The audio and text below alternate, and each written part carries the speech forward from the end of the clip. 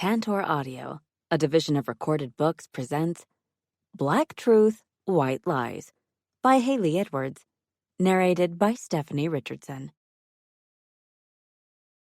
Chapter 1. Forget Santa. Forget the live reindeer. Forget adorable kids dressed as elves. Asa in a black silk top hat was giving me hot flashes. The tidy cravat was weirdly sexy. Very Mr. Darcy. He wore his black hat-issued dress pants, crisp white button-down shirt, and polished dress shoes. The cane he carved from a downed limb on my property, and he needed a scarf for the occasion. The town festival closet, and yes, under Mayor Tate we had a costume department, provided a period-appropriate jacket. His gorgeous hair was scooped into a man bun to give him a clean nape for the sake of his character, and I already missed his braids. Though I was slightly obsessed with the black post earrings, representative of coal, and the thick black bar piercing his septum. The sunset bathed his features in a golden glow, and the scowl cutting his mouth made me want to chuckle. Since it was genuine, not acting, I behaved myself. Mostly. Except for the videos and photos I sneaked of him while he bah-humbugged at the citizens of Samford, come to enjoy a downtown Dickens Christmas.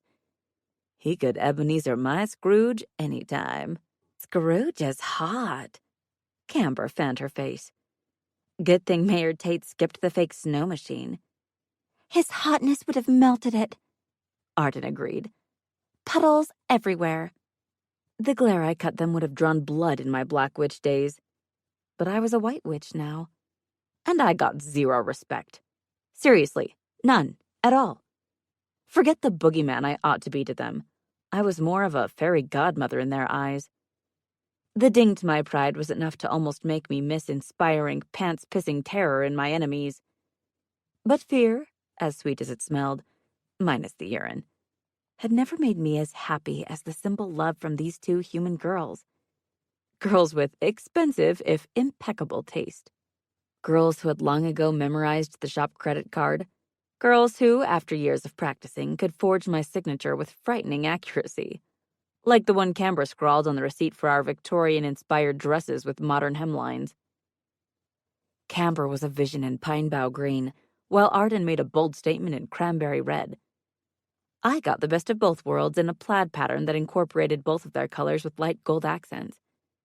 Black flats, shining Jingle Bell jewelry, and matching updos pinned with the liberal application of faux holly hair sticks lent us a uniform customers would notice when it came time to ask questions or make a purchase. The extra expenses brought a tear to my eye, but this was our grand reopening. We aimed to dazzle new customers while reminding old ones we were still here, and we were back in business after the remodel. Not that the girls or anyone else in town knew the truth. That a Black Witch wrecked Hollis Apothecary in a fit of rage. They all blamed my fictional ex-boyfriend, and I had no choice but to let them. I hated to lie to the people who had embraced me, but I had fabricated a life story when I arrived in Samford, and I couldn't edit the fine details at this point. They were facts in the minds of the townsfolk, and I was stuck. Movement caught my eye where I stood in the doorway to the shop, welcoming in customers. Dressed in ragged brown pants, a dirty white shirt, and ratty ochre jacket, Clay waved with his crutch. His crutch. That Asa, sucker that he was, carved to scale for him. At 7 feet tall, 400 pounds, Clayton Kerr had no business dressing up as Tiny Tim. Though, I will admit, he was cute as a button in his newsboy cap covering his wildly curling brunette wig. He wore a gray scarf rescued from the bowels of my closet and a pair of fingerless gloves from the dollar store. His black suspenders, as mismatched as the rest of his outfit, strained to accommodate his height. Those flimsy metal clips holding his pants up didn't inspire much faith, so I was glad he kept his distance. I did not want one to cut loose and pop me in the eye if he moved the wrong way. That would hurt like the Dickens. And the mayor would never forgive me if I made a spectacle that marred her winter extravaganza. Never mind our town was so small that characters outnumbered shoppers 2-1. That was the only reason Mayor Tate agreed to let the guys pitch in. Arden's idea, not mine. I would not have put Asa through this. He preferred to disappear into the background, not be thrust to the fore. Had I not assigned him Scrooge, we might have had a problem. His stark masculine beauty drew stares, and a middle-aged woman swooned at the sight of him. Granted, hers was a fear response, though she had no idea why gawking at him led her to collapse seconds later. His threat, his power, was a nagging prickle in the brain that warned prey to run, run, run, until a thick door with a hefty lock separated them from him. Not that either barrier would make a lick of difference to a demon as determined as the one inside Asa. Still, Arden had earned brownie points with the mayor for volunteering non-locals to fill critical roles. She was hoping to sweet-talk her way into the second parking spot mentioned in our lease. I told her to save her breath. Mayor Tate had selective hearing when it came to me in my shop, but she was an optimist. "Do you smell that?" Arden pinched me. "They're roasting actual chestnuts on an actual open fire." She's busy undressing Asa with her mind, Canberra explained to her best friend. I am too. For the first time tonight, I was grateful Colby had elected to stay home to party with her friends online. Okay, I snatched a plastic holly sprig from the garland decorating the doorway. That's it. I whacked Camber between the eyes. Stop being a brat. I swatted her shoulder. Bad shop girl. Again. Bad, bad girl. Hey! Laughter in her eyes, she danced back. That hurts. "You asked for it," Arden cackled. "You can't cry about it now." You started it. She pointed a finger. You offered to lick the powdered sugar off his mouth for him. Camber forgotten, I willed on Arden. You did what? "He didn't hear me," she yelped when I smacked her. "He was already standing on the corner." Keen as his senses were, he'd heard her, loud and clear. Probably chuckled to himself about it, too. Me? I wasn't laughing. Thanksgiving had been a disaster. Okay, fine. Dinner hadn't been the problem. The meal was quite delicious, if I do say so myself. Asa and Clay, however, didn't know that firsthand. No sooner had I nailed down a mental list of bullet points on how to tempt Asa to cash in on his permission to kiss me than a time-sensitive case hit his inbox with the thud heard round the world. My world, anyway. So, yeah, Thanksgiving had been a bust. 2 weeks later, Christmas wasn't looking much brighter. Let the girls fantasize about Asa's lush mouth. I didn't mind. At least then I would be in good company. With a final swat to both girls' bottoms, I returned the sprig to its garland and forced my eyes from Asa. We need to set out more sugar cookies. I did a quick mental tally. We have about 2 dozen left. Can you refresh the cranberry punch while you're at it? I aimed the question at Arden. I'll get cupcakes and napkins. Camber raised her eyebrows, waiting for her marching orders. You can man the register. With a twirl that showed off her frilly petticoat, she positioned herself behind the counter. Arden slid her arm through mine and rested her head on my shoulder as we walked to the back. Her trust was a gift, one I didn't deserve, but I was grateful each time she gave it to me. 2 weeks until Christmas. She stared up at me. Are Clay and Asa spending the holidays with you? Had the girls not brought a hefty plate of Thanksgiving goodies to my door after I passed on joining them for dinner with their families, they wouldn't have known I was sprawled on my bed, sulking with a book about a turkey shifter and a cranberry farmer that made me question if my dark tastes had gone too far. Probably not a good idea to read a romance whose main characters made my stomach rumble. I might have devoured those leftovers with a bit too much enthusiasm for a black witch in recovery. A lot can happen in 2 weeks. I bounced a shoulder. I don't know. Maybe. I hope so. Is it weird that, they're a package deal? Clay could stay in town, give you two some privacy. We don't need privacy, I blurted before my brain caught up to my mouth. Forget I said that. Aw, she patted my cheek. That would explain why you've been so grumpy. I have not been grumpy, I grumped. I don't know where I stand with Asa, that's all. The hair bracelet said one thing, but the lack of ravishment said another. He looks at you the way Camber looks at a chocolate peanut butter cake. Except Camber worshipped those cakes with her mouth. Goddess bless, I was not jealous of a slice of cake for seeing more action than me. Thanks for the pep talk. I bumped shoulders with her. Are you and Lewis still talking? No. She pinched her lips together. He got weird after David Taylor. The Silver Stag copycat kidnapped her and Camber. I'm sorry. I brought her in for a hug. Maybe he'll come to his senses. Maybe. She wriggled free and picked up her share of the treats. Or maybe it's not meant to be. The melancholy statement wasn't intended for me, but it hit home all the same. I didn't mean you and Asa. She rushed to assure me when my face fell. You guys are different. Arms loaded down with my half of the supplies, I shot her a smile that promised I wasn't upset. Out on the sidewalk, she and I began restocking our table as the caroler troop swished past. A prickle of unease stung my nape, and I angled my head to scan the busy street. Shoppers, kids, characters, nothing amiss. Shaking off my paranoia, I dusted the table free of crumbs, then straightened the cups and napkins. A scream rent the night, frantic and desperate, and townsfolk rushed to the source.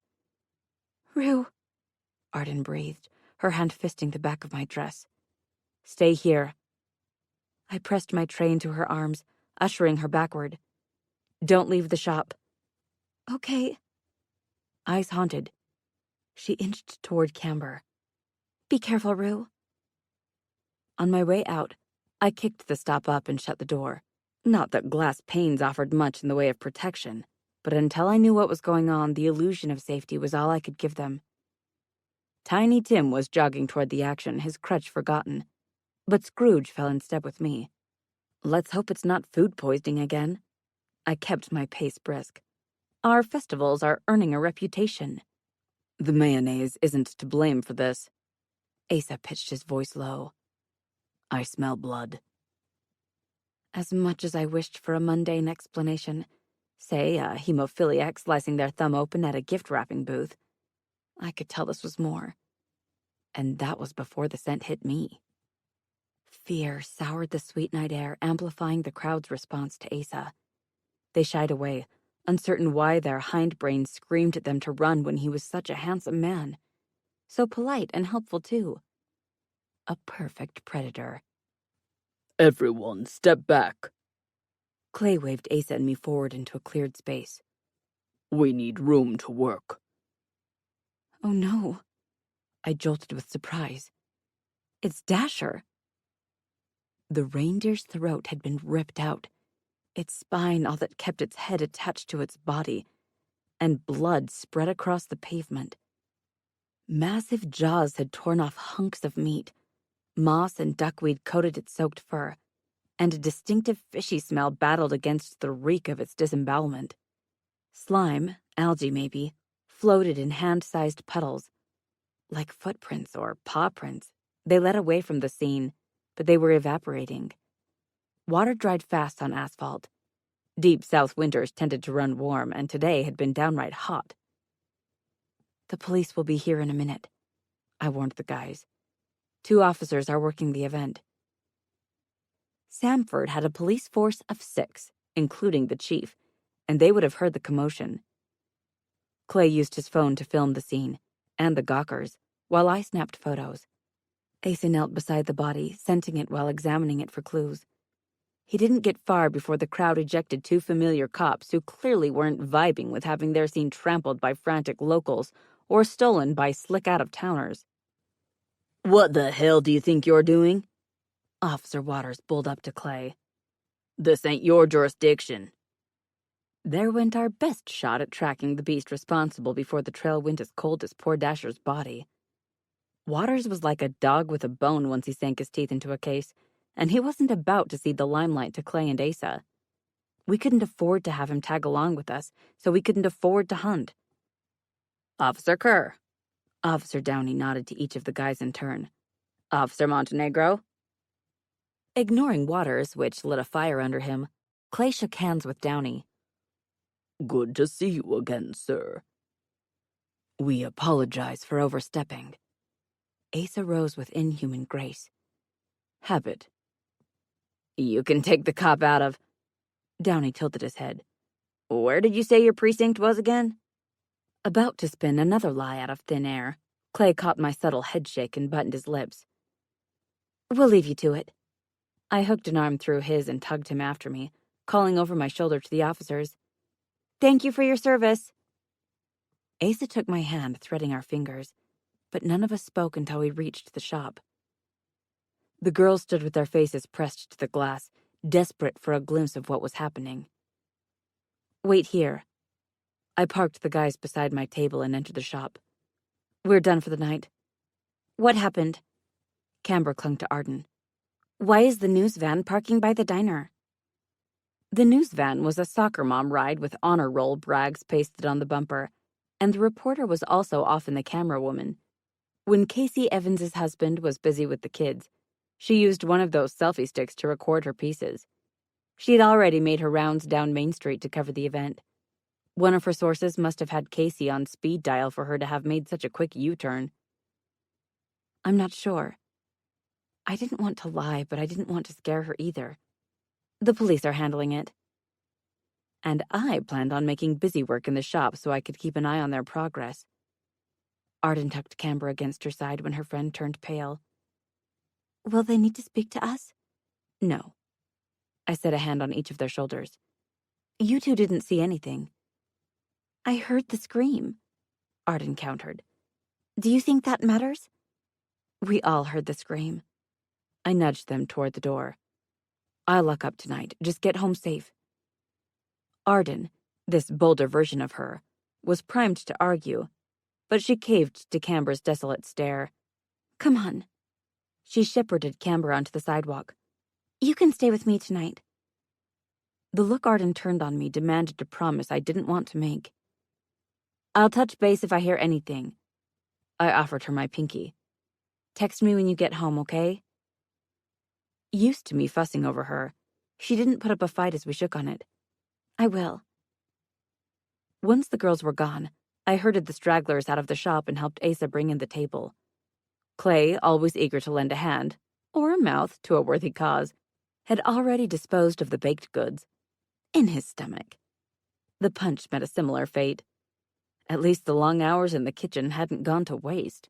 With their help, I cleaned and stored the props until January for the New Year's Eve fireworks show. Fireworks weren't my thing, which is being flammable and all, but Mayor Tate had made it clear participation wasn't optional. Ugh. A storefront on Main Street was a much bigger headache than I ever thought possible. Out on the sidewalk, I swept my area clean while stealing glances at the commotion. It was growing larger by the minute, not smaller. This kind of violence was a rarity in our town. Giving up for the moment, I locked us in the shop, turned off the lights, and led the guys to my office. Well, I plunked down in my chair. Thoughts? We have a Dover coup on our hands. Clay sat on the edge of my desk. That's not good. The wood groaned under him, and something popped, forcing me to shoo him away before he broke it. How can you tell? I leaned forward. I've read about them, but I've never seen one. Doverku attacked adult humans or other paranormals, but only when cornered on land with no water to aid in their escape. They were opportunists for the most part, preferring to pick off stragglers. There were documented cases of bolder individuals, but usually in landlocked situations that forced them to hunt outside their norm. The smell. Clay tapped the side of his nose. Rotten oysters and decaying fish. Frowning, I rested my chin on my palm. Now I feel bad for blaming that on Dasher. He's right. Asa tucked a hand into his pocket. They have a distinctive scent. How did it get here? I reviewed the hastily snapped images of the mutilated reindeer. Tadpole Swim is the largest body of water in the area. There's a creek that cuts through my backyard, but it's shallow. Other than that, there's only the big fountain downtown. I set down my phone. Why would it travel 23 miles from the nearest major water source? A Doverku wouldn't have traveled so far inland on its own. What do you mean? I jerked my gaze to Asa. Someone dumped it here? 'Tis the season for gift-giving. Clay's smile was grim. Too bad there's no return policy. It came into town. I drummed my fingers on the desktop. During a festival. That wasn't normal behavior for any wild animal, let alone a fey creature. Maybe it's sick? Clay rubbed his jaw. That could explain why it left the water. Might explain its hunting behavior, too. I agreed. It was drawn to people, not spooked by them. Fae tended to leave humans alone, unless they were certain they wouldn't get caught having a snack. We're lucky it saw the reindeer first. Clay frowned. That could have been someone's kid. It's here because of me. It needed saying. This is my fault. It's the fault of whoever trapped a Doverku and unleashed it downtown during a Christmas party. Asa circled the desk and crouched beside me. Place the blame where it belongs. His hungry gaze roved my face. You didn't do this. A smile tugged up one corner of his mouth. But you'll make whoever did regret the day they violated your territory. Yes. I agreed with the first half. But I don't have a territory. Territories were for witches who could afford a home, a family, a life. Until the director proved he was as good as his word, I couldn't get too attached to the idea of permanence. I trusted him about as much as I believed in Santa Claus. You do now, Clay chuckled. Welcome to the big leagues, Rue. The sooner you claim it, Asa said, the safer the people under your aegis will be. The dark well of magic within me rippled to wakefulness as it considered the benefits of acting as judge, jury, and executioner for a region under my absolute control. Human laws would hold no sway over me. Paranormals would risk my wrath if they ventured onto my lands without asking my express permission. Within Samford's borders, I would be its master, and that much influence filled me with sickening dread. I'm not ready. I pushed back from my desk. I don't trust myself with that kind of temptation. The eager, crueler part of me growled in disappointment, then returned to its fitful slumber. One day it promised I would be weak. I would say yes. I would embrace my birthright. I would soar. And I would emerge from my 10-year chrysalis a monster who destroyed everything that she loved. Those who don't crave power, Asa murmured, are the ones who should be trusted to wield it. Oh, I craved it. I just didn't want it. I was an addict. Power, my drug of choice. Maybe. I rolled my shoulders to shake off how much the notion appealed to me. I'll think about it. For now, Clay cut in, giving me a break from the third degree. We've got a reindeer to avenge. The holiday fun never stops when you guys are around. I heaved a sigh. Goddess bless us. Everyone. Chapter 2. Pollen granules dusted Colby's hands and mouth, and cups that once held sugar water dotted her desk. I was too tired to fuss about the mess, so I ruffled her antennae and headed for the living room. Clay, Asa, and I already had our bureau-issued laptops out on the coffee table. We had been updating the software and emptying the caches and defragging the hard drives, and I zoned out after that, confused by the jargon. Asa and I sank onto the sofa, and Clay took the ancient wingback Colby had insisted I buy for the weird perch carved into the wood trim at the top of the chair. All I could figure was the original owner kept a parrot. Whatever the reason, Colby loved to sit there. It was the best $35 I ever spent on furniture. even if it cost me 300 more to have it restored to its former quirky glory. We need to call this in. Clay shifted his weight and the chair protested. Whoever dumped the Doverku on your doorstep did so during a festival. It's a miracle no one saw it chowing down on poor Dasher. It's bad enough so many humans with camera phones got an eyeful of a mangled pet reindeer in an area where there are no native predators large enough to blame for that bite radius. We have mountain lions, coyotes, bobcats, feral hogs, and the occasional black bear. Rue. His eyes saw too much. We need to do this by the book. We're a team. I gestured to the three of us. This is what we do. You don't want to call it in. Asa realized a beat after Clay.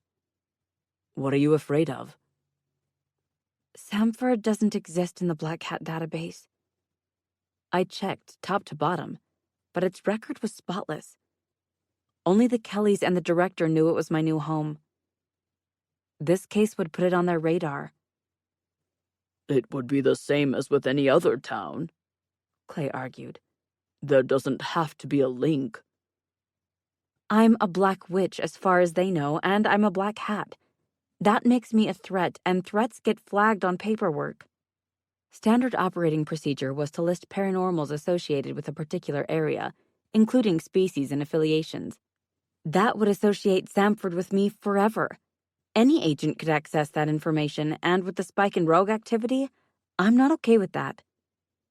You're worried about Colby. Asa cut to the heart of the matter. You're afraid for her. I was afraid for everyone in town, all my two human friends, but her most of all. Old enemies would hunt me down. I kept my gaze low. That puts her in the crosshairs. Call me Rue Hollis or any of my previous aliases, I had found one adage to be true. The past always caught up to you. 48 hours. Clay used his senior agent voice. I'll give you that long to cowboy. Gratitude left me dizzy and I sank back with relief. Past that, he warned, we reevaluate. Throat gone tight, I worked up a smile for the friend who had never let me down. Thanks. You used the kid against me. He jerked off his newsboy cap and threw it at me. Not cool. The kid in question must have sensed the tension in the room and came to investigate. A lush green blanket draped her cat-sized shoulders, a velvety shield against nightmares she held tight even during the day. Asa couldn't have given her a better or more thoughtful gift. How did the reopening go? She lit on the perch above Clay. Did you sell tons of product? Hey, Shorty. Too late, Clay slammed his laptop shut. How did your raid go? What was that? Her breathless gasp filled the room. A reindeer? A Doverku got snackish. I attempted to divert her. Hey, did you get that cursed chalice thing? That's so cool. Her antennae quivered. It's here? In town? A smile threatened to overtake Asa as Colby refused to be distracted. Wrong answer. I pointed a finger at her. It's not cool. Does this have anything to do with the blue guy hanging around on Mrs. Gleason's property? What blue man? A jolt of alarm shot me to my feet. Where? Down by the creek. Colby indicated the new curved monitor above her rig. See? The past few months had taught me I wasn't as prepared as I would like when it came to security for the little moth girl in my care. I'd stripped the wards to the bone, cleansed the earth, and then rebuilt our protections from the ground up with her help, using our combined powers. I had installed twice as many cameras, most of which I aimed at shared property lines, which meant monitoring the neighbors' yards. After the wildlife photographer debacle, I wasn't taking any chances on the Nolan Laurens of the world. That looks like... I zoomed in on the footage. Aiden. The vibrant turquoise skin made him stand out where he sat in the shallow creek, his back against a tree, his arms propped on the roots. The picture he cut was a man of leisure on a throne nature provided him. That is Aiden. Asa set his top hat on the cushion beside him. I'll handle this. I'll come with you. I didn't want him to go alone. I'll run interference if Mrs. Gleason spots us. For a woman her age, she was a spry thing. She also possessed an uncanny knack for sensing trespassers on her property. She might forgive me for towing the line, but she remained suspicious of Asa. To be fair, she was suspicious of everyone, except for the girl next door, me, who ought to ping as a threat on her radar. All right. Asa removed his scarf and the town-issued coat, too. This won't take long. The day I had ringside tickets for challenges against Asa was coming. I knew that, but I hoped I wasn't on the VIP list for tonight.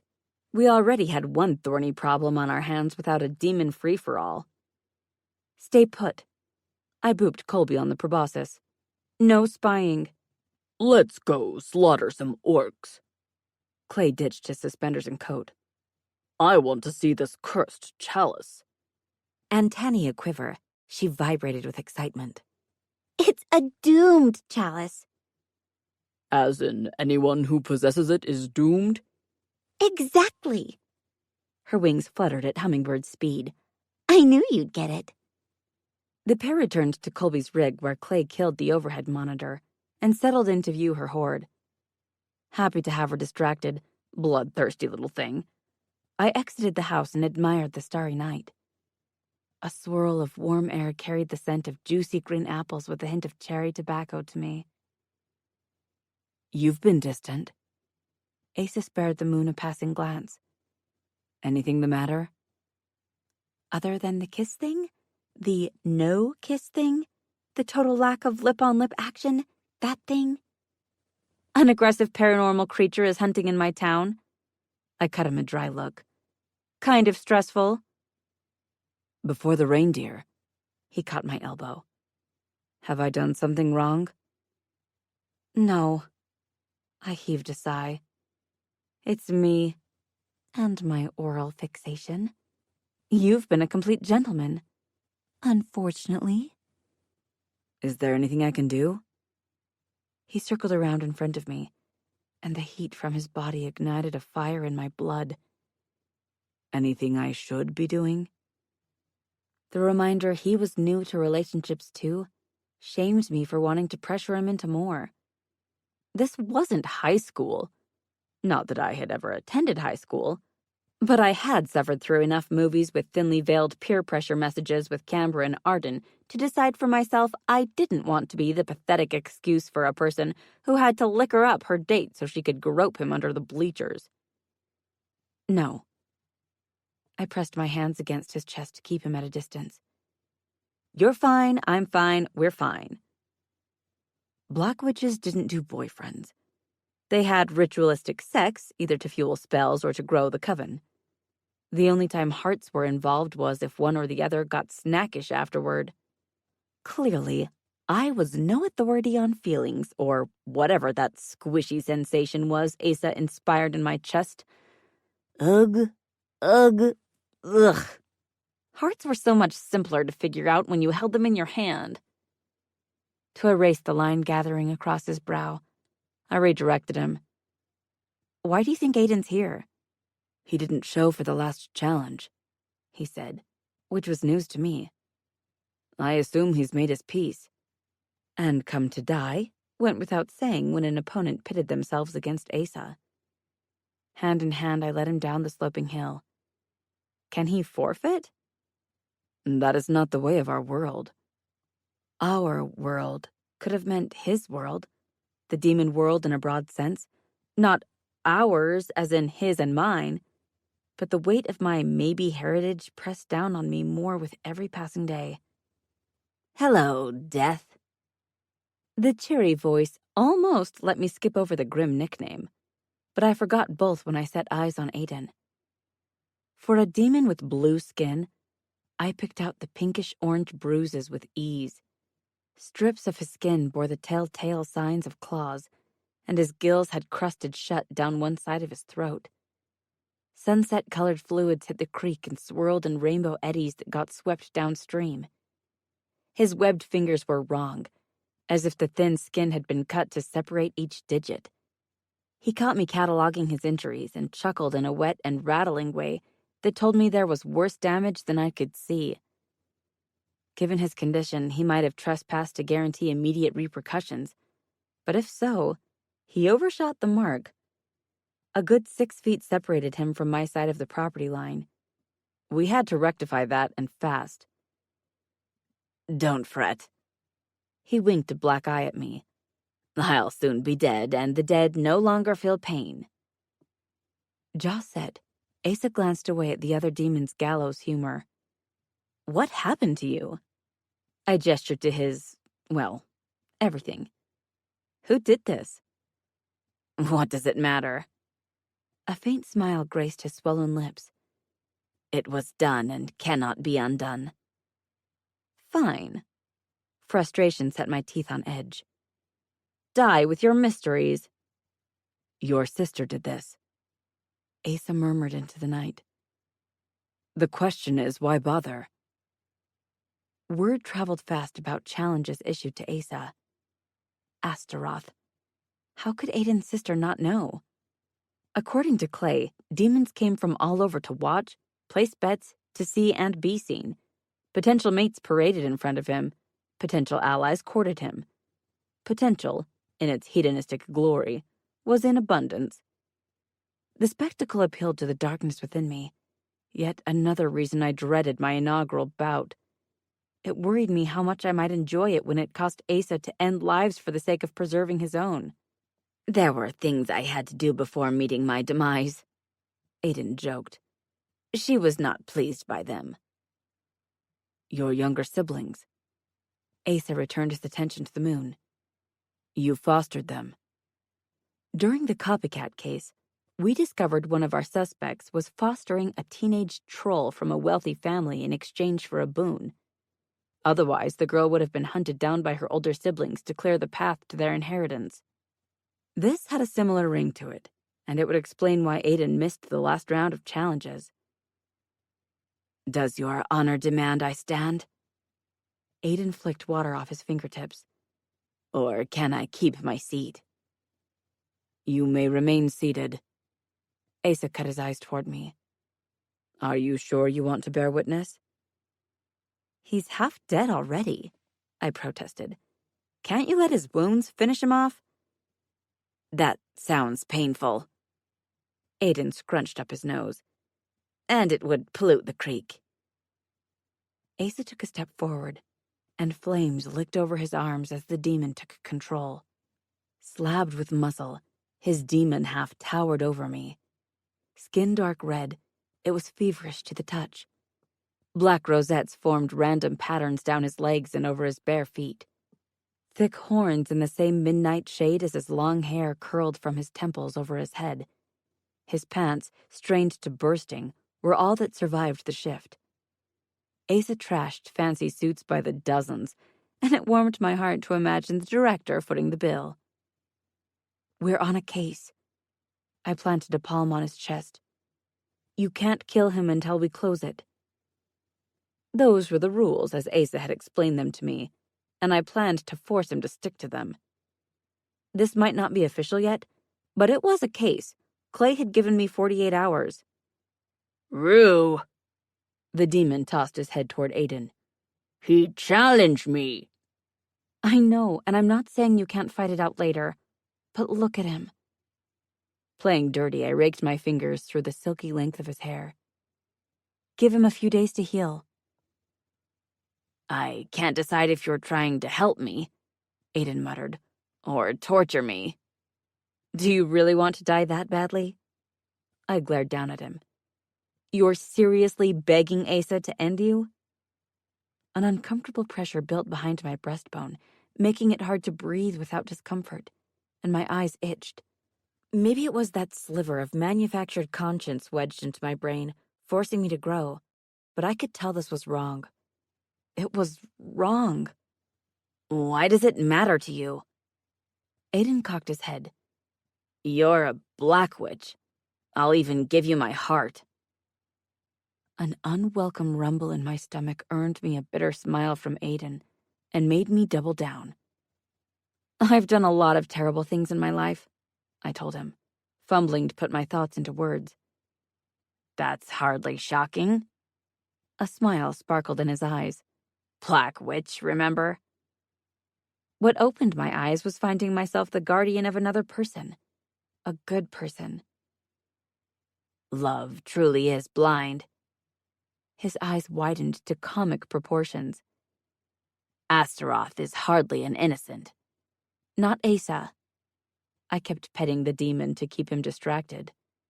A child. Aiden opened his mouth, shut it, opened it again, shut it again, gaping like a fish out of water. Once he got his jaw working, he asked, Black witches foster too? No. I had never heard of a single instance. This was a special circumstance. I don't understand. Setting aside his confusion, I worked to gain momentum for my argument to offer him some clarity. The child looks to me as a role model, I explained, keeping it vague. A protector, a provider. I couldn't remain the monster I had been my whole life unless I wanted to extinguish a bright light by hauling the child into the darkness with me. To be what the child needed, I had to change. I had to do better. I had to be better. Gaze sliding down into the rippling waters, he listened, which was as much as I could ask of him. You and I stood on the same crossroads and we made the same choice. To show mercy. To care. As I said it, wiggly pieces clicked together in my head that explained my turmoil. You have another choice ahead of you. Will you continue making the hard calls? The right ones? Or was that one good act all you had in you? I've already issued my challenge. He peered up at me. There's no going back. Why did you challenge him in the first place? I needed Delma, my sister, to get comfortable. He rubbed his side. She quit hunting our siblings when she heard I challenged Astaroth. She knew he would kill me, and our siblings wouldn't survive without my protection. She sat back and waited, and I used that time to spirit them away. She will kill me for making a fool of her, if Astaroth doesn't do the job for her. Then there was never any going back, was there? No. He frowned. I guess there wasn't. I'm going to send a friend down here with a poultice and some painkillers. You heal and think. I had an idea and ran with it. Asa will give you until we solve this case to decide your own fate. And then? Absently plaiting the demon's hair, I rolled a shoulder. Then we'll see. Thank you. He twisted up his face. I think. Using the braid as a lead rope, I guided the demon back toward the house. You can shift now. A rush of flames coasted over his body, leaving me empty-handed as Asa emerged with his hair loose, an always welcome sight, and shirtless. Out of the two, I wasn't sure which was my favorite post-shirt quirk. That was sneaky. I tended to forget he was half fae. Easy to do when his demon half was so much more obvious. But then he pulled a trick out of thin air, and I remembered. You let me help him. His demon allowed me to negotiate without any fuss in exchange for finger-combing his hair. Asa, on the other hand, had fewer options available to him. Protocol demanded more from him. I can't promise I won't have to kill him. I understand. I glanced back to see Aiden resting with his eyes closed. How did you know? Until I set eyes on Aiden, I hadn't grasped the push-pull in my gut was a tug-of-war with my conscience. Your scent. His eyes were bright and sharp. You were upset, and the confusion made you angry. Your nose is that good? I cocked an eyebrow. You can catalog my emotions based on smell? I had to learn you first. He smiled at me. Otherwise, it's too much sensory feedback to be useful. Did that mean he could guess each time I conjured inappropriate thoughts about him? His lips? His taste? What if the holdup was actually me? Was my confusion too confusing for him to unknot in the tangle of my uncertainty? Even if I didn't know what to do with him, I wanted him. But I also wanted him to figure it out without forcing me to order my jumbled thoughts into a cohesive whole I had to verbalize for him. Emotions were hard. Ugh, no wonder my ancestors had eaten their feelings. Back at the house, I crammed oatmeal raisin cookies into a plastic bag, then tucked them in a gift basket I had lying around from when I brought work home with me. A chicken salad sandwich, along with a bag of chips and 2 sodas, completed the meal. Then I added in the poultice and a pain tincture. Hey, Clay, who followed me into the kitchen, grabbed for the sandwich. I was going to eat that. It's going to a worthier cause. I elbowed him aside. I'm about to start dinner anyway. We had time to kill before we sneaked back into town to try our luck hunting the reindeer killer. Who's the lucky recipient of your delicious charity? Aiden. Hate to break it to you, but he doesn't need snacks where he's going. He's in the creek. I added a few more treats. Actually, would you mind bringing this to him? I don't understand. He helped himself to a cookie. Why isn't he dead? He got an extension. Ace's reputation will take a hit for this. He quit chewing and set down a snack. You get that right. He's working a case. I shoved the basket into his stomach. No challenges during cases. You're bending the rules. A snort ripped out of him, and he glanced around. I hope they don't break. That made 2 of us. Asa's father, Orion Pollux Stavros, High King of Hyel, Master of Agane, employed lesser demons to spy on him. Despite the attempted patricide that landed Asa in Black Hat service, Orion wanted his son back. Eventually. If I didn't get him killed by showing mercy on his behalf first. While you're at it, I added sweetly, can you help him settle on my side of the property line? The color of Aiden's skin meant he had no hope of blending in. Unless he could use a glamour, like Faye, he was a sitting duck on Mrs. Gleason's property. The poor guy had been through enough without buckshot in his buns as he tried to flee from her territorial furor. At least, if he was chilling on my side, he was safe. More or less. Can I go? Colby zipped into the room. Please, Rue? Aiden had earned my sympathy, yes, but I took 0 chances with Colby's safety. Sorry, Smarty Fuzzbutt. I snuggled her when she lit on my shoulder. He's too dangerous. Rue's right. Clay patted her head. This won't take me but a minute. Okay. Her wings slumped down my back. I'll go wait at my rig. You do that. He tweaked my nose. What did you say about dinner? To keep his goodwill, I shoved him toward the door and began prep for chicken parmigiana with roasted garlic crostini. Tiramisu required time I didn't have, so I decided on an affogato. If I only had 48 hours, I wanted to make the most of them. A rich hit of hot espresso couldn't hurt. Chapter 3. Downtown was as empty as Bob Cratchit's pockets when we returned, high on caffeine, to assess what remained of the crime scene after police, townsfolk, and the news crews had trampled it. The reindeer had been carted off, and the area where its corpse had been found was hosed clean, including the mucky puddles leading away from poor Dasher, and most likely to his killer. So much for our trail. I turned a circle. No signs are left of what happened. Which, of course, was the whole point. They didn't preserve the scene. Clay hooked his hands on his hips. Must be blaming an animal. The great thing about humans was they didn't want to know. Full stop. Another world existed alongside theirs, and they were content pretending anything too unsettling was a hoax. Photoshop and CGI had come a long way in a short amount of time. It was better, safer, if any monster caught on film was fake. I don't want to know was the single most powerful weapon in our arsenal when protecting the secret of our existence. Even in modern times, humans searched for wires, strings, glitching code, and zippers. Can you smell anything? I aimed the question at Asa.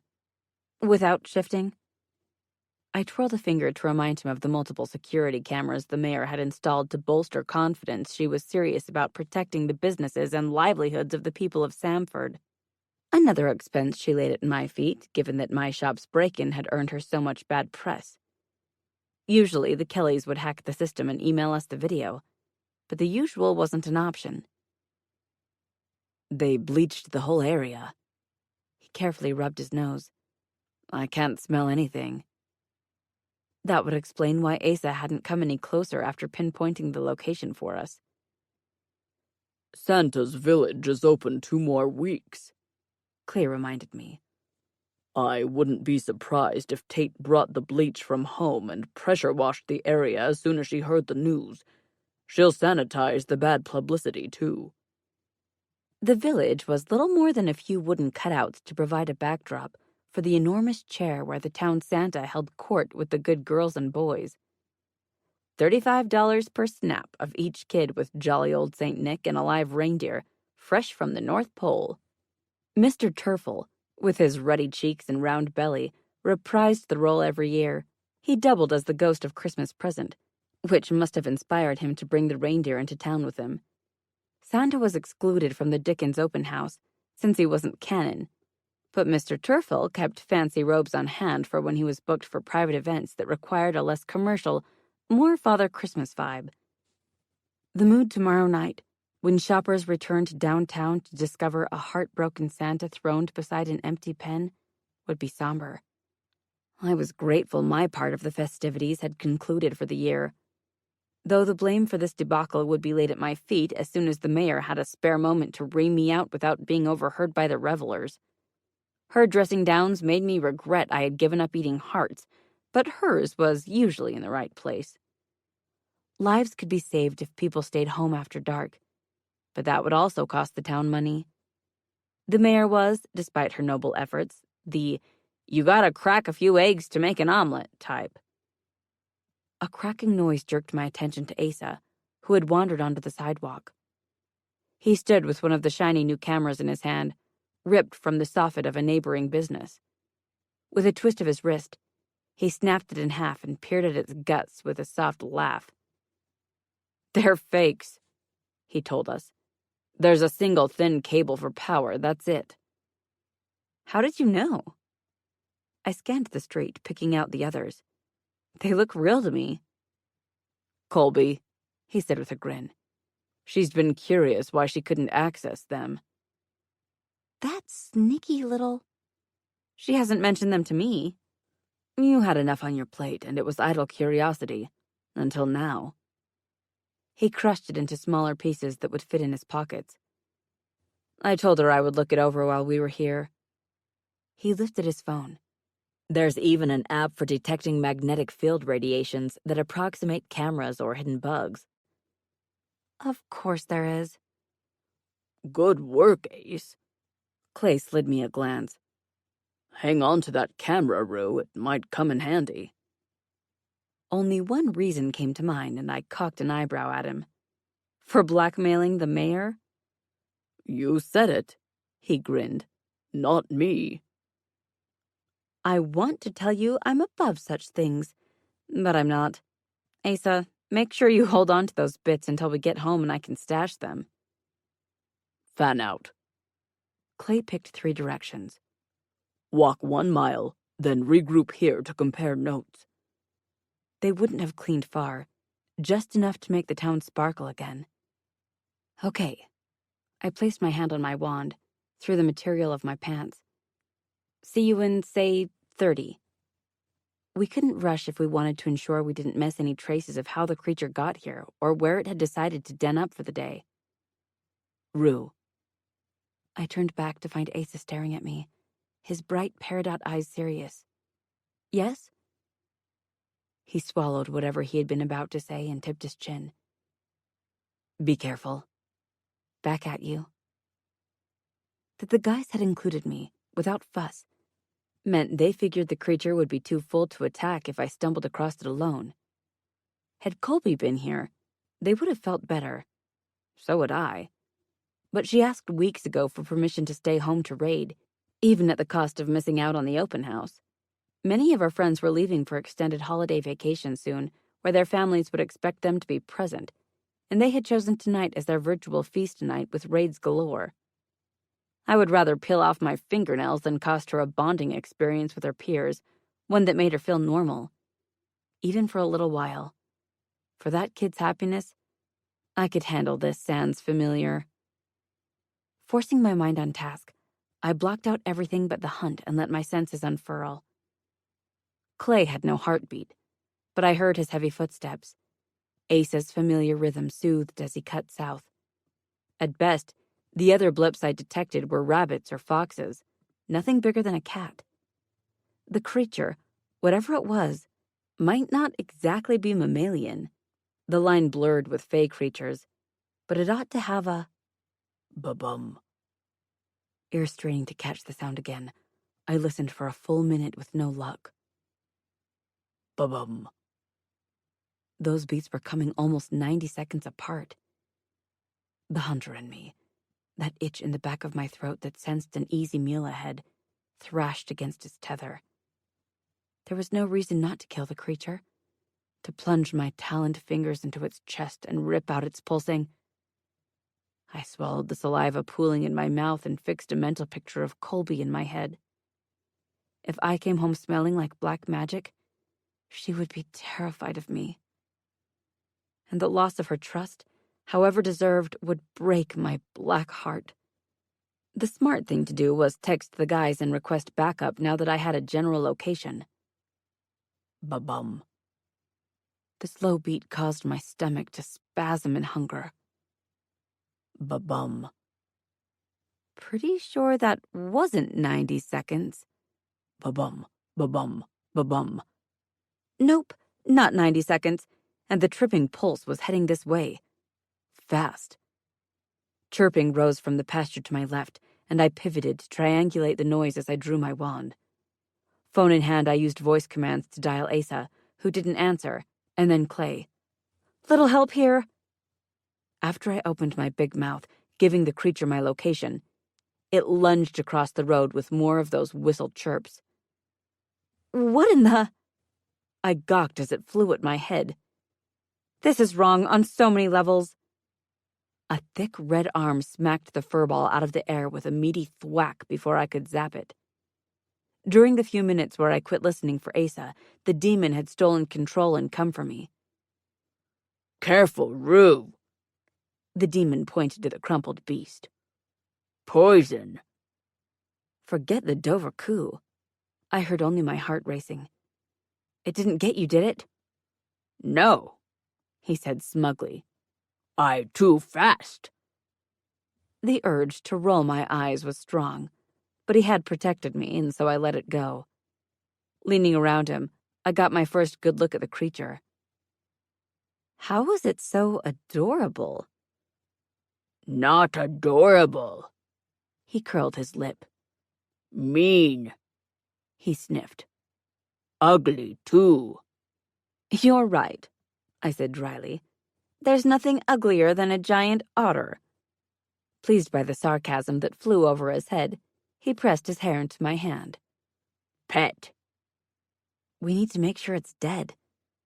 I hated to do it, but it was a threat. We need to dispose of it, too. On the edge of my vision, I spotted the twitch of a plush paw and almost caved to a catch and release. His tail swished next, and I waffled on how dangerous it could possibly be to round him up and relocate him. Its liquid eyes opened, glistening, and full of the kind of cute memes are made of. But then it bared its teeth. The inside of its mouth was a cavern of horrors that reminded me of a payara. whose 6-inch incisors had earned it the nickname vampire fish. Except on this already oversized otter, they were more like 12. It must have negative spaces in the upper portion of its skull to accommodate those saber-like chompers. Otherwise, it couldn't sheath them without lobotomizing itself. On its right ear, I spotted a black disc, too glossy to be natural. I inched closer, and it did not like that. With a shrill chirp, it shoved to all fours and arched its back like an iconic black cat on Halloween decor. I lifted my wand, ready to strike when it got near, but my jaw fell open when spikes pierced its spine in an alarming threat. Nictitating lids slid into place over its eyes, turning them opaque, and its tail plumped at the end, fattening into a club that it swished back and forth in agitation. "You didn't mention it was half porcupine," I squeaked at the demon. "Tell me it can't." A grunt of effort sent 4 quills flying, aimed straight at us, and the demon moved to intercept. "No hurt, Rube!" He bellowed and charged the creature. "Now you die!" Since he hadn't warned me how it administered its venom, quills or teeth, I sprinted after him. "Don't touch it!" I skidded to a halt when he leapt on its back. "The poison!" Heavy footsteps thudded behind me as Clay caught up to us, and he whistled at the brawl. "He said it's venomous." I ducked under his arm, waiting for my opening. "How venomous?" "Not too bad. "Oh, good." Unless it hits you with multiple quills, which are like mini hypodermic needles." As I performed a quick count, the demon tried to rip out the monster's throat. The Dovercoo twisted at the last second, giving the demon a mouthful of quills for his trouble. Already his cheeks bloated and his eyes swelled. Now he couldn't talk except to yell his incoherent fury. "I'm going in." Clay set off at a run. "Come behind me and vaporize the sucker."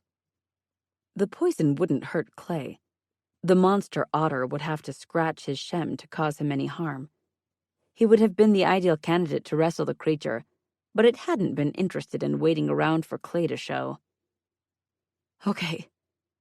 I pushed out a slow breath, giving him a head start, then followed. "Here we go." Clay joined the dog pile with a whoop of what sounded suspiciously like glee. He got his hands around the Dovercoo's throat and squeezed while it fired quills in all directions. The demon got elbowed aside by the golem and slumped into the road to catch his breath. "Now!" Clay pinned the beast on its back. "Watch the tail." Dancing around the swishing appendage, I jabbed its hide with my wand and murmured a quick spell. Magic ignited in its veins, setting it alight, and it burst into ash, leaving Clay to thump onto the flaky pile. Relief gusted past my lips, and I sagged on my bones. Control used to come as easy as breathing to me, but that wasn't the case anymore. Or it hadn't been until Colby began exercising our familiar bond. The odds of me zapping the Dovercoo, and that charge transferring into Clay, were still higher than made me comfortable, but I was getting there.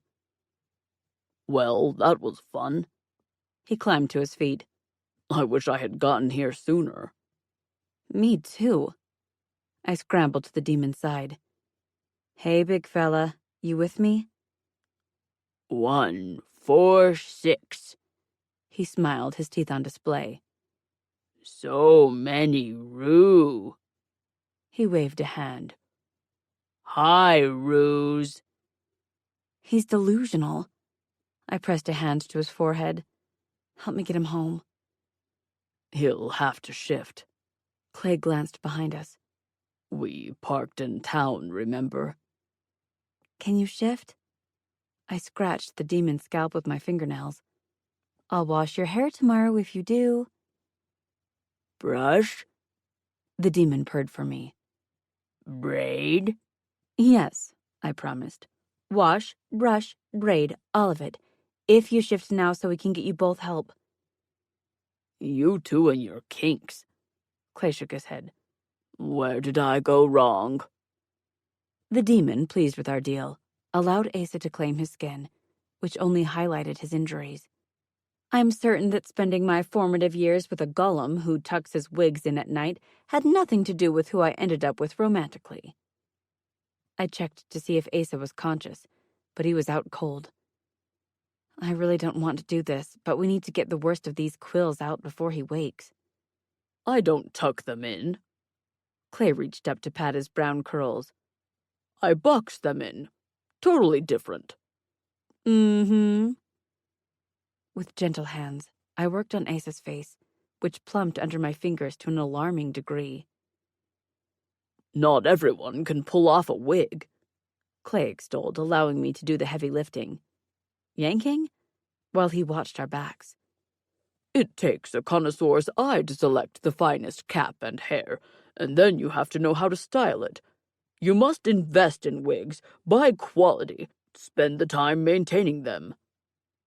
Familiar with how he spent his downtime washing, brushing, and taking them on, waxies, I zoned out.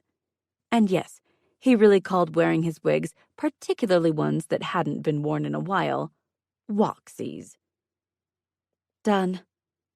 I sat back on my haunches. Lift him and let's go. Once the golem had his partner in a bridal carry, we began the long walk back to the parking lot behind my shop where I had parked my SUV. Halfway there, I texted Colby a heads up. Healing made her nervous, and with good reason. She still heard the Proctor Grimoire speaking to her on occasion, offering tips, tricks, and helpful suggestions. Every time I muffled its voice, it found a new way to be heard, and I had to plug that hole. Honestly, it was a lot like playing whack-a-mole, or patching leaks in a dam that was about to burst. By now, I should have had the grimoire memorized and been ready to toss it into the backyard fire pit. But it was a tricksy old book, a sentient one too. It kept hiding the chapters on Colby, on Launer, and producing new material relevant to my past interests. Melissa Rivers, Clay's ex-lover turned pile of ash, had been right when she claimed I couldn't read the book. But it wasn't about lack of power, as she had implied. It was the will of the book that I absorb it, that I covet it, that I begin to care more about it than my mission to protect Colby. As much as I hated the idea of dispatching knowledge that might help me protect her, I was close to saying the heck with it and roasting s'mores over the book's smoldering pages.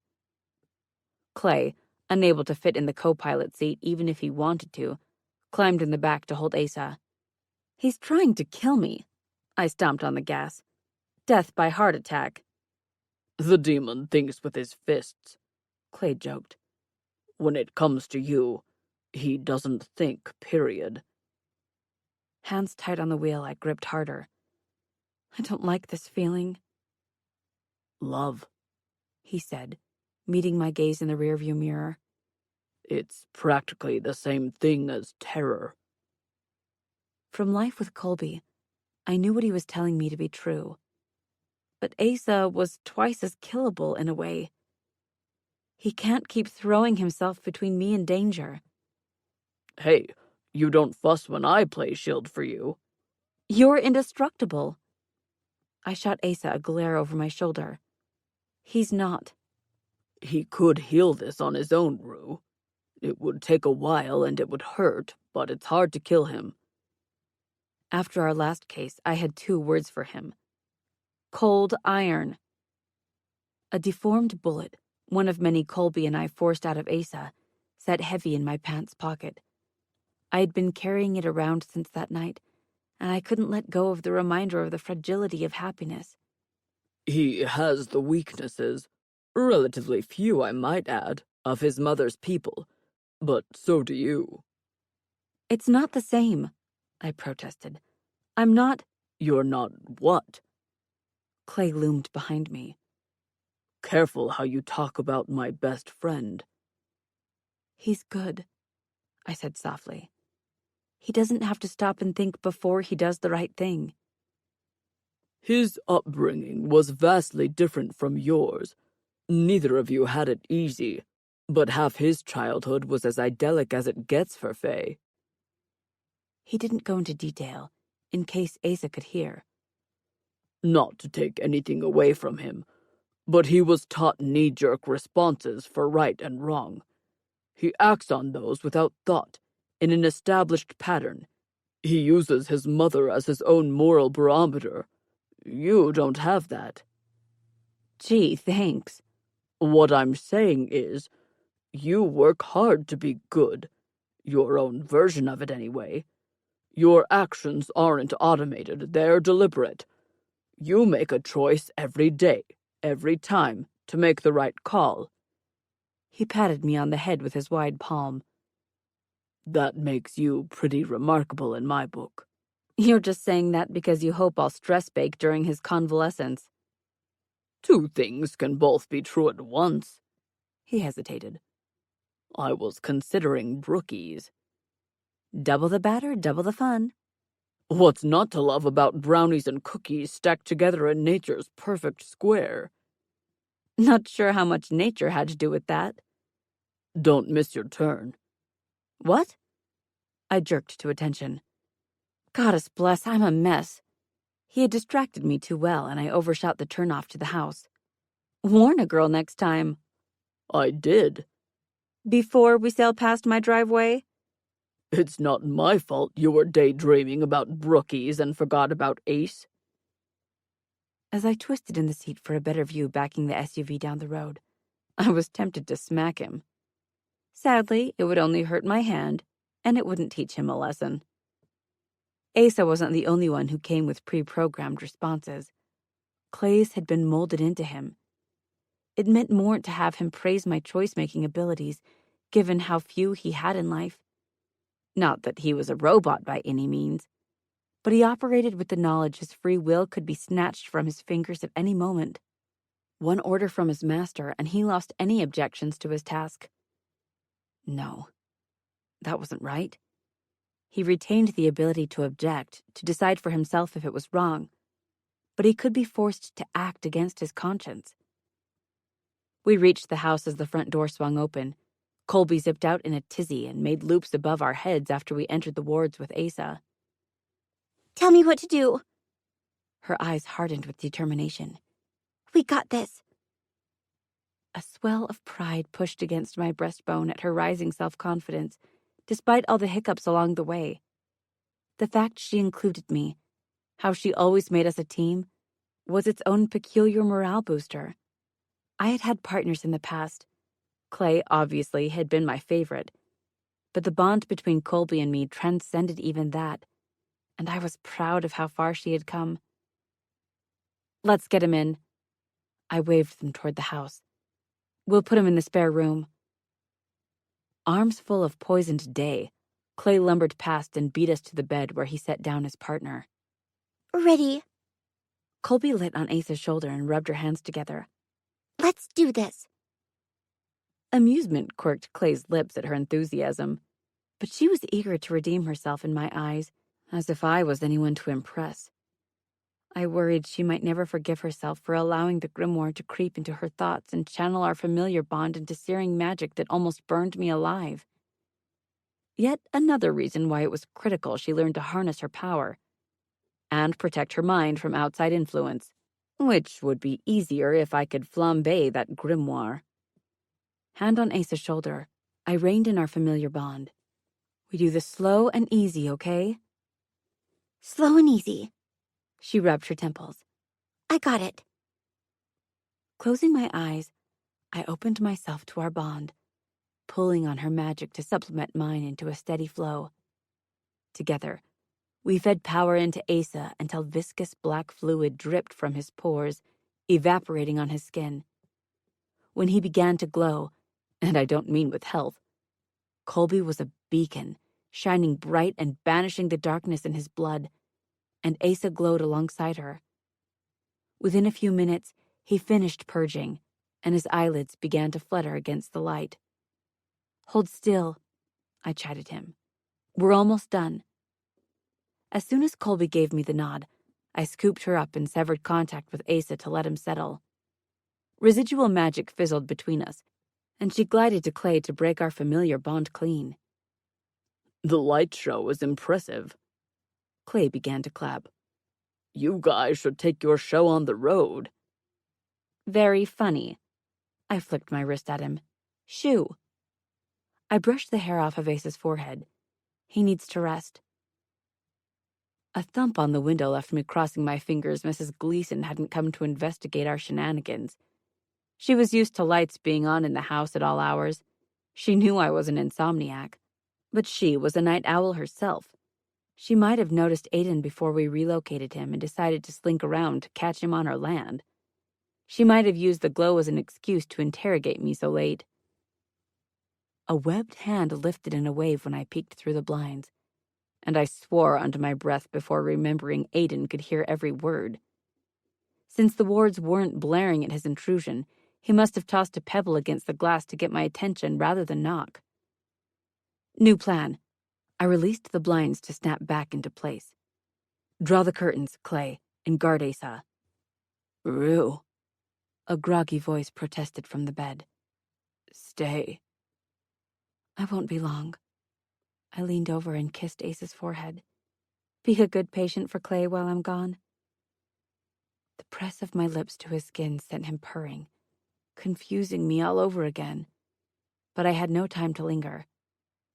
A demon was outside the house, one who had issued a challenge to Asa, who might now be aware that he was in no shape to fight. It would be simple for Aiden to take advantage to save his own hide, after I hit him with that pep talk earlier. Way to go, Rue. Convince him to fight for his life, then top it off with letting him glimpse Asa unconscious. With a grim set to my jaw, I exited the house to determine whether I had to kill Aiden myself. Chapter 4. I saw the light, Aiden said by way of explanation when I stepped outside. I thought there might be trouble. There's no trouble. I took the stairs and joined him in the yard. Why leap to that conclusion? You're harboring me? The slits opened on one side of his neck. The other was caked with poultice. I don't want to bring trouble to you. Oh. I waved away his concern. I forgot about that.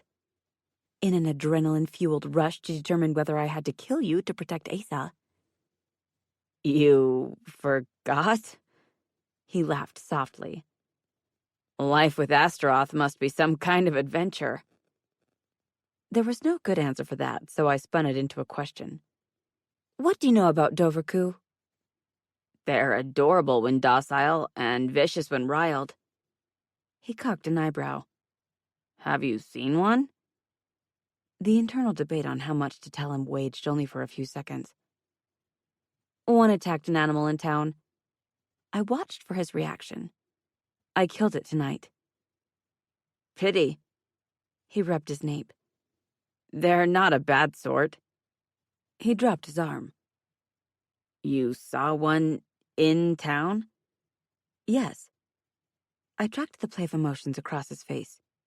What of it? Others were much easier for me to read than the clutter of feelings looming when I turned my gaze inward. They're comfortable in rivers and lakes, but you don't have more than the creek out back and one hole I noticed local humans swimming in. Doverku come inland to birth their pups, but not for much else. It wouldn't have come to a landlocked place like this of its own choice. It's most vulnerable out of water, and several pups would have died on the trip back to the river. How do you know about those waterways? These aren't to enhance my good looks. He flexed his healing web fingers at me. Do you think I would travel to a landlocked area without mapping all escape routes first? A smile crept up on me. Escape routes? I came to challenge the High King's son and heir. He huffed. Only a fool wouldn't come prepared. So, I crossed my arms. You came to die, but you wanted to know where to run.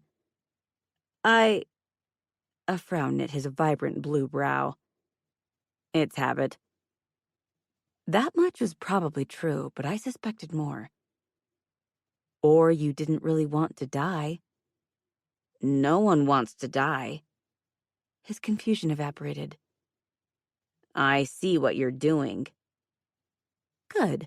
That made one of us.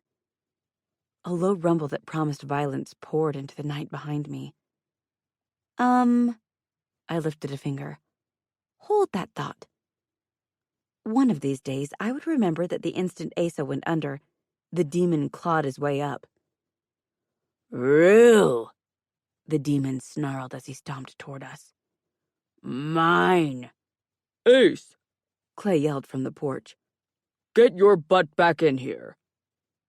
Legs braced apart. I waited for the demon to reach me, the better to shield Aiden from him. Hey! I snapped my fingers in the demon's face. I'm not a chair. You can't own me. Rue, not chair. He agreed, baring his teeth over my shoulder at Aiden. Rue, my chair. This time, I didn't resist the urge to smack my forehead with my open palm. I mean no harm. Aiden raised his hands on my periphery. I will leave, if you allow it. The demon took one step as if to pursue him, but I grabbed him by the hair to hold him back. No, I jerked hard.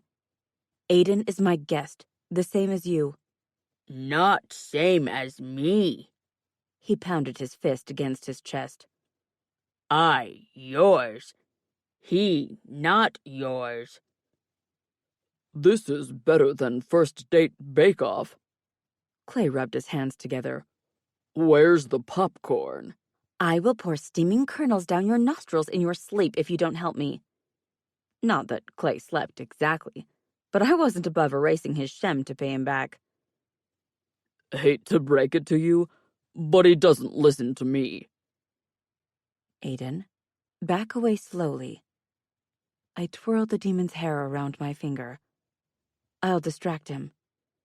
This ought to be good. Clay muttered under his breath, aware I would hear him. Come back to the house, I coaxed the demon. I owe you a brush and braid, remember? I remember. He snatched me off my feet and into his arms. Then he smiled down at me. Hi, Rue. Unable to stop my smile, I let him hold me. Hi, pain in my butt. Rue like me. He preened. Rue like my hair. I do like you and your hair, but you're still a pain in the butt. The demon carried me onto the porch, where I kicked Clay in the shoulder hard enough to rock him. Help Aiden get back to the creek. I narrowed my eyes on him. Or I will substitute salt for sugar in everything I bake for you until your taste buds give up on life and your tongue crawls out of your mouth to escape.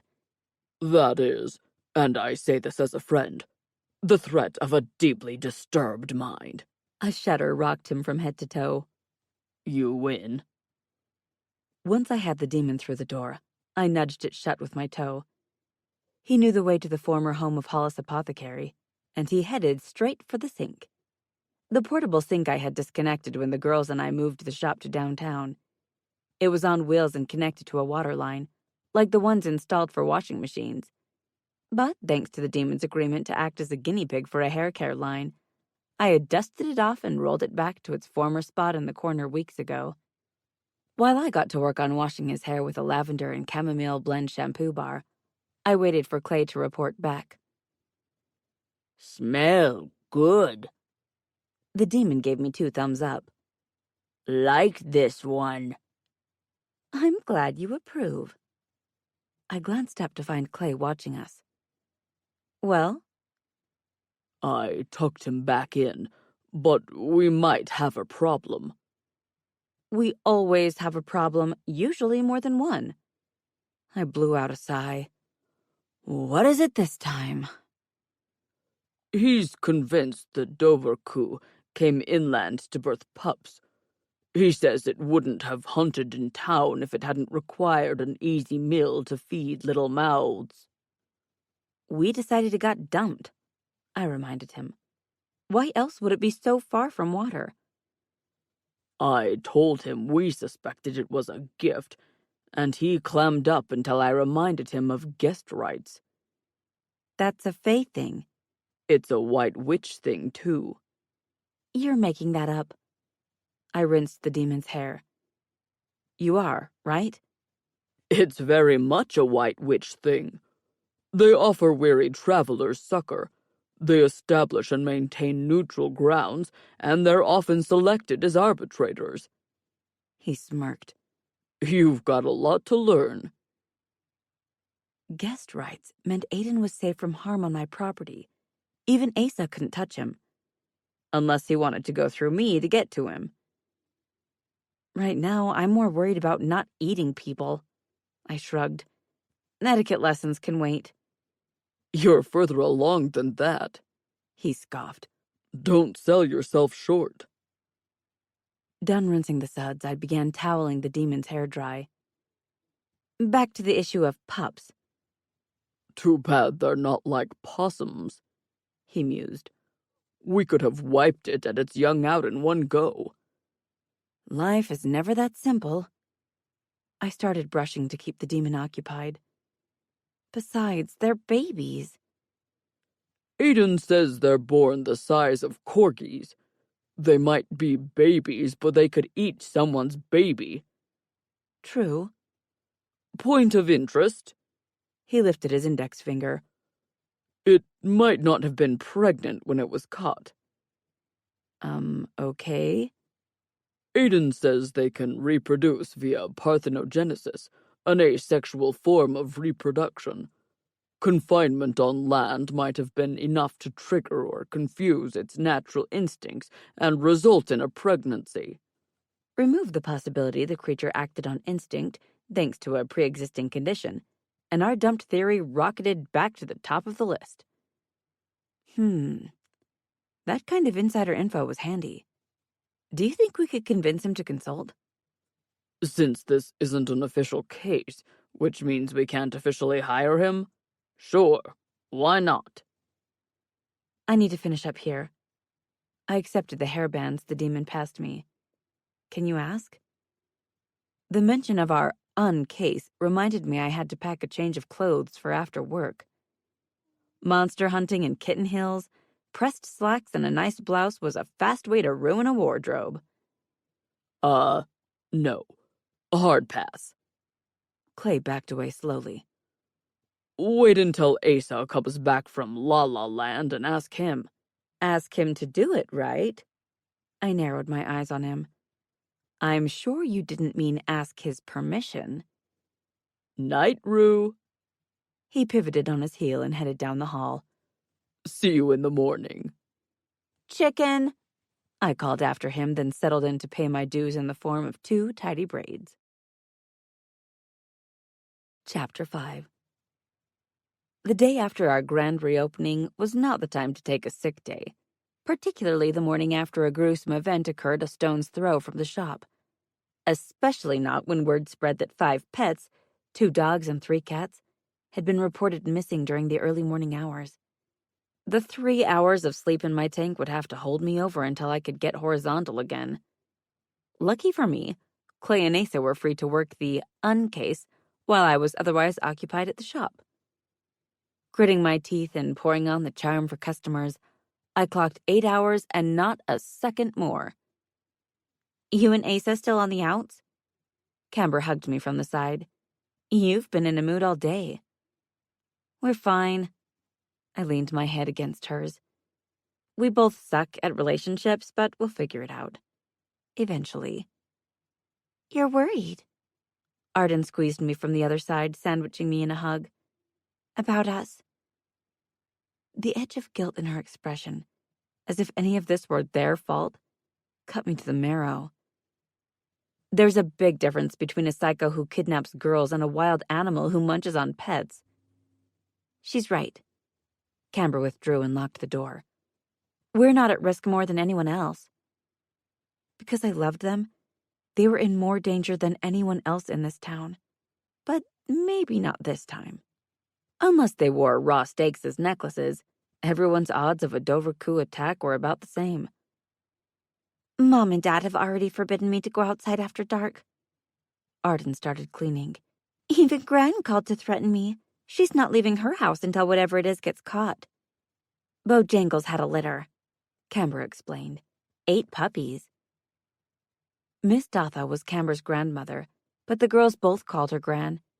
She bred gorgeous Cavalier King Charles Spaniels. Once upon a time, she would have invited me over to play with the newest litter. But after the girls had been taken, Miss Dotha had retreated from our friendship. I couldn't blame her, but it still hurt. And it was inconvenient, especially during the holiday season. Sooner or later, I would have to hire an extra set of part-time hands to fill the void she left. I don't blame her. I smiled through the twinge in my chest. I would keep them close, too. Both girls gave me a look that told me I had a crap poker face when it came to them. Gran will get over it, Camber promised. She's not mad at you. She doesn't blame you. She has a right to her feelings. There was that pesky word again. I don't hold it against her. Do you want to come over to watch Murder in Munson with us? Arden grinned. It's a total gore fest. This is your reaction to Dasher? I had taken the coward's way out and let the local news break the story to them while I was out monster hunting. Watching more horror? A knock on the door drew my attention to a tall man in his early 20s, with piercing, unearthly turquoise eyes. Oh, crap, I muttered, shocked to see Aiden, both in town and in glamour. I need to get this. He looked like Santa and his team had run over him a few times in the sleigh, but he was handsome. The shoulder-length blonde hair was sun-streaked and his skin was tan. He wore jeans and a clean tee with a pair of scuffed sneakers. He was playing surfer boy to the hilt, and it worked for him. Get... Arden's mouth fell open. Who is that? No one. I nudged her toward the office. Count the till. Camber beat me to the door and twisted the lock. Hi. Hello. Aiden slid his gaze past her to me. Can I speak to Miss Hollis, please? Sure. Camber stepped aside, welcoming him in. There are chairs in her office. Thank you, but no. He shook his head. It's a private matter. I'll handle it. I met Aiden at the threshold, then turned back. You two lock up and you can go. What's your name? We all jerked at the question. But Aiden was staring at Arden like an art collector spotting a Monet at a garage sale. Not a print, the real deal. Arden? A hiccup jostled her frame. That's my name. Hiccup? It's Arden. Ardere. A flirty smile spread his cracked and scabbed lips. It means to burn. A flush lit her cheeks as her hiccuping turned staccato, and Camber had to escort her to the back. That was a line. One wasted on her, but not on me. Fire and water. He was telling her opposites attract. Nope, nope, nope. Let's go. I shoved him out the door, then shut it behind us. What was that about? You're human? Aiden glanced back just once. She's beautiful. You're too old for her. We walked the empty sidewalk. Quit being Frenchy with her. Girls love that. I know. His smile revealed a dimple in his left cheek. And I'm not that old. How old is not that old for a demon? 25. A crack in the pavement tripped me, and I would have gone sprawling if he hadn't caught me. What? The alienness of his appearance and the fact that he had challenged Asa a death sentence had convinced me he was older, more worldly. Aiden had conducted himself with such poise. I never once considered his age. The stilted language and his rigid formality let me believe he was an adult. I suppose he was, technically, but still. 25, he repeated. How old is Arden? You're a baby. I leaned against the brick wall for a beat. Why on earth would you challenge Asa? The assumption he was a contemporary of Asa's was my fault. But Aiden was a kid on a suicide mission. The knowledge he was so young, so burdened, unlocked a protectiveness in me I had experienced only once before. "I'm an adult of the species." He frowned down at me. "Arden smells sexually mature." "Don't." I held up a hand. "Don't smell her." I rubbed my hands over my face. "Goddess bless." "Would you prefer I come back later?" He angled toward the shop. "Do you need a moment?" "Why did you come?" I forced my feet to hold my weight. "What did you need?" "I made you this." He held out a carved river rock. "You can use it to call the Dovercoo pups." "If we find any." "If," he agreed, smiling. Demons sure are crafty. I turned it over in my hand. I had no idea. And I didn't mean crafty as in wily. I meant crafty as in arts and crafts. "This is a tool." He was quick to dismiss his talent. "No different than a knife or a hook." Agree to disagree. "Do you think Arden—" "Look." I had to nip this in the bud fast. Arden has been through a lot, and all of it was my fault. A brief rundown of what David Taylor did to the girls was enough to leave Aiden with clenched fists. "She must be terrified of water." He sawed his molars together. "And men." Her comments about Lewis gleamed in my memory, cast in a whole new light. Maybe she had told the truth, and he did get weird. Or maybe, just maybe, the opposite was true. I wouldn't go that far in either direction. I wouldn't lie to get my way. But she's still healing. I can respect that. He tensed at motion on the corner. I ought to be going. Lifting the stone, I twisted it in my hand. How do I use this thing? "This won't end well," he murmured, then took 3 wide steps back. "What won't?" I craned my neck to see what set him off and found Asa. "Oh, hey." Gone was sexy Scrooge.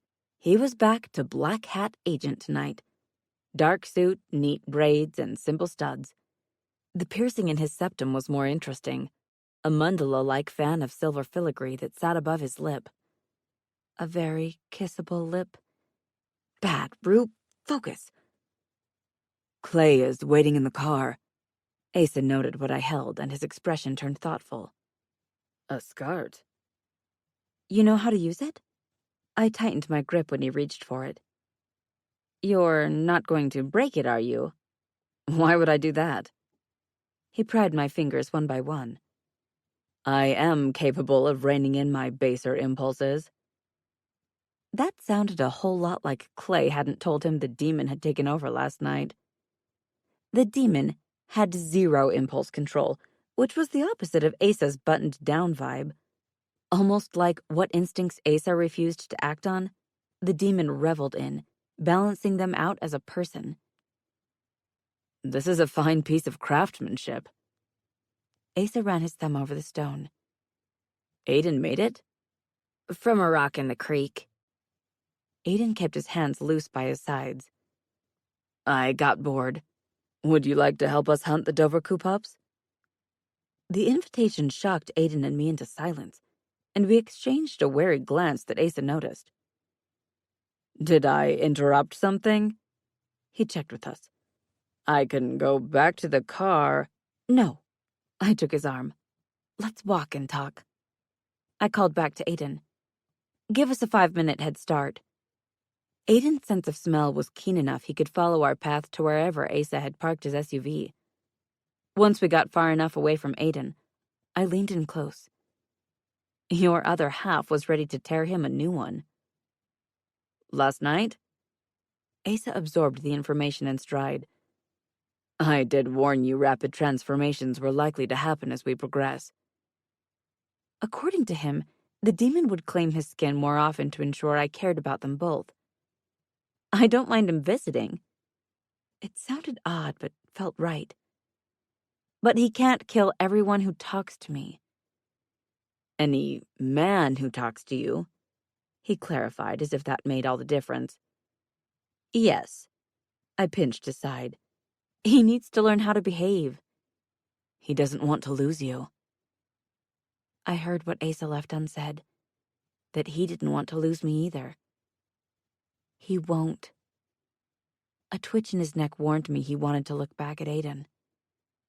Are you certain? Did you know Aiden is in his 20s? I jerked on his arm to stop him. He's a baby. A short laugh huffed out of him. Demons mature at accelerated rates. He's a third of my age, Asa. I have zero interest in him. Besides, he flirted with Arden. Tension knotted his shoulders as his protective instincts kicked in. That is not advisable. I warned him off her. I rested my head on his shoulder. She's not ready, I don't think. And perhaps more pressing, she doesn't know demons exist. That too. I buried my face in his suit jacket and breathed in his green apples and cherry tobacco scent. Ain't love grand? Yes. He appeared to give it serious consideration before smiling down on me. I believe it is. The way my throat swelled shut convinced me I would never breathe normally again. I gave you 5, Aiden said from behind us. You kind of stalled out, and I didn't know what to do. A grateful laugh unglued me, relief a giddy thrill in my middle, and I latched on to the interruption. You're fine. I pulled back from Asa. We got distracted. The glamour suited Aiden, but I could tell he didn't interact as a human often. What's that smell? His sharp inhale flared the sides of his neck. Can we? Your, gills are showing? I ran a finger down my throat. You might want to fix that. You forgot your bag. The voice drew my attention back toward the shop, which was barely in sight. Rue. Arden lifted the duffel in question. Wait. Part of me felt vindicated for my earlier clumsiness when she tripped on the same notch in the sidewalk. Then I watched, helpless as she took the same tumble. I ran to help her up and dust her off, but Aiden beat me by a mile. Oh, yeah. Definitely not used to acting human. His speed was blinding. Arden didn't hit the sidewalk. She came close enough to squeeze her eyes shut, but impact never came. Because Aiden scooped her into his arms, where she stared adoringly up at him. You're fast, she hiccuped. Really fast. I ran track in high school. He lied while gently setting her on her feet. Must be muscle memory. Someone ought to fix this. I kicked the loose concrete. I tripped her earlier. Inspiration struck, and I brought out my phone to snap a few pictures I then sent to the mayor.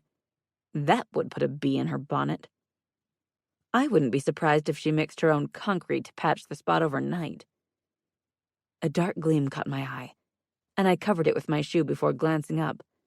But nope, Arden hadn't noticed what I found. She was too absorbed by Aiden's turquoise eyes to do more than stare up at him. Thanks for bringing me my bag. I pried it from her clenched fingers. You need to get home. Yeah. She blinked, seeming to notice her surroundings. It's getting dark and Camber is waiting. See you tomorrow. I slung on my duffel, gripped her shoulders, and aimed her toward the shop. Bye. Curious about the commotion, Camber met her on the sidewalk with a concerned frown. What were you saying before about a smell? I jerked my attention back to Aiden. Are you hungry? Nothing. Aiden stared after Arden. Nostrils flared as if he couldn't get enough. I'm good. The girls caught us looking and waved before crossing the street to the diner parking lot, where Camber parked with the owner's permission. Thanks to that whole no second parking spot thing. Okay. I lifted my foot.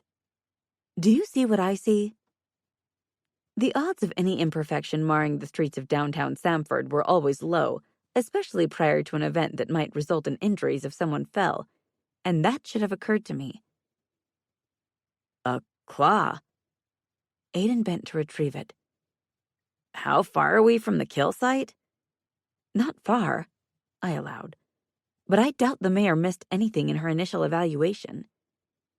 She was the sort to set up orange cones and yellow police tape to keep citizens from stubbing their toes. Except during festival season, when the almighty dollar held her allegiance over us mere shopkeepers. That meant the Dover coup had come back, probably searching for the carcass of its kill. It was no longer a problem, but its trips to town would have laid a scent trail its pups could follow. That might explain the disappearance of smaller prey animals. Then again, we had no real timeline for when the pets had been taken, only when their owners noticed them missing. The difference between the two could have been hours. Let's get to the car. I waved them on. Clay will come looking soon. We hustled to the black hat-issued SUV the guys had been patrolling in and piled in with Asa behind the wheel and Aiden in the back with Clay. Asa pulled out and started driving toward the outskirts of town. Hey, dollface.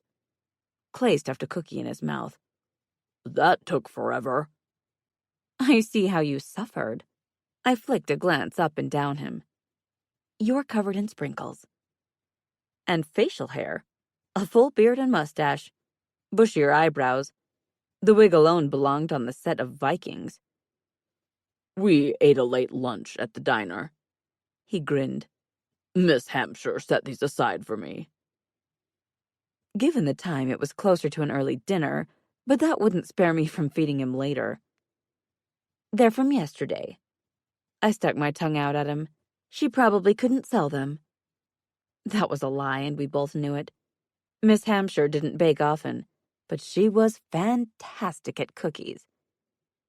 Jealous I sampled another woman's cookies? He clucked his tongue. That's beneath you. Give me a cookie, I bargained, and I'll take it back. Ha! He crammed another one in his mouth. I'm rubber, you're glue. I'll bounce my fist off your face if you don't give me a cookie. That doesn't even rhyme. He ate a third. Try again. Clay, you had a dozen. Asa trained his gaze on the rearview mirror. You can't spare one? Nope. He frowned at Aiden. What's the demon doing here? He snorted. You building a harem? A low growl poured from the driver's seat, and Aiden flattened his spine against the door. The threat of the demon bursting from his skin was very real, and I could strangle Clay for putting us in this position in such a confined space. I am never baking for you again. I was joking. Clay hit me between the eyes with a cookie. Slobber on that and calm him down. A snort burst out of Aiden that no one believed was the coughing fit he faked afterward. Chomping down on the cookie, I resolved to beg, borrow, or bribe my way to this recipe. Take a bite. I held it an inch from Ace's lips. You know you wanna. As soon as I said it, I had an epiphany that kissing Asa would be that much more intimate than us sharing food. That part wasn't the revelation. The curiosity sparked from wondering if the same instincts that drove us to eat after one another would prompt us to exchange saliva more often to get that same dopamine hit.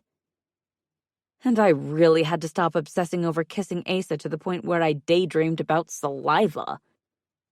The rumble of sound quit, and he sank his teeth into the soft treat, his eyes on mine the whole time. This is a good cookie, he said once he finished chewing. But it's not as good as yours. Pleased warmth suffused me, and I didn't care if my drool made the cookie more delicious to him or not. It was sweet of him to side with me against Clay, who deserved a swift kick in the pants for being a sugar hog. Little wonder he and Colby were thick as thieves. Since Clay is dead to me, you get to pick tonight's dessert. I nibbled the edge. Here. Feeding Asa worked wonders on his temper, which, same. And now it was time to focus on the problem. Where are we going?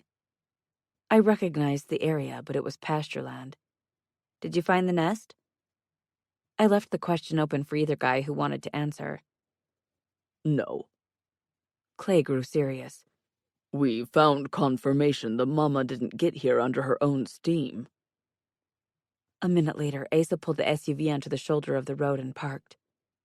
This is where we get dirty. He eyed my tidy outfit from work. I can carry you if you like. I brought clothes. I held up the bag. I can swap out in the back. The plan had been to close shop, send the girls home, and change at the shop. Aiden's unexpected visit derailed that to the point I wouldn't have my spare clothes if Arden hadn't noticed I forgot the bag. The more often the two halves of my life intersected, the worse I became at dealing with the traffic. Your creek cuts across this property. A distant expression clouded Aiden's eyes. I smell it. You can tell that from in here? I saw only a sea of grass through the windshield. Impressive. The spring that feeds it carries a sediment imprint similar to a fingerprint. Who knew having an aquatic demon on your team would prove to be so useful? Come on, Aiden. Asa exited the vehicle. You and I will head on down. Aiden and Clay got out. Aiden left, and Clay leaned against the side of the SUV. I climbed over the center console, changed on the bench seat they vacated, and exited beside him. Once I had my boots on, we ducked between the strands of barbed wire fencing and hiked a mile or two down to a copse of trees shielding a trickle of water that wanted to be a creek when it grew up, or when the next heavy rain fell. Parked across it was a white pickup from a national car rental company with a heavy-duty metal cage tethered in the bed. No sign of Asa or Aiden, which concerned me, but they must have gone to investigate upstream. Did you dust for fingerprints? I circled the vehicle, stopping at the tailgate. We've got blood here. Given our last two cases involved rogue agents, I was willing to bet the driver was in our database. Why would I dust for fingerprints if I don't have anywhere to send them for processing? Clay joined me at the open cage door. Same goes for blood or tissue samples. He crossed his wrists. You've tied my hands, dollface. A growl to do Asa proud rattled in the back of my throat. What do you want me to do? Accept this as proof your enemies are coming out of the woodwork, with or without Samford on the books. He tugged me against his side in a one-armed hug. This isn't what you wanted for the town, I know, but you struck a deal with the director to stay here. You're invested. You've put down roots. You've made your stand. Now it's time to back it up, or else, I hate to say it, you need to move on. Colby and I could resume the nomadic lifestyle most agents embraced to cut down on entanglements. As a young agent, I hadn't minded frequent changes of scenery, but it had gotten old there at the end. Colby might live a largely virtual life, which meant travel would be easier. But she had settled into calling Samford home. She liked the girls, our neighbors, the town, and its endless flow of activities. Her relationship with those things was removed, her experiences often secondhand. But did I want to force her to give up on the one stable thing in her life? Aside from me, she had no other constants. I'll think about it. You already said that. Fine, I huffed. I'll actually think about it instead of blowing you off with a non-answer. Thank you. He kissed my temple. And because I love you, I sent those samples to a private lab. You're the best. I squeezed him. A cookie hog and a bully, but still pretty awesome. If I had blood, he said, pulling back to fan his cheeks, I would be blushing from such high praise. Knocking his hands down, I hauled him back on track. How long until we get those results? You're overlooking a teeny problem. He pinched two fingers together. Without the Kellys, we can't compare what we find to bureau records. I wasn't so sure about that, but I had to speak to our resident Kelly first. Where did Asa and Aiden go? I scanned the soft earth for footprints. You don't think Asa lured Aiden off to murder him? Clay pretended to consider it. The demon would in a heartbeat. That's not comforting. Oh, I didn't realize you wanted me to lie. He cleared his throat. Ace would never. How dare you even think slander about my honorable partner, who's in fascination with you and is basically a murder spree waiting to happen, and would view any male demon as competition until he makes sweet love to you. The gall, the nerve, the balls on you must be bigger than my head. Clay. Asa wouldn't murder him. His eyes crinkled at the corners, then he muttered, Not where you would catch him. Annoyed with my former partner, I stalked off in the direction the footprints indicated, listening for heartbeats to guide me. I picked them out soon enough and homed in on their location. Do you hear that? Clay caught up to me. It sounds like baby chicks. As I absorbed that, I noted a skyrocketing pulse in one of the demons ahead and broke into a run. Oh, crap! I splashed through the trickle of water, mud sucking at my boots. They found the nest. Go help. Clay slowed to a walk. I'll be right back. Are you serious? I yelled over my shoulder. This is not the time to BRB, Clay. The golem spun in the direction of the truck, and I let him go without a fight. I could no longer hear the demons over the thudding of my heart in my ears, and a metallic taste flooded my mouth. I pushed myself harder, faster, leaping a rotting fence to reach the demons battling in an old cotton field. Hard to miss the turquoise guy running circles around a huge crimson and black dude who laughed uproariously while blowing a tune on the stone Aiden had fashioned as a Dovercoo call. Rue, the demon waved to me. We found babies. Little. Aiden panted and kept sprinting. Brats? A short distance away, I hesitated to join them. Why are you running? He tastes like fish. The demon threw his head back, bellowing with mirth. They want to eat him. This isn't funny. 6 dog-sized otters bounded after him. Zap them, Rue! As much as I begged to disagree, it was hilarious. I pitied him. He and Asa had been gone a while, and Aiden was still recovering from his wounds. He must be getting tired, and the demon was no help. Between bursts of laughter, he kept blowing on the stone, which agitated the pups even worse. Okay. I debated my options. I've got something that will knock them out. I don't care if you kill them. Aiden craned his neck to yell at them. You're all hats. All of you. Hats. Not sure monster otter fur hats were a thing, but maybe it was demon high fashion. Smothering a laugh, I entered the fray, which sobered the demon in a blink. Rue, he warned. Fluffy's bite hard. He pointed to Aiden's bleeding calves. Big teeth. I have to touch them with my wand. I patted his cheek. Guess you'll have to protect me. Always, he promised, fist over his heart. Rue, mine. Keep telling yourself that, big guy. Okay. He brightened at the permission. I will. Good thing there were no trees around, or I might have been tempted to bang my head against one. Remember me? Aiden zigzagged toward us. The guy being eaten alive by Minnie Dovercoo? Let's start from the end and work our way up to that chubby guy. I waited until Aiden ran past, jogged to catch up, then tapped the straggler. It stiffened and fell sideways with a gasp. 1 down, 5 to go. With the demon running interference, I took them out without getting bitten. He didn't have much work to do, though. The pups were too invested in Aiden. Fishy or not, he must taste good. I see the party started without me. Clay's voice rang out. I brought a present anyway. On my periphery, I noted the cage he held alongside him. Look at you, Mr. Softy. I feel bad we killed their mom. He plunked it down. I figured we could relocate them in her memory.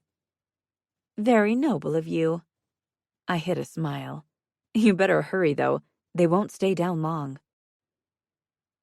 A burst of colorful swears brought my attention back to Aiden and the pup attached to his calf. Vicious little beasties. Clay gathered the unconscious pups. They're cute, though. Until their mama decided to use the demon as a pincushion. I thought she was too.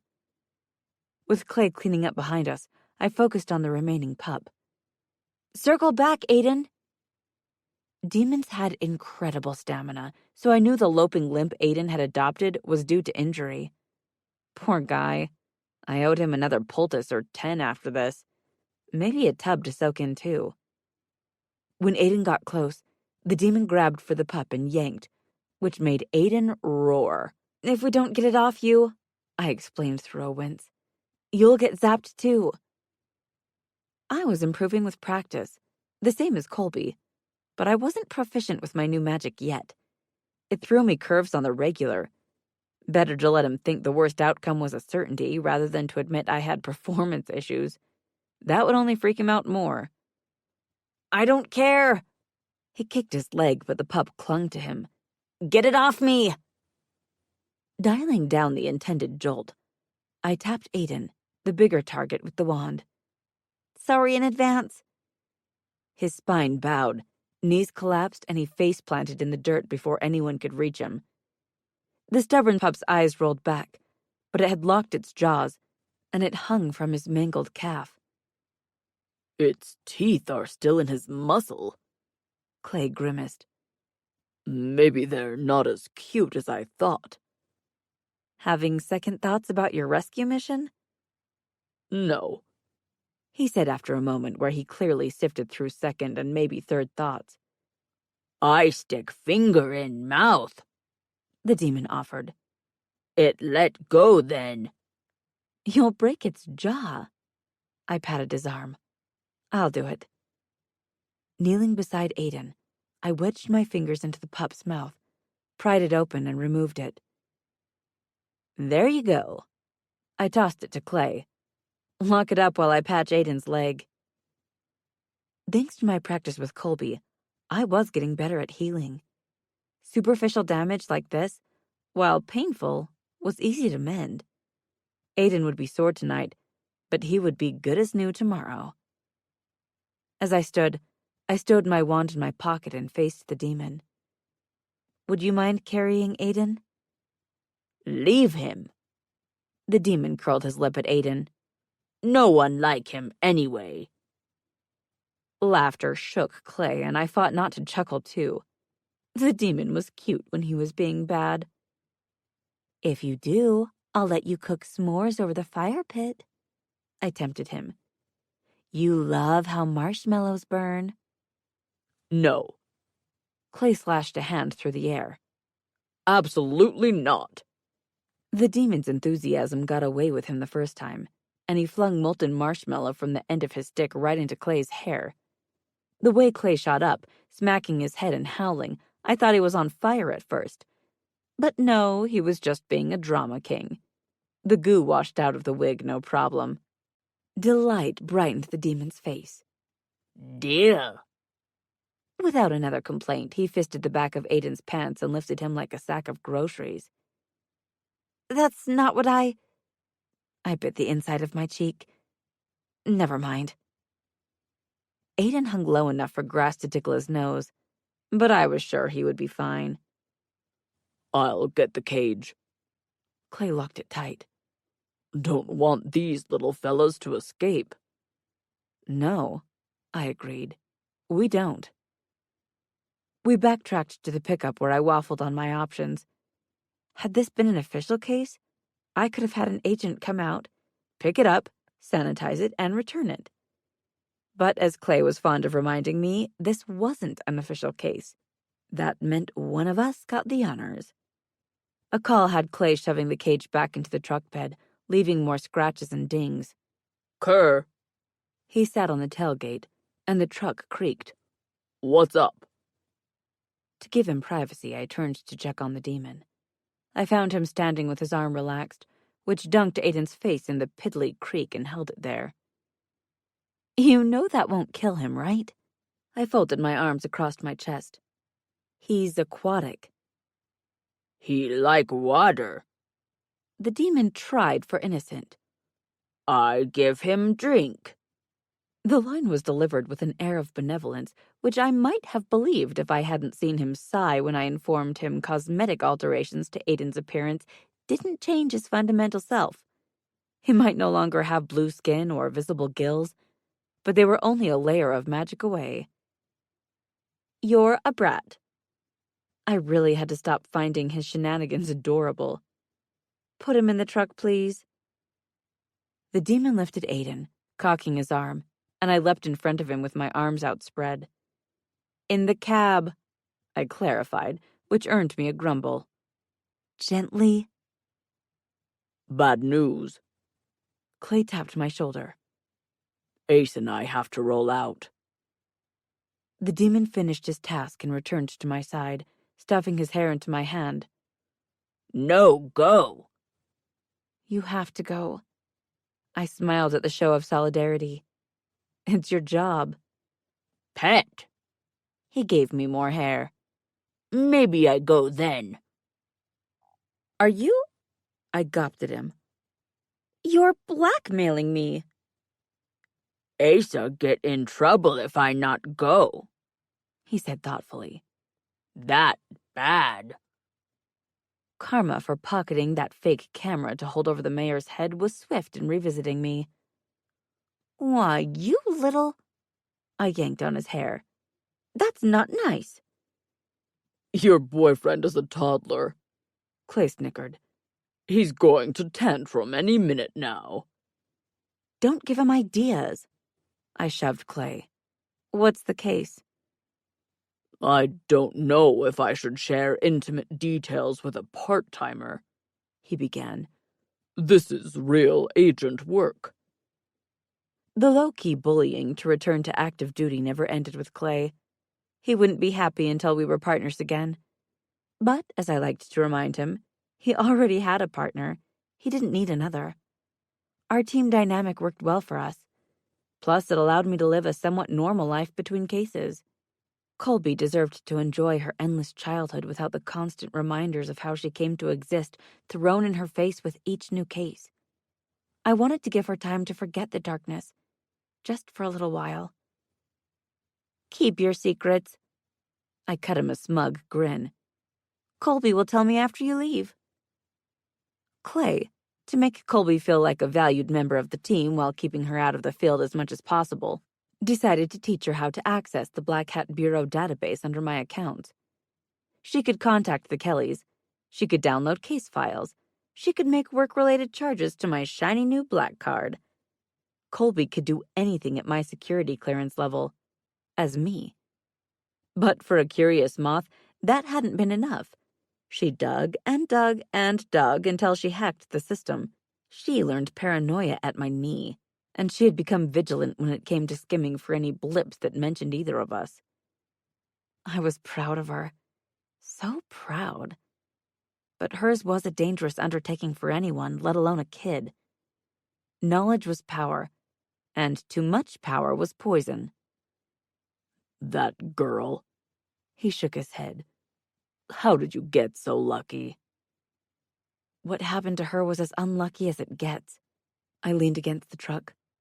But she saved me. Don't give her all the credit. Clay ruffled my hair.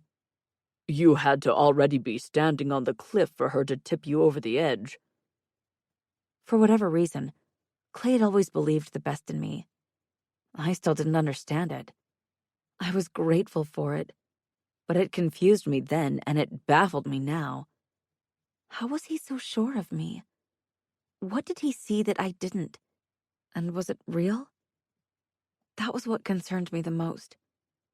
If I hadn't known him pre-Colby, I would have worried he saw me following my good person guide and bought into the act.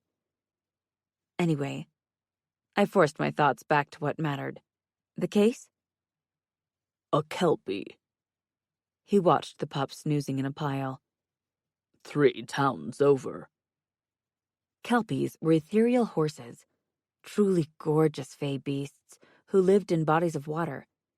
They walked the roads near the waterways, tempting the unwary onto their backs.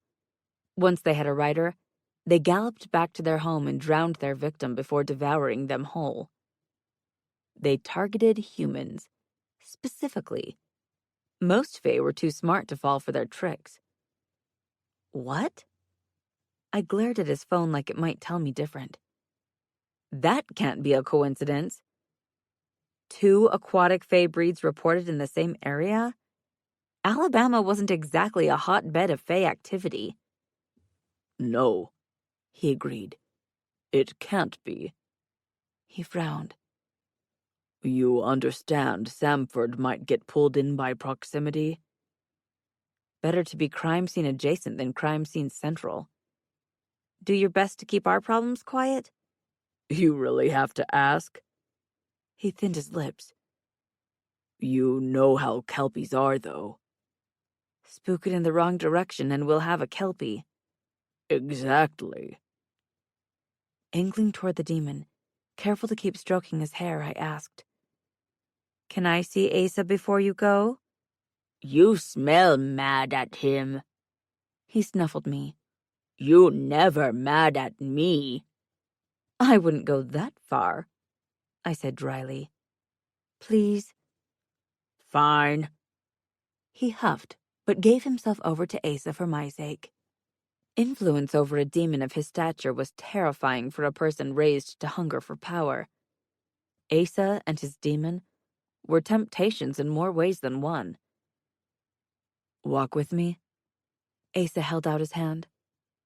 I would like a moment with you before we go. The certainty that the sucker cleaning up this mess was me left me tired before I started. As our palms slid together, he exhaled a breath that mirrored the one parting my lips. Whatever this was, it was getting stronger, kiss or no kiss, and I couldn't deny that. We walked the creek bed, the water a faint suggestion the farther we traveled from the truck. You want me to kiss you? I planted my feet like that would throw on the conversational brakes. Well? That's why the distance, he said, as if analyzing the problem. I asked for your permission, but I didn't follow through. The distance is because I want to give you as much space as you need to feel comfortable. There. That sounded confident and concerned, not like a woman who fell asleep dreaming how he might taste. I should have explained myself. He angled in front of me and slid his hands over my waist. I was... nervous? Yes. His thumbs smoothed across my hip bones through the denim. I've never kissed anyone. The air punched out of my lungs, and I couldn't swallow enough oxygen to reinflate them. What? You're aware of the limitations on my person. He eased farther into my space. There hasn't been a woman I have given such permissions to. Only you. And I didn't want to disappoint you. I thought you changed your mind or that you didn't want me. I leaned forward, resting my forehead on his chest. I didn't want to throw myself at you, but I was getting close. You've had sex. Sweat slicked my palms, and I was glad he was no longer holding my hand. Yes. A lot of sex, all of it meaningless, except the first time, but that act was born out of necessity. He sought my chin, tilted my head back, and forced me to hold his vibrant stare. Teach me, he murmured. I want to know how to pleasure you. Heat curled through my middle as a blush painted my cheeks with a stinging brush. Here? I croaked like a laryngitic frog. Impossibly sexy. Now? Not unless. A curious glint lit his eyes. Do you enjoy sex in mud? No. I flicked muck off my boot. Mud is not great. It got in too many places. Water is okay. The mention of water sent his gaze skating past my shoulder toward the truck and Aiden. I meant to say that water is terrible. I gripped his shoulders. No one should even drink it. A smile quirked his lips that brought my attention zinging back to his mouth. Will Aiden stay with you? Yes. I thought about the damage he had taken today. He's banged up again, and I owe him. The three of us could have rounded up the pups without his assistance, but he took the hurting for us. He's a good man. Asa slid his focus back to me. He won't survive long without you. Your other half would be thrilled to hear it. A soft huff of laughter was his only response. Do you think you'll be back, tonight? Home was too presumptuous, even if it felt that way with him and Clay. But there was no taking it back. No. He caught my hands as they eased down his chest. We'll stay in Mumford until we corral the Kelpie. I figured. I toyed with the buttons on the front of his shirt. Keep me in the loop? Of course. He leaned down until his warm lips pressed against my forehead. Will you think of me?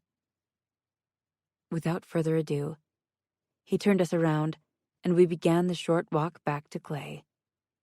No doubt, Asa had wanted to give me a second to compose myself before I answered him, since I had trouble articulating mushy stuff in the best of times.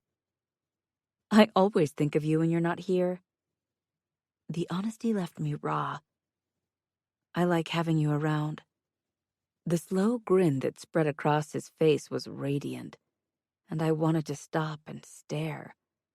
Like a creeper. Or a lovesick fool. I wasn't sure which was worse.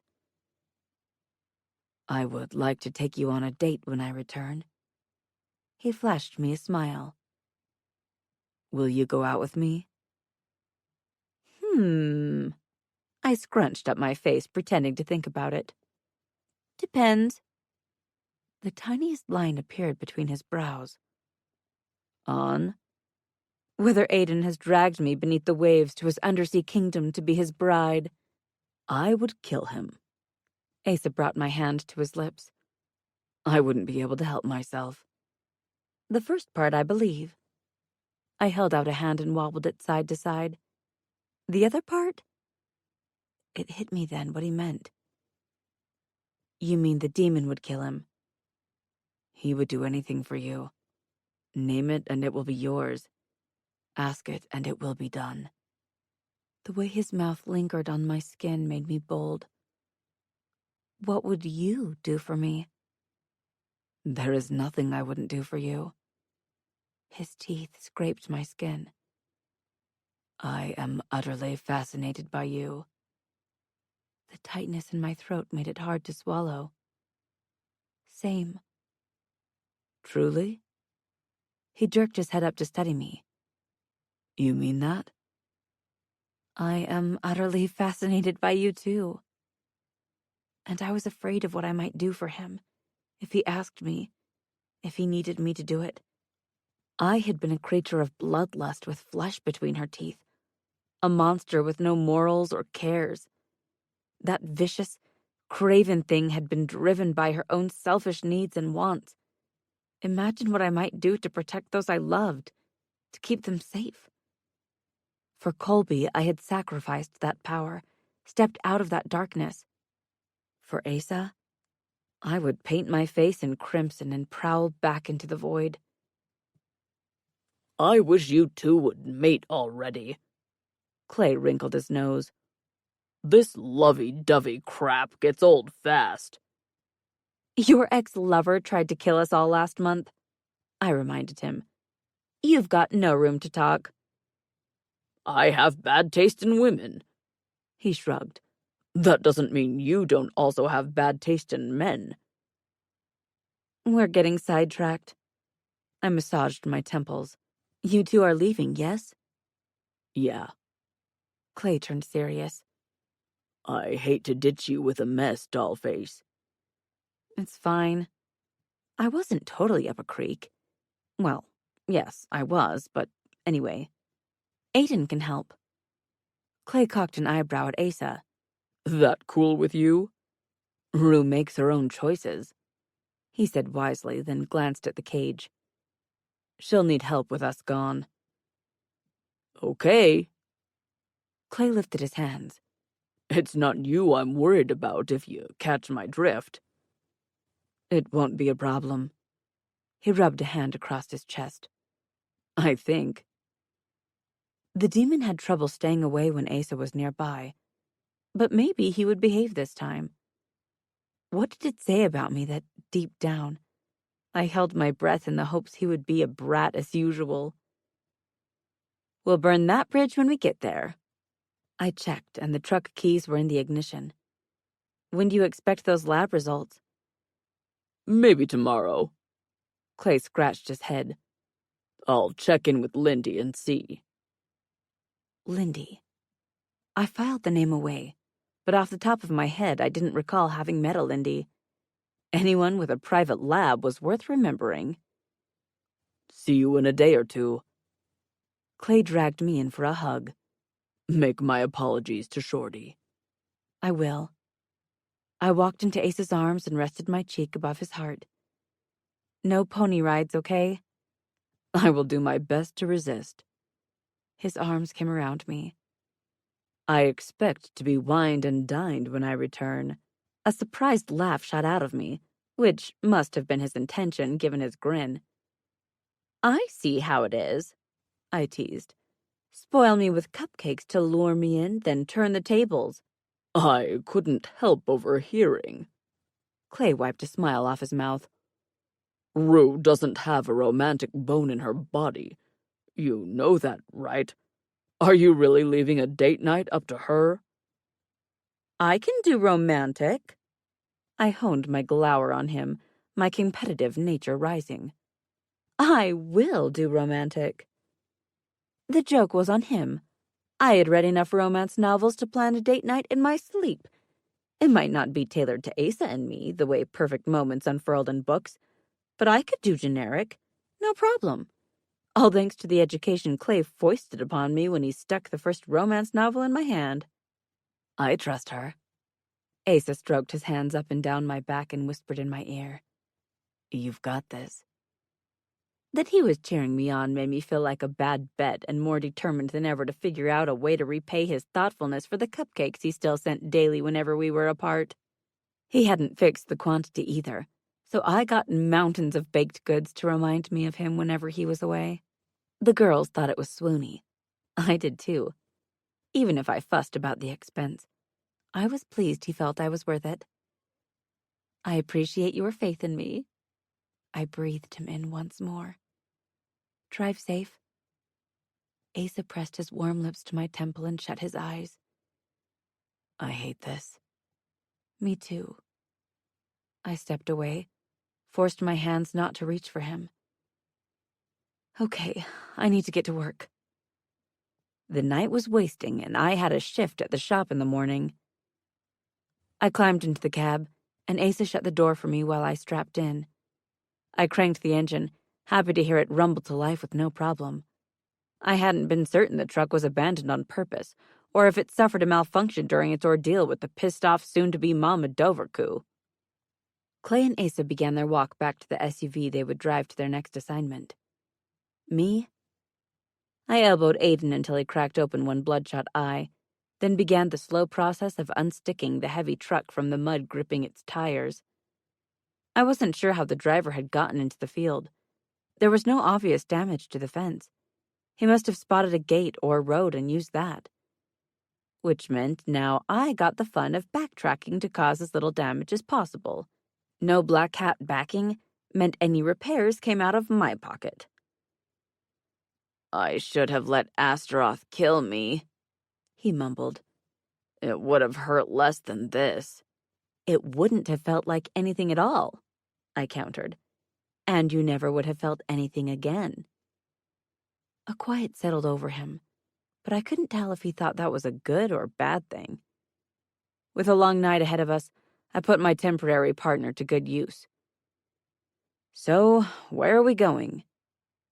That jarred him out of his head. "What do you mean?" "These pups have to go somewhere that's not here. Where do you recommend?" "Coastal would be ideal." He pushed himself up straight. "I have a friend who can take them to Florida." "The Everglades?" Lots of paras called it home, and they were all invested in spooking off humans who got too close. "Yeah." He stared out the window. "Lots of river otters there, too." Thinking of how cute actual otters were, I had to ask, do they like to play together? "I can make a call." He rushed out. "And get my friend here tomorrow morning." With sinking dread, I grasped what he didn't want to say. "They eat them?" "They'll eat anything they can take down." He winced. "They just really like otters." "Cannibals," I muttered. "I think I hate Dovercoo." "Most people do." He rubbed the side of his throat. "I need to get in water soon." Faint bluish spots began to show beneath his skin. "Are you wearing a glamour or—" "Or," he said with a grin. "Definitely or." Since he was the man with a contact, I had to lean on him. "How do you want to handle this?" "We should go back to your place. I'll bring the cage down to the creek to make the pups comfortable." He frowned at his flaking skin. "I can carry it to my friend when he arrives in the morning.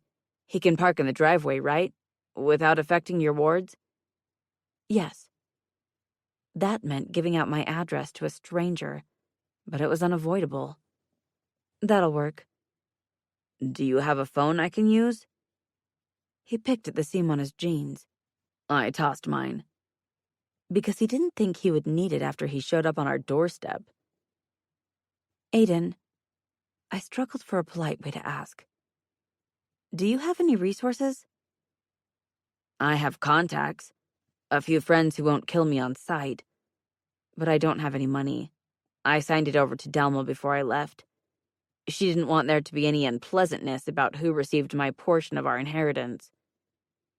"Your sister sounds like a piece of work. And smart to play on his good heart to lure him to her under the pretense of signing paperwork so she could beat him within an inch of his life to ensure Asa finished the job for her. As dedicated as she was to wiping out her siblings, she had no reason to care about splitting hairs on Aiden's share when she stood to be the sole inheritor of their father's holdings once she finished killing off her relatives. Either she was that vicious, or she was that petty, and I wasn't sure which was worse. "Have you met any demonesses?" Aside from the one I potentially saw in the mirror each morning? No. "Delma is no better or worse than most." He stared out the window. "I'm the anomaly." "Asa isn't a frothing monster either," I pointed out, so he felt less alone. "You two can start a club." Wild laughter pinged around the inside of the cab, and Aiden doubled over with it, unable to breathe. "What?" I slammed on the brakes. "You didn't get hit with any quills, did you?" Plenty of young had potent venom. One tiny quill might have turned him delusional. Long moments later, he leaned back and stared at the ceiling. "You think he's tame?" No. I had only to picture the demon in battle to know better. He's just not an indiscriminate killer. "Do you know how many challengers he's killed? Do you know how many hearts I've eaten?" The amusement melted off his face. Pretty sure I felt a bump as I ran over it. He has no choice but to defend himself or he dies. A fact that disturbed me more and more as time went on. I wanted power. I didn't have to kill. I wanted to do it. I did it for my own selfish reasons. I am the frothing monster in our relationship. He doesn't hold a candle to me. I cut my gaze to Aiden. Remember that. I'm not tame either. In a soft voice, barely a whisper, he asked the universe, What do I do if he doesn't kill me? You live. I clasped him on the shoulder. Less glorious than death in battle, but still pretty awesome. I don't have anyone who... He made a faint gesture with his hand. How will I survive? Goddess bless, what a mess I was about to make of both our lives. You'll stay with me until you get your feet under you. I'll help you get a job in town. Not one at the shop where he can make goo-goo eyes at Arden, but somewhere. Once you save up enough money, I'll help you find an apartment. After that, we'll see how it goes. I turned my focus back to the road. You're only out of options when you're dead. The trip home earned me 3 calls from concerned neighbors, one of which left me with cold sweats. There's an intruder, Mrs. Gleason informed me. White pickup, big metal cage in the bed. Bet you it's more of those heartless bastards who dumps weaned pups in the country to avoid vet bills. They're headed your way. I've got 'em in my sights. Want me to blow out a tire? No! I gripped the steering wheel harder. It's me! I shot frantic glances down the road. Don't shoot! Oh. Her earlier excitement turned to disappointment. What are you doing with a cage and a truck? A friend of mine is relocating a dangerous animal. He got hurt earlier, so I'm driving his rental.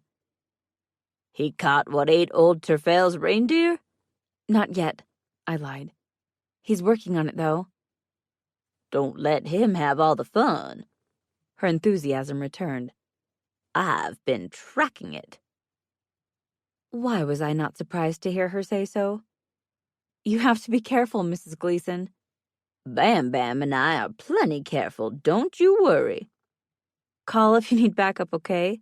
Sure thing. The call ended with me more certain than ever that her backyard was a graveyard.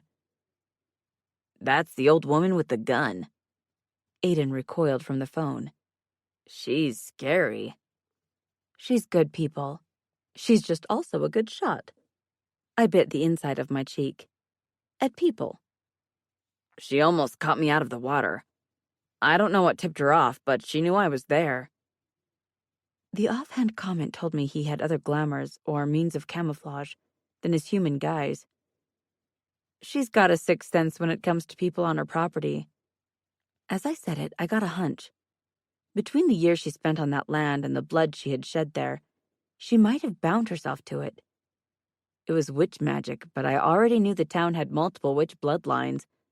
None of them were powerful, as I hadn't wanted a challenge on my hands. Most of them had more human in them than witch these days, but that didn't mean there weren't the odd outliers. Arden and Canberra had enough magic to work in my shop, to imbue the proper intent into our products. Mrs. Gleason might be touched with a little bit extra, too. She patrols. He shook his head. Humans are so odd. The behavior was peculiar, but I had chalked it up to the eccentricities allowed to all of us as we age. Maybe, now that I had access to bureau resources again, I ought to dig deeper into the locals' histories. I would love to have an extra hand at the shop. Right now, sick days and vacation days were a luxury. We had to replace Miss Dotha and soon, especially with me taking on a heavier black hat workload. Midnight loomed by the time I parked at the house. Aiden could leave the wards without help, but I had to let him back in. He set off toward the creek with the cage, and I, after making certain I was alone, let magic unspool from my wand toward the truck, cleansing it inside and out of any damning evidence. The rental logo was a familiar one, and I called the national hotline. Hi. I put on my best concerned citizen voice. I found one of your rentals abandoned on my road. I was afraid someone would steal it since the keys were in the ignition, so I drove it up to my house. After answering a barrage of questions, I left the keys on the front seat and lumbered into the house. What's with the truck? Colby dropped from the ceiling onto my head. I saw Aiden with you. The truck was used to bring those killer otters to town, but whoever rented it dumped it in a field. I miss all the fun. She heaved a sigh. I should have gone with you. I patted her head. You had more important things to do. The guild is on break until New Year's. She glided into the kitchen. I'm officially on family time. Excellent. I rubbed my hands together. Christmas movie marathon? I wasn't a huge fan of Christmas movies, but she loved the classics. We had a list to work through for the 12 days of Christmas, but it had kept growing until the month of December was packed with them. Clay said he wants to watch the Santa Claus with us. She glanced at the door. Hey, where is he? As much as I hated being the bearer of bad news, I had to fess up to her. He and Asa left for a case. He left? Her antennae dropped against her back. He didn't say goodbye. He's in Mumford, so not far. Someone turned a Kelpie loose there, so the guys had to leave fast. A Kelpie?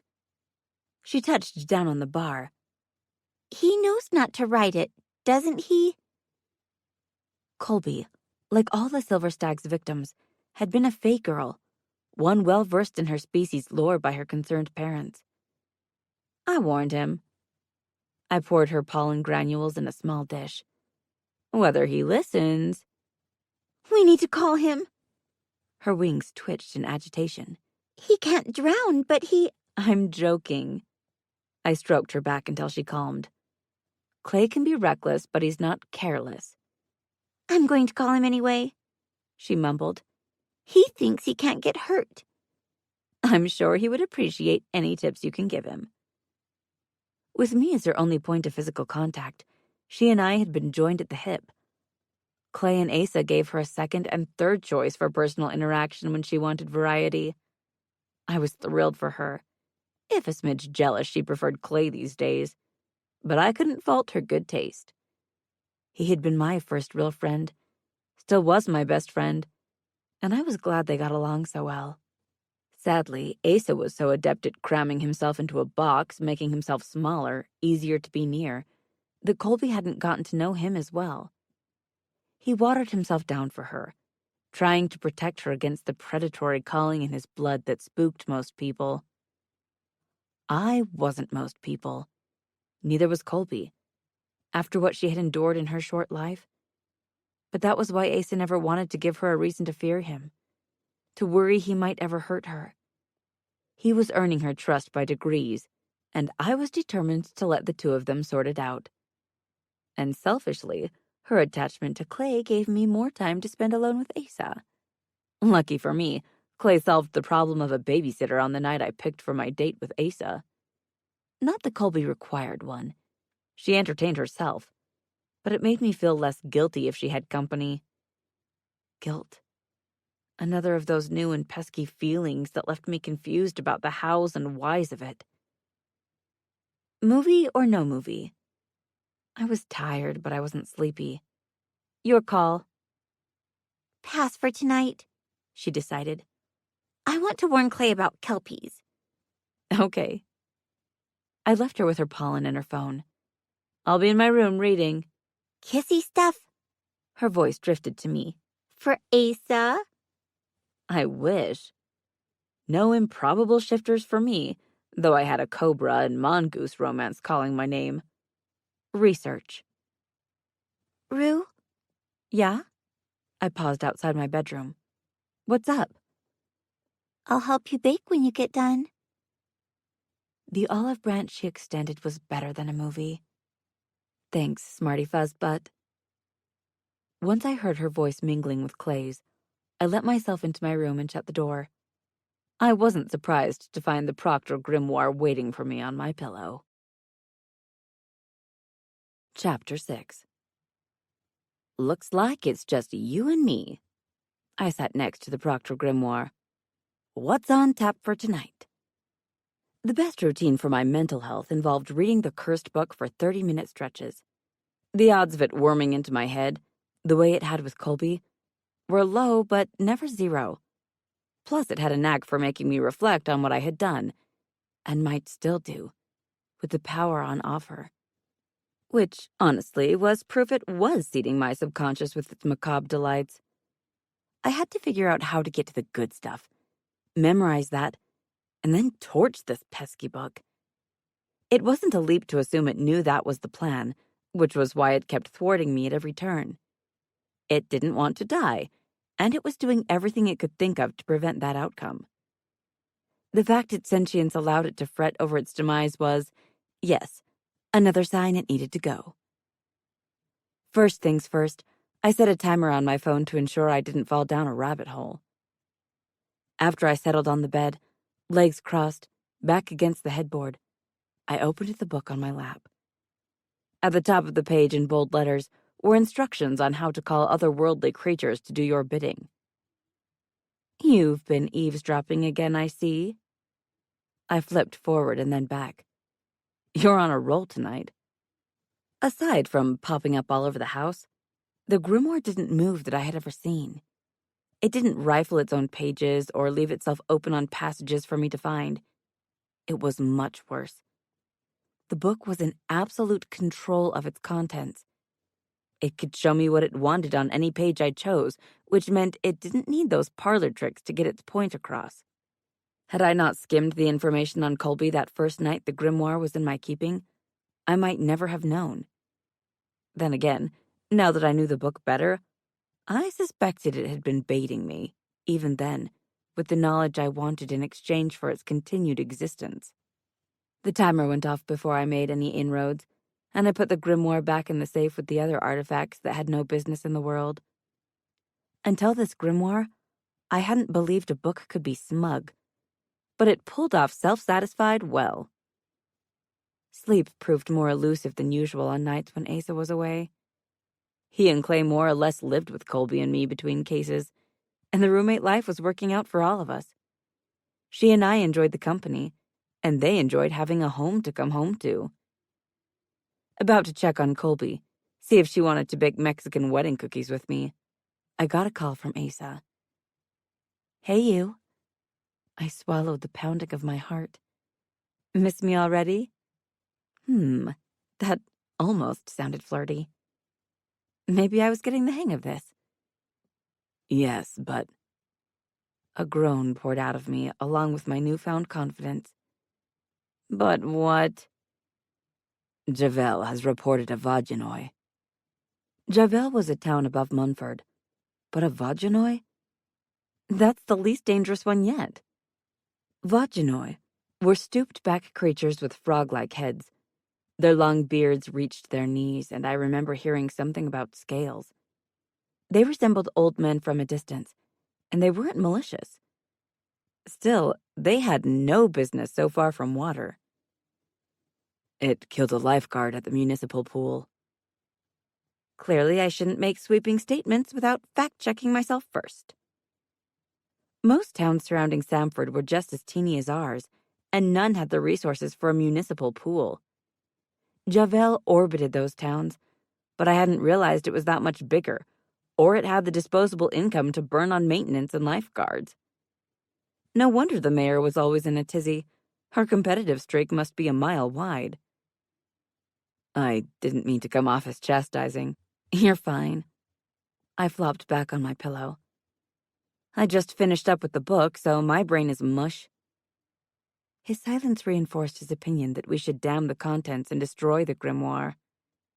I was slowly leaning in that direction, too, but my witch nature made me too curious for my own good. "What are the odds?" I asked into the quiet. "These other locations aren't related to Samford?" As much as I didn't want to hear it, I required confirmation he was thinking what I was thinking. "We have 3 aquatic fey creatures known to kill humans dropped within a 50-mile radius." Do you think an old acquaintance of mine was trying to locate me within a general area? Dump a bunch of monsters and see how long it took me to put in an appearance. That kind of thing? That seems to be the likeliest scenario. It was pure luck they hit Samford first.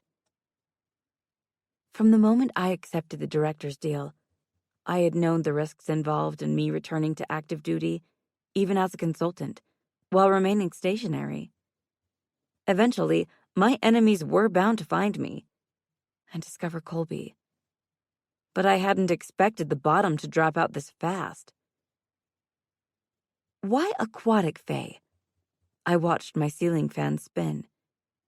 That's not exactly subtle. If we're right, they weren't going for subtle. They chose species who would react with extreme aggression under the right conditions. A fae dependent on water to survive, who wakes up in the middle of a landlocked area, is going to panic and jump straight into survival mode. They'll head for the nearest body of water. I mulled it over. The creek here, the pool in Javel. The Kelpie, He filled me in. was nesting in a water purification plant. That reminds me. I exhaled. Aiden is babysitting the pups in the creek. A friend of his is picking them up in the morning. He's going to drop them in the Everglades. That, He chuckled. is the equivalent of a parent telling a child flushing a goldfish sends it to heaven. Do I want to know what you're trying to tell me, or do I want to plead ignorance? Doverku pup fur is valued for its softness, and their meat for its tenderness. So Aiden hadn't been kidding about the hat thing. Good to know. What is wrong with people? I shot off the bed. I'm going to tear him a new one. Want to listen in? They'll die without their mother, He told me, voice soft. You can't foster them. Other females will eat them. You can't bottle feed them. They can only tolerate the unique secretions of their mother for the first 6 to 8 weeks, and no one in their right mind would attempt to milk a Doverku anyway. The fight drained out of me, and I slumped back onto the bed. Well, that's depressing. I wasn't sure, or I would have mentioned it earlier. I made some calls on the way here to verify. I can't believe Aiden lied to me. I had to set ground rules. That's not acceptable. I wouldn't be too hard on him. Really? I scoffed at his gentle rebuke. This coming from you? He didn't want to upset you with knowledge that won't change anything. I can appreciate that. I'm sure you can. I shut my eyes. Please tell me you don't withhold information for my own good. There are topics of a personal nature I find difficult to discuss, he confessed. but I'm working on it. Does this mean I'm one step closer to receiving a copy of Dating Day for Dummies? His soft laugh went a long way toward melting my anger. Dang it. I had to learn to be tougher on him. I don't make this easy on you, do I? His voice lowered. It's all so new and confusing. Confusing, yes. I latched onto that common ground. I have all these thoughts and feelings. I have all these thoughts too, he rumbled, the sound clenching my abdomen. And urges. What kind of urges? Oh yeah, I was definitely flirting with him. And do they involve your horns? His groan met my ears and curled my toes in my socks. I was playing with fire, and I didn't care if I got a burn or 2 or 50, if it meant I got to hear that low sound of need from him again. This was a different kind of power than what I was used to, but I enjoyed it humming under my skin all the same. Unless you want me at your door at dawn, we need a new topic. A flush spread down my body, and I had to force the mental picture of him in my bed away.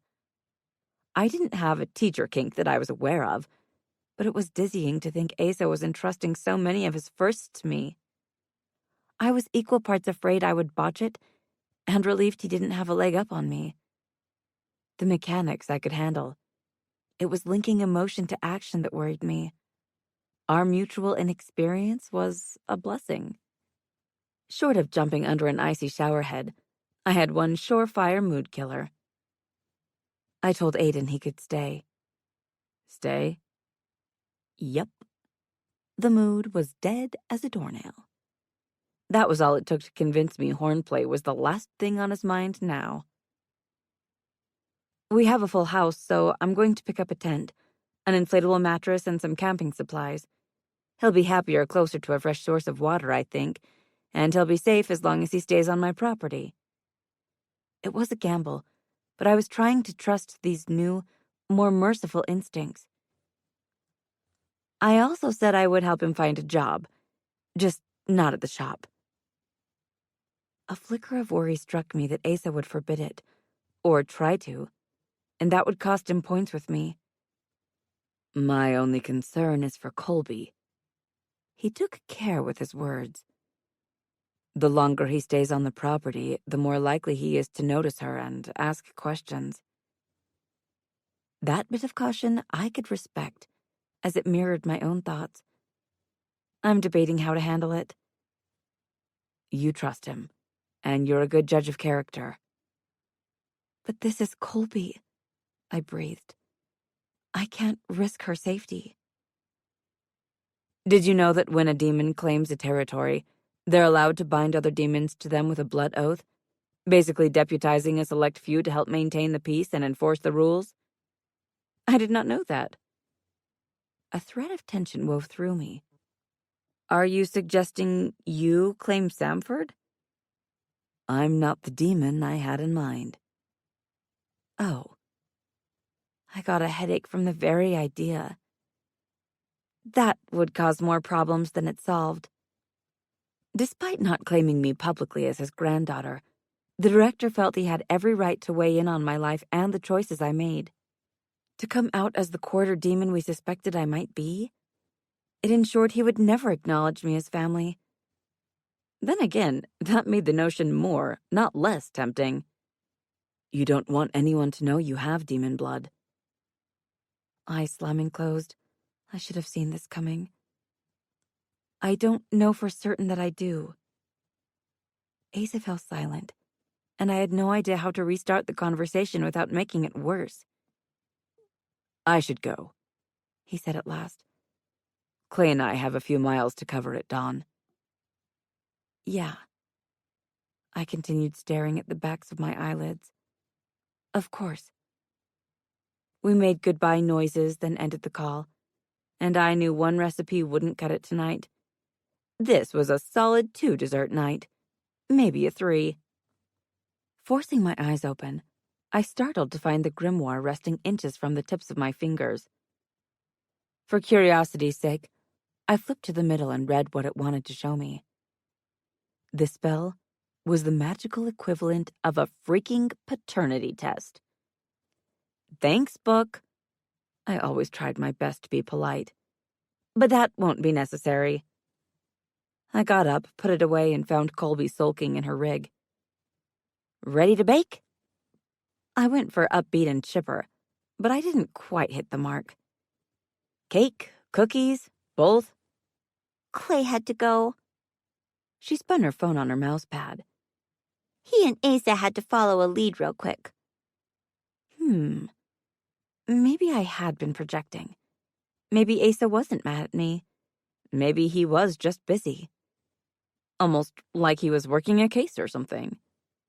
Against my better judgment, I found myself asking, Would you like to meet Aiden? You mean it? She shot in the air. He's a good guy? He seems to be. I caught her in my hands. We have a big decision to make first.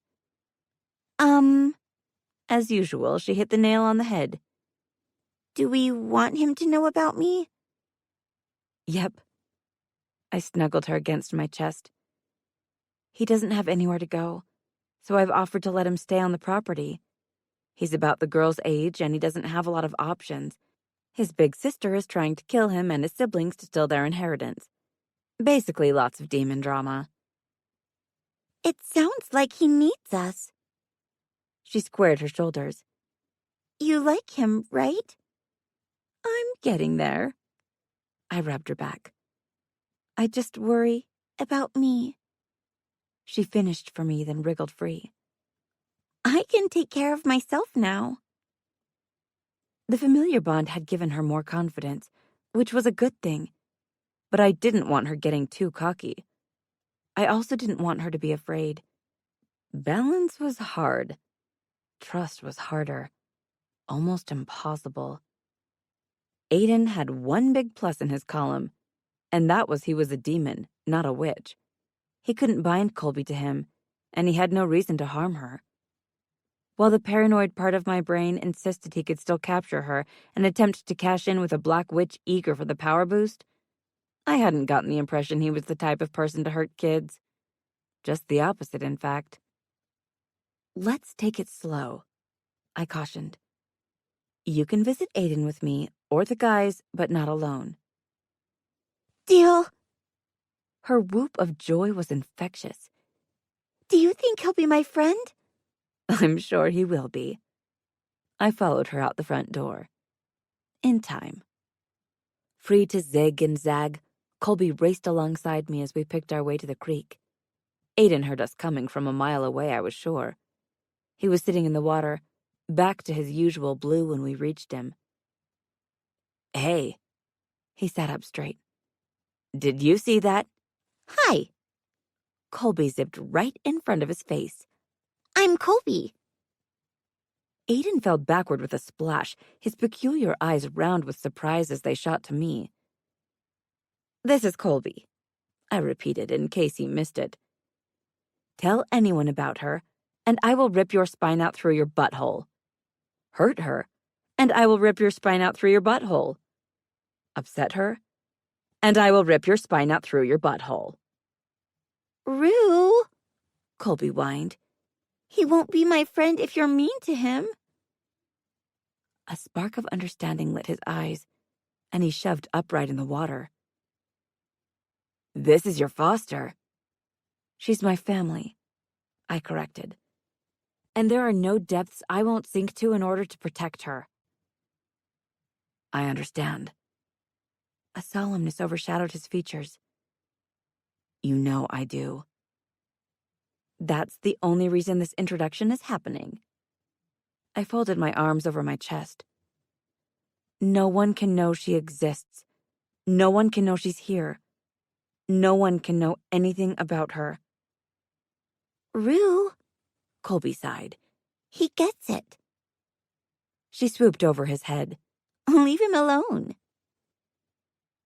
"I have a bunch of little sisters just like you." He held out his palm. "I would do anything to protect them too."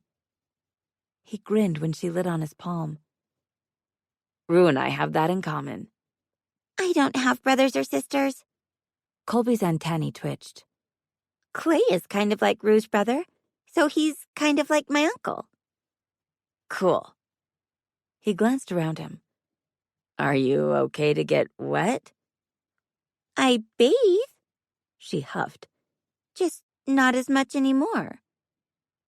"I worried about your wings," he rushed to explain. "Don't moths have powder on them?" They're scales, actually. She flexed her wings. Neat, huh? "Like a fish." He inspected her outstretched pose to her satisfaction. "Very cool." While they chatted, I went to inspect the cage with the pups. They had dogpiled for warmth or comfort, and the gentle flow of water appeared to suit them. I didn't want to breach the topic of their fate in front of Colby, but I made sure to lock gazes with Aiden to let him know I was on to him. Once Colby was chatted out, I scooped her up, said our goodnights, and went in search of sleep. Chapter 7. Everyone who sampled the tea I brewed for the carolers' sore throats wanted their own bag. That became clear when the shop opened the next morning to a line down the sidewalk. The blend of peppermint, anise, licorice root, rose hips, and slippery elm worked wonders without any extra oomph. As much as I wanted to believe our goods were in high demand, Camber told me strep throat had hit local preschoolers hard. Thanks to the rush, I got through the day with minimal curiosity about how Aiden handled the drop. However, I wasn't too busy for my thoughts to keep circling back to my call with Asa. "Do we have another box of that green apple lip balm?" Yanked out of my head, I fumbled for the correct answer. "Yes." Where is it? Camber eyed me with concern. "I have a customer who wants 5. "I'll get it." I squeezed her arm. "Be right back." I ducked into the office, located the box, then rushed to the counter and cut it open with a knife. I love how this smells. a woman told me as she reached in to help herself. So biteable. The comment drew my attention to her, and her identity clicked into place in my mind. I had never met her or seen a photo, not even heard a description. But her eyes were identical to Aiden's. Delma. Whatever magic transformed him, it worked the same on her, betraying family traits. Now that we had a lock on her face, I could ask Clay to rewatch the recording from the night Dasher was murdered to see if she had been in the crowd of onlookers. But I had to survive this first. You look like you've seen a ghost. She smiled, warm and inviting. Or perhaps you've seen my brother. People tell us we look like twins all the time. I heard he was in the area too, but I haven't run into him. Oh. Camber joined us with a bag for the purchases. You mean the guy? She leapt back. Ouch! Sorry. I gripped her shoulder. Hard. The box slipped through my fingers. Right off the counter and directly onto her foot. Accidents happen. It's fine. She hefted it up in her arms. I'll just return these to storage for now. Before Camber could turn, the woman circled the counter. What guy? Playing the part of harried shopgirl, which wasn't hard to do, she frowned. What guy? You mentioned a guy. Did he look like me? Same hair and eyes? I hate to disappoint you, but I was picking up an earlier conversation with Rue. I was answering her, not you. Her smile was all 5-star customer service. We're expecting the cable guy, a new one. Another step eased her into Camber's personal space. What does he look like? Mid-50s, short, mullet haircut. Camber took a pointed step back. Lots of butt crack. Delma's smile thinned and she pulled a card from her purse. Call me if you see my brother. Sure thing. Camber accepted the card. You'll be the first person I dial. For the lip balm. Delma pressed a $100 bill into Camber's hand. Keep the change. After she left, I waved Arden over to man the register and guided Camber to the office. You okay? I held her hands, which had gone clammy. Do you need to go home? I hate this. She sat in my chair and put her head between her knees. I used to be a badass when it came to dealing with the bitchy customers, but now I melt down at every confrontation. I'm a wimp. You're not a wimp. That woman was a bully. No wonder her brother doesn't want her to find him. The brother. Camber lifted her head. That was him, who came to the shop, right? Yeah. I leaned against the doorframe. She's the one who beat him within an inch of his life.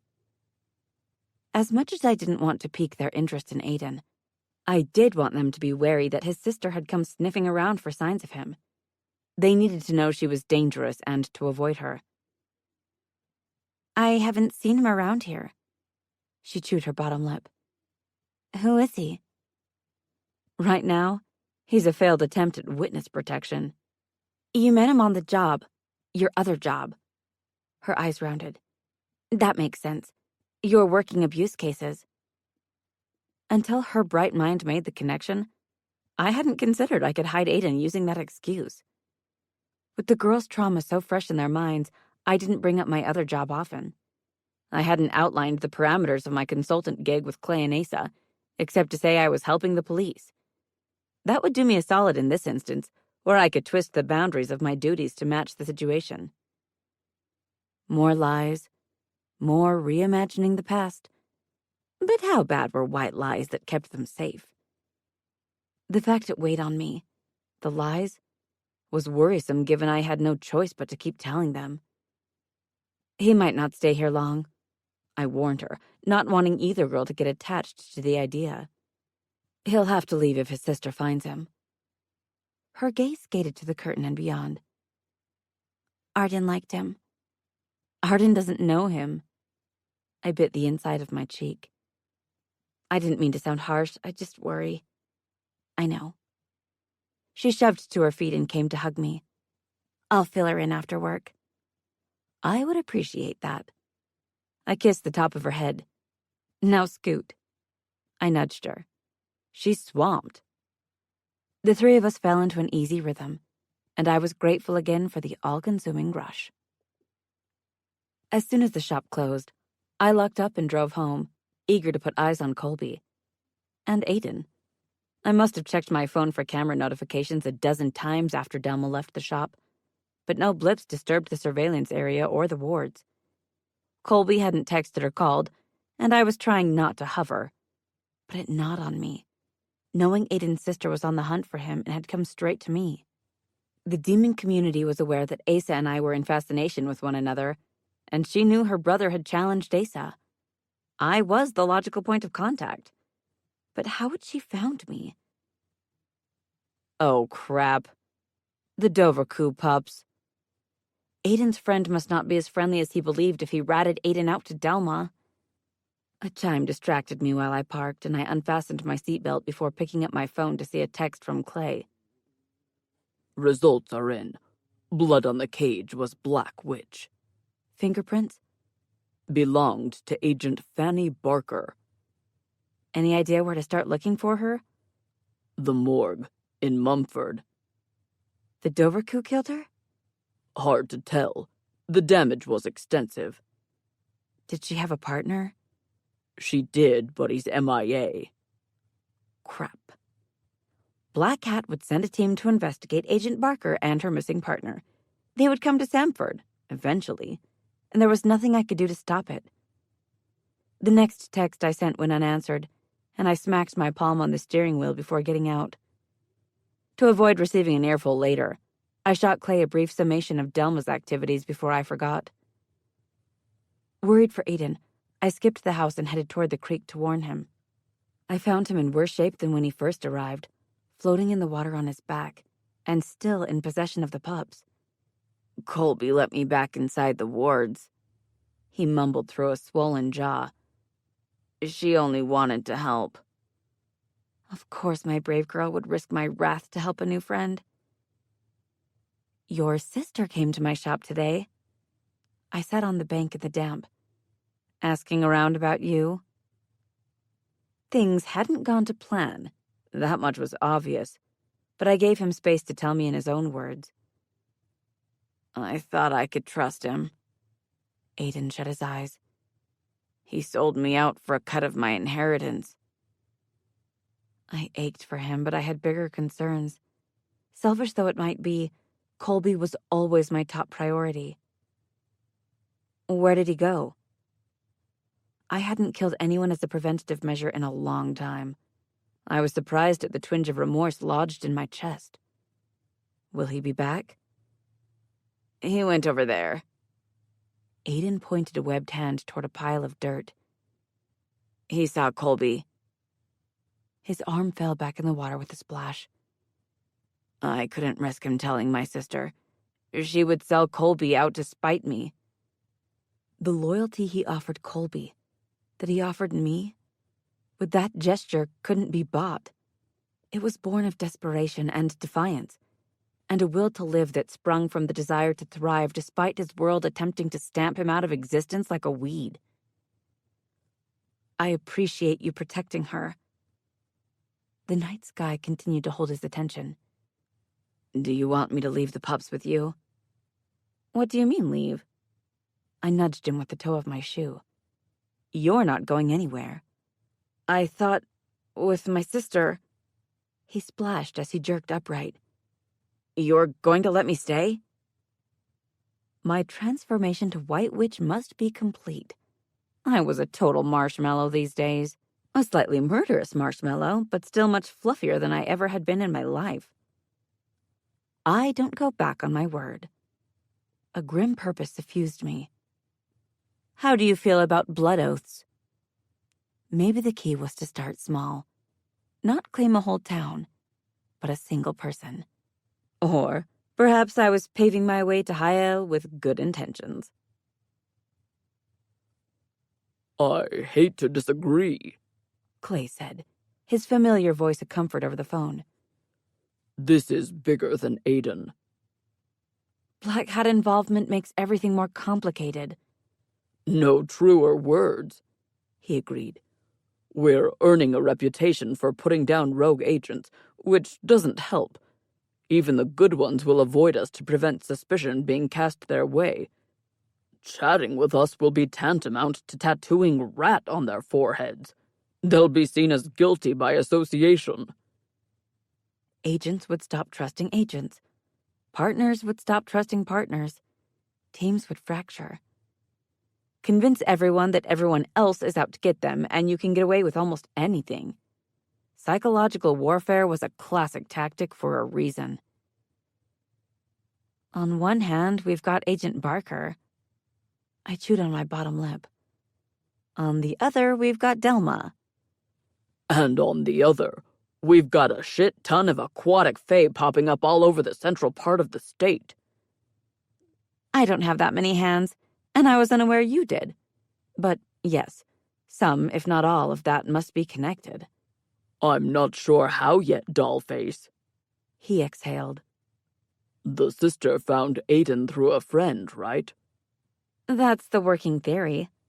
I watched the feed during the time they were scheduled to meet. I blew out a breath. The friend showed up with a truck. Aiden crossed the wards with a cage full of pups, greeted him with a handshake, and the friend took the opportunity to clock him while his hands were full. Aiden went down, the cage hit him in the jaw, and his friend started beating the stuffing out of him. Colby couldn't stomach the fight, so she left the house to let Aiden back inside the wards. I gave him a moment for that to sink in. The friend saw Colby. Aiden killed him, and then he buried the scum in my yard. I can't leave you alone for 5 minutes. Yeah, well, some things never change. I sighed. Anyway, the friend must have held out on Delma. She wasn't waiting for me at the house, so he might not have given her my address. But it's not like I'm hard to find. No one in town would give a stranger directions to my house, but she could find me if she looked hard enough. I switched focus. How are things on your end? The Kelpie was shot, and its body disposed of. He sounded sad about that. Beautiful creature. Shame it eats people. It's not like it chose to come here. He chided me. They're practically an endangered species. What about the others? I turned that over in my head. Are they endangered too? I'm not sure. He made a thoughtful noise. That reminds me. It had a tag in its ear. Like a research tag? A flash of memory hit me. I think the Doverku had one too.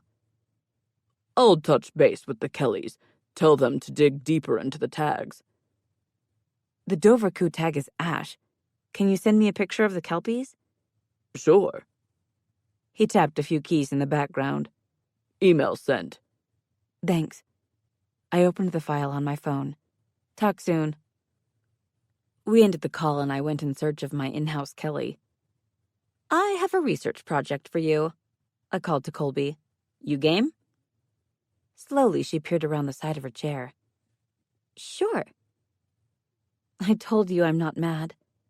I joined her at a rig. You broke the rules, but it was for a good cause. And white witch I might be, but I could still appreciate having one less enemy with my home address. Okay. She kept an eye on me. What's the project? Compile a list of endangered aquatic fae and where you can find them. Nesting sites, hunting grounds. Okay. Her wings fluttered with excitement. Anything else? I'm forwarding a picture of an ear tag on the Kelpie. I think the Doverku had one too. Someone is researching them? There's a slim chance we're dealing with endangered species, so maybe? That sparked an idea. Check exhibits, zoos, preserves. Of the para variety. Private collections, too. That last one is classified, probably. Her expression sobered. Are you sure? Very sure. I patted her head. I'm going to bang my head against the wall. I'll check in when I'm done. That was code for spending my daily allotment of time with the grimoire. Concern tightened her features.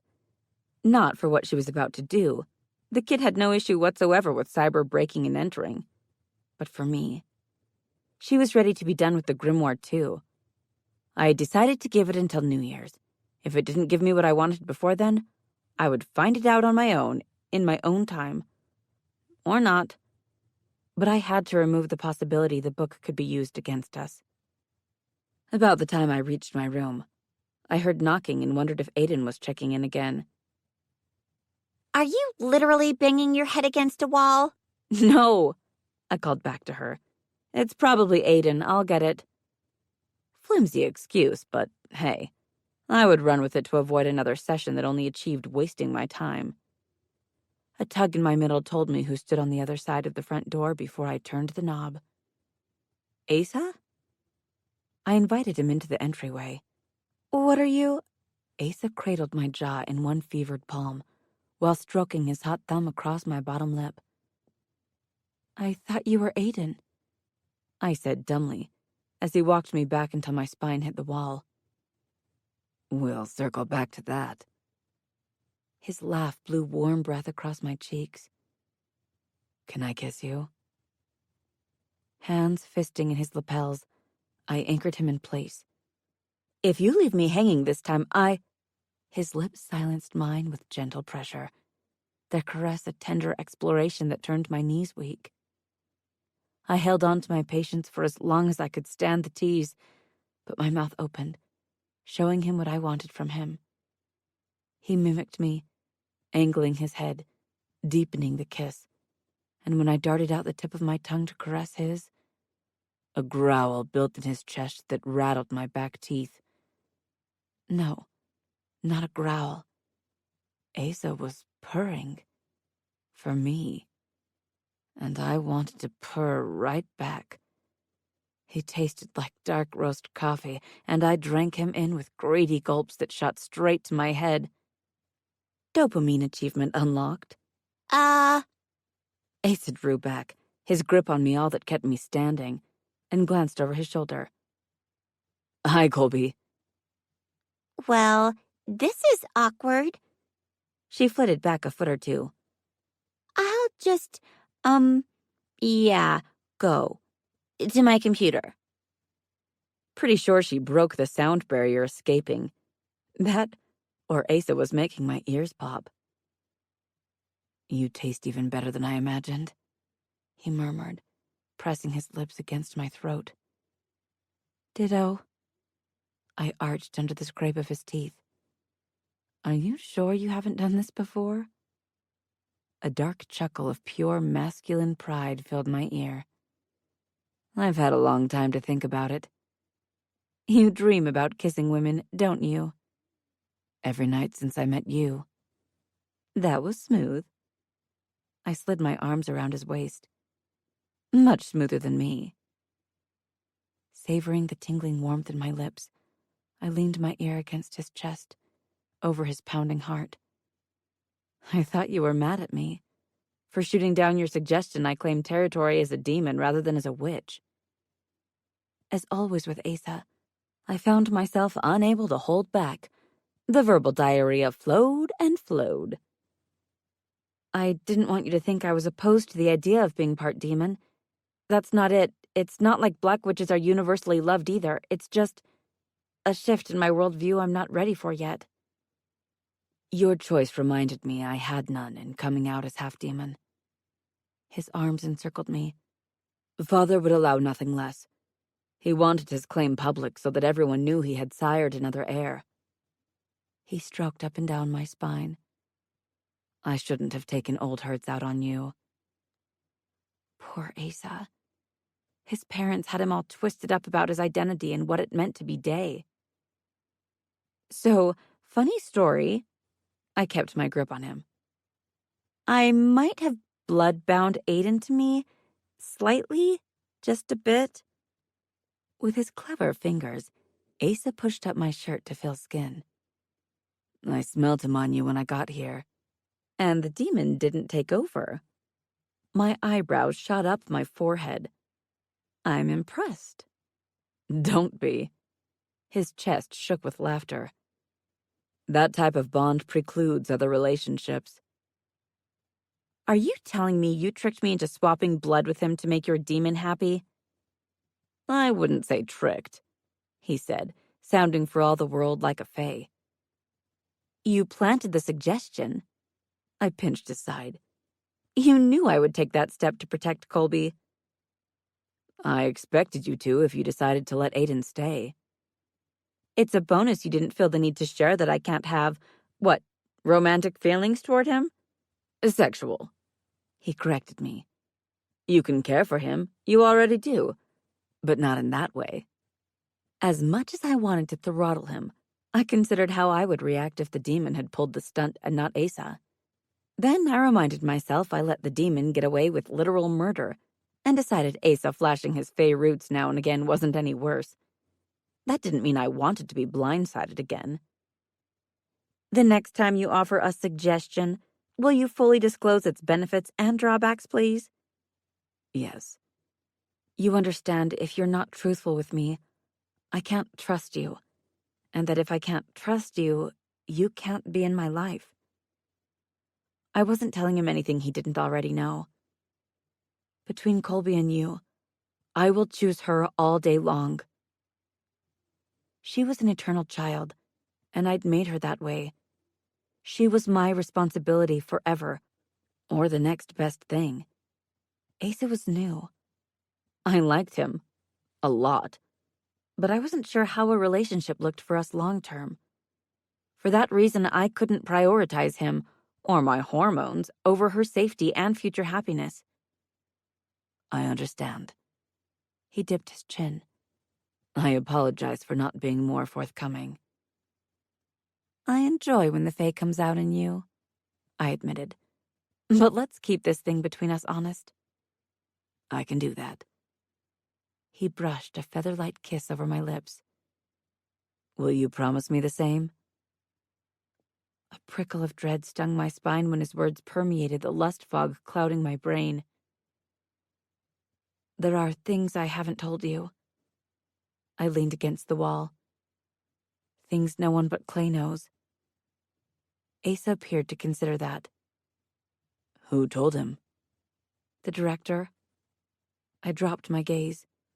He wanted to pair me with a watcher loyal to Black Cat. Loyal to him, more like. But I would be spilling my secrets if I told Asa that much. Orders from higher up the chain of command supersede his free will. He cocked his head. I will accept an imbalance in our relationship. He drew me back into his arms. For now. He buried his face in my neck and breathed me in. As long as you think you can trust me one day. I do trust you. That was what I wanted to say, but I couldn't. Not when I wasn't ready to burden him with my lineage. Or myself. That was likely the real issue. I didn't want to invite the director into my life by talking about him, remembering him. I wanted to erase the past and truly start fresh. Impossible. One day soon, I promised him, knowing I would face the director before all was said and done, and I needed Asa on my side when that day came. Clay, too. You're spoiling me, you know? How so? He shut the door I hadn't noticed we left open. And should I continue? The second you finish a case, you're here. There's nowhere I would rather be. Silver-tongued. Oh, yeah. The man had fey blood, and he knew how to charm. I like it. I burrowed into him. I've never had that. I had priorities, but I'd never been one for anyone else. Rue? Colby called from her rig, far from any potential smooching. I found something. Chapter 8. After straightening our rumpled selves, Asa and I joined Colby. Using 2 of her 4 fuzzy little hands, she shaded the side of her face. Her antennae leaned that way too, creating an impressive wall between her and us. What are you doing? I leaned in front of her screen until she had to look at me. Hi? I wanted to make sure you and Asa were finished swapping spit. She blinked rapidly. My eyes, Rue! They were melting. Swapping spit? Really? I had to watch it with the spit muffin comments before this spun out of hand. They'll grow back. I patted her on the head. Besides, you have two. Let's not be greedy. That's your argument? She dropped her hands. They'll grow back? That I have two? I stick with the classics, as you obviously do too. I shrank onto my haunches. I'm melting. I clawed at my face. Melting. I'll give you to a moment, Asa said as I puddled on the hardwood. I ought to check in with Clay. From the floor, I scowled up at him. You told him you were leaving this time, right? I'll be in my room, he said, teeth digging into his swollen bottom lip. Making my apologies if you need me. Goddess bless, what a mess. Asa couldn't even blame the demon for the slip. He had driven here and arrived fully dressed and ready to ravish me. For better or worse, it was Asa's doing, and I savored a moment of smugness over it. After I packed away my hormones, I got to my feet and leaned over Colby. What did you find? The list of creatures flagged on this case are all endangered, Faye, all aquatic, and they all match descriptions for a para-only sanctuary in northern Florida. She scrolled down. The Devlin Wildlife Center. Florida, with its ample coastlines, saltwater access, and marshes, was a dumping ground for many of the paranormal creatures that outgrew their enclosures, required relocation after eating a pet or person, or simply fit in nowhere else. Not all fey creatures had come to this world from fairy of their own choice, and most of them were stuck here. They had to make the best of it, and we had to ensure they didn't eat every poodle, tabby, or Timmy that made their mouths water. Good work. I made a mental note of the sanctuary's name. Why did you zero in on them? Not the tag. She clicked through a few tabs. The numbers aren't doing anything for me. We might need more than one to make sense of any patterns, but we didn't have that yet. Okay. I leaned over her shoulder. So what tickled your antennae? The reviews on the Devlin website. She pulled up the most recent ones. Notice a theme? Parts of the internet were magicked so that only paranormals had access. Others used specific codes for their otherworldly clientele. This sanctuary was a hotspot from the looks of it. Popular with school tours and researchers hoping to observe these animals in the next best thing to their natural habitat. The argument could be made that you could pop over to Fairy and capture, say, another Kelpie pair to repopulate this world. But that would be a pure Fey animal.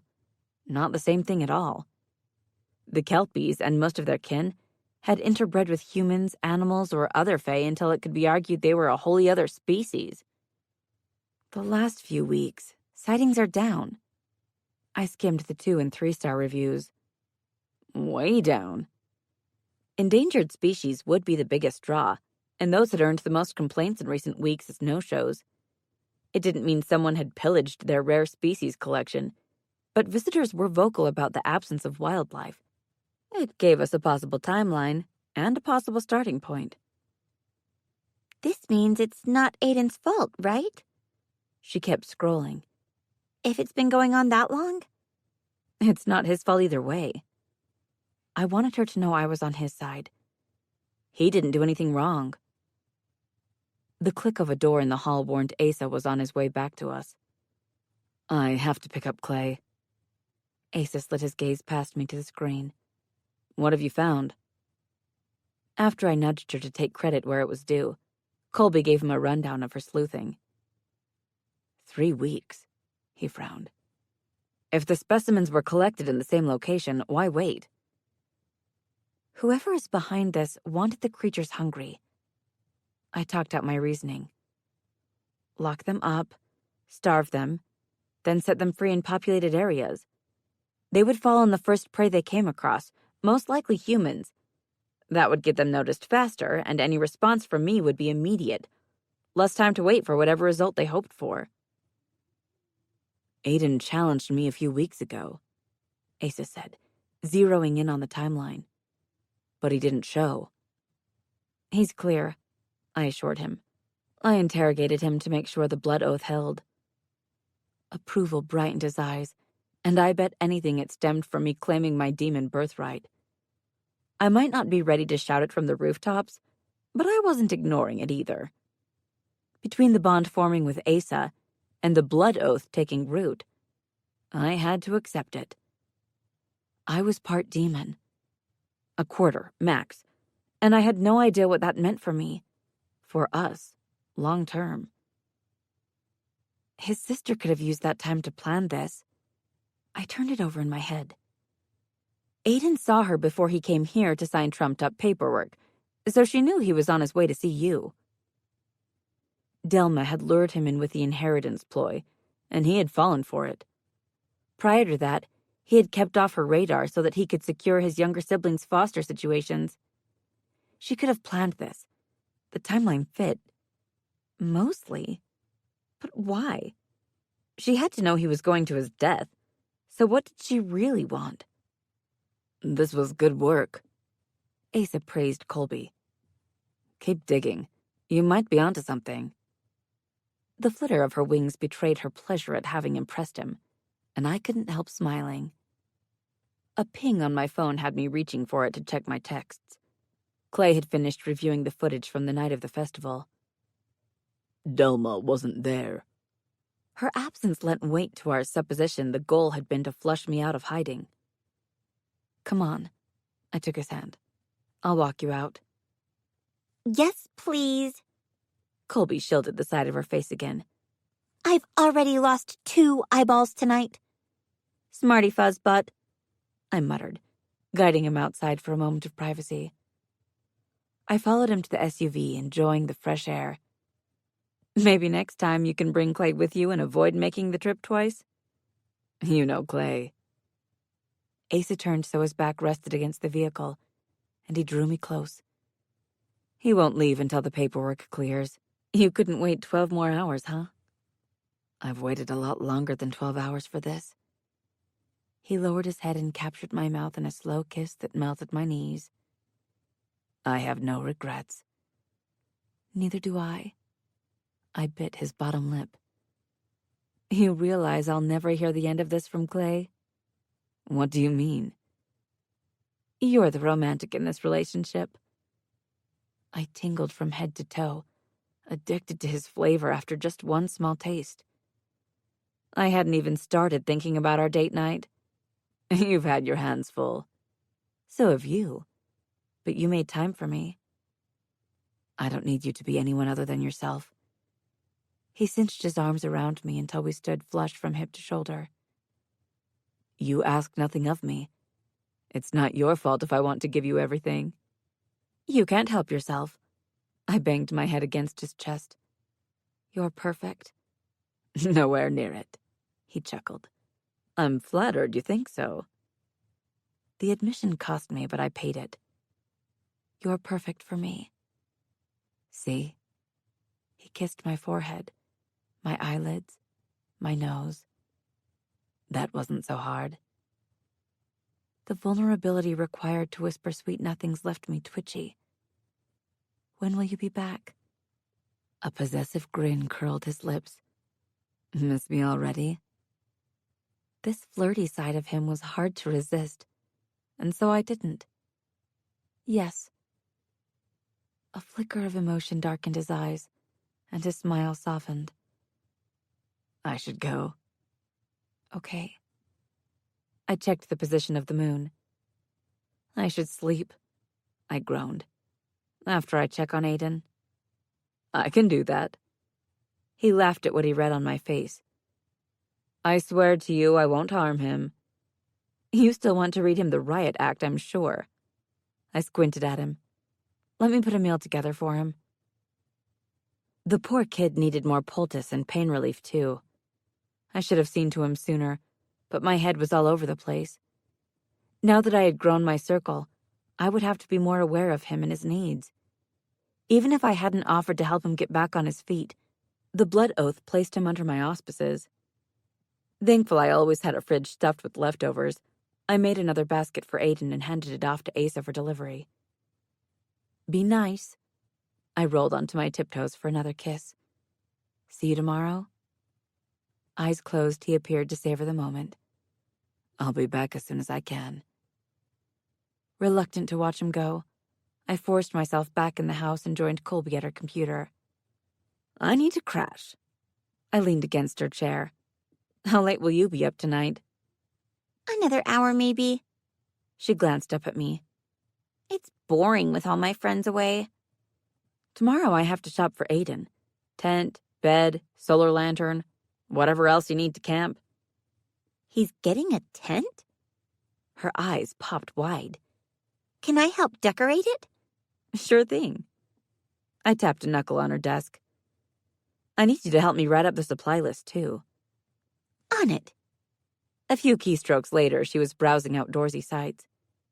This is going to be so cool. There was no doubt in my mind I was leaving her to dream of sleepovers with Aiden in his tent. Something told me I would be pricing kitty tent soon, too, since it fit her woodsy-themed room. Relieved to have an excuse to ignore the grimoire for the night, I climbed in bed and passed out. Chapter 9.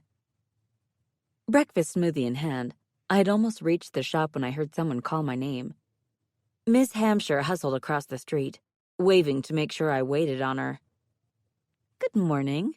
I greeted her with a smile. Does Frank need more tea already?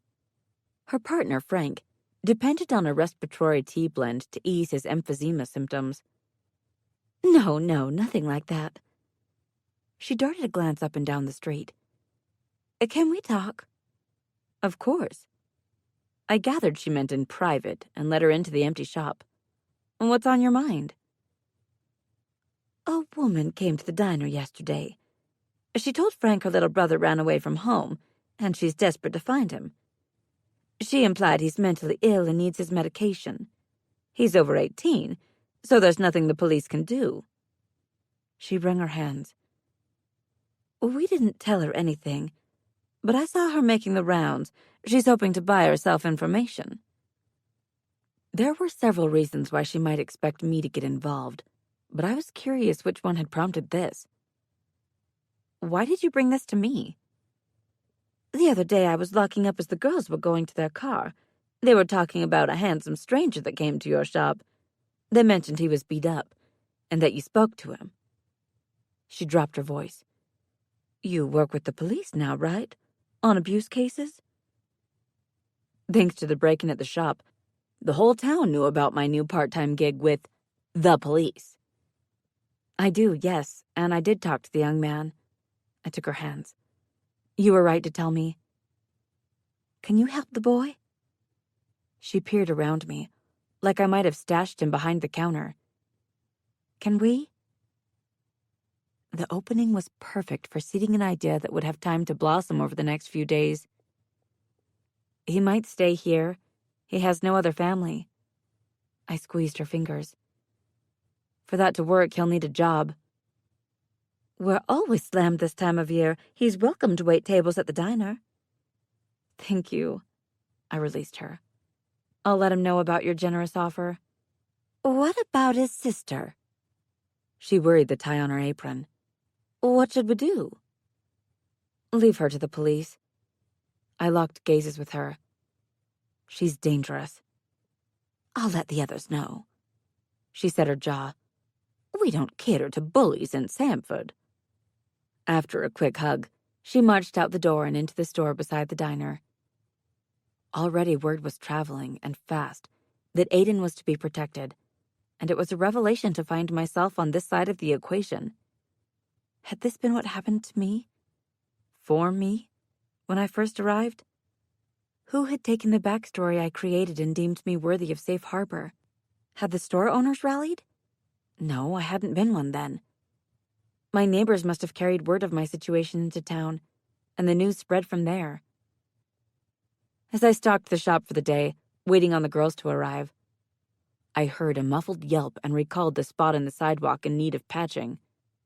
I went up front and popped my head out the door to make sure no one required help, and found Delma pinning Camber to the wall with a hand around her throat. "Release her." I stepped out onto the sidewalk. "Or else I'll call the police." You mean the 2 officers in your pocket? Her smile was feline. They're an hour away. How she knew Clay's and Ace's location I wanted to ask, but it would give her too much satisfaction. With Agent Barker responsible for trucking in the Dover coup, and Delma's appearance in town, I wasn't stretching to reach the conclusion that the rogue Black Hat agents had formed alliances with other factions to aid them with their end goal. The rogues were all Black Witches to date. With Black Witches and demons so reviled, who was going to work with either of those factions except each other? The ankle was wrong for me to pry Delma's hand off Camber, so I swung my fist at the side of Delma's head. It snapped to the side, and her grip loosened. I grabbed for her thumb, yanking back until it broke, and freeing Camber, who stumbled away. Delma snarled, inhuman in her rage, and flew at me. I landed a kick to her gut that knocked her to the concrete in a sprawl. "Get to the shop," I ordered Camber. "Lock the door behind you." She would call Arden, wherever she had gone, and warn her off. The girls looked out for one another. Voices carried from across the street, and I regretted the spectacle I had made of myself. "Leave this town," I warned Delma. "I will kill you if I see you again." We'll see. An ugly smile revealed teeth too sharp to be human as she stood. I'm not afraid of you. "You should be." You sound just like her. "Who?" Friends and neighbors flocked to me as Delma retreated, her otherness no longer keeping them at bay, and I was stuck. I couldn't chase after her without appearing like the aggressor, and our conversation wasn't for human ears. She had planned her exit well. Did that mean she had engineered the confrontation too? Or had she benefited from timing in what constituted the morning rush around here? Delma didn't answer, and if I attempted a citizen's arrest to hold on to her, it would get ugly. As much as it stuck in my craw to do it, I had to let her go. For now. And file her parting shot until I could spare time to make sense of it. Aware Camber was alone in the shop, I thanked everyone for their support and rushed to her. At the door, she greeted me with heaving sobs and shaking limbs as she clung to me. "Are you okay?" I held her tight and rocked her. "She didn't hurt you, did she?" "I'm not scared." She turned her tear-stained face up to me. "I'm pissed off, and you know how it goes." True enough. Camber cried when she got mad. Puffy eyes, runny nose, the whole shebang. She hated it. "Are you sure?" I cupped her cheeks and forced her to hold my stare. "It's okay to be afraid." I'm tired of being scared. She gripped my wrists. I'm not a victim. "No." I let her read my sincerity. "You're not." What you did out there. She squared her shoulders. I want to learn how to do that. That's a conversation. I didn't say no, not when it might empower her, but I had to ask. "Where's Arden?" She ducked into the diner to wait it out. Her lips quirked. She's not happy about it, but she did it. This bold streak in Arden worried me, but we all coped in different ways, and Camber had a good idea. I never learned a fighting style. I was taught how to fight. Dirty. Takedown moves, submission holds, that kind of thing. Not that I could tell her, but Clay was responsible for most of those skills. The director confined my education to magic. I was meant to be a well-rounded black witch, not a well-rounded person. What do you say we pick her up and play hooky for the day? No. Camber ditched me for the register. That woman, she doesn't get to win. Tears pricked the backs of my eyelids. "I'm so proud of you." Maybe walk Arden over? She attempted a smile. You're a total badass. You can be our bodyguard. I'm happy to do it.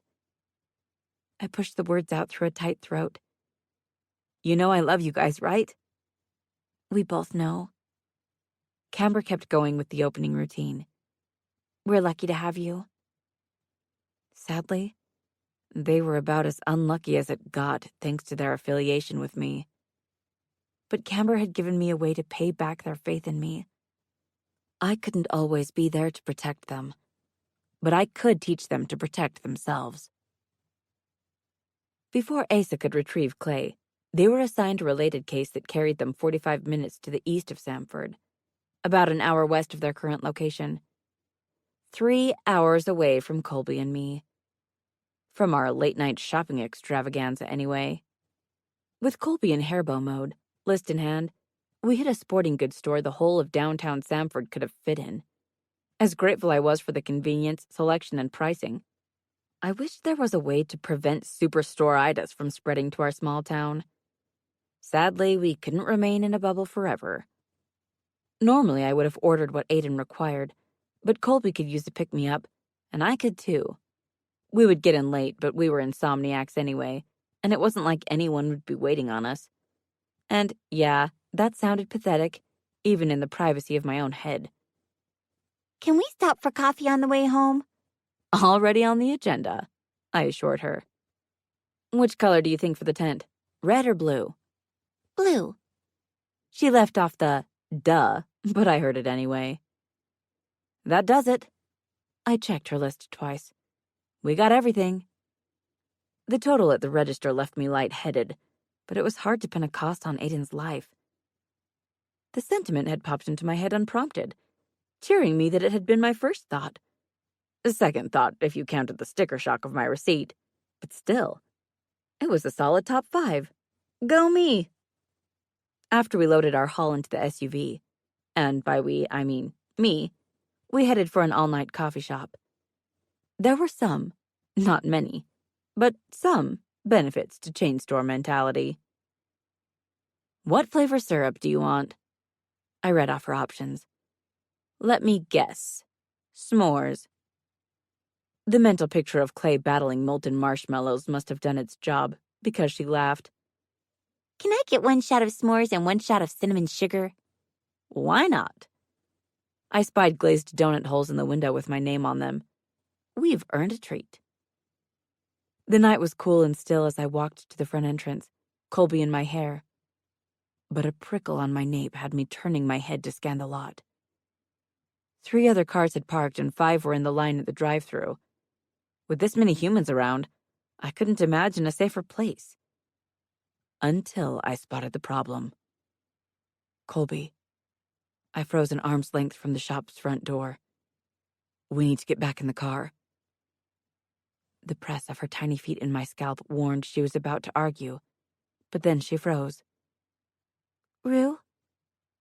With her riding on my head and me facing the creature, it was no surprise she spotted him so quickly. It's a Naga. I pitched my voice low. The older ones have human-level intelligence. What about the young ones? They're half man, half snake. All instinct and no vocabulary. That's a big snake. That's what she said. Had Clay been here, he would have been unable to resist cracking the joke. But we were on our own. Its skin pattern reminds me of a water moccasin. That would fit the aquatic theme. Do you remember if they were listed as residents of the sanctuary?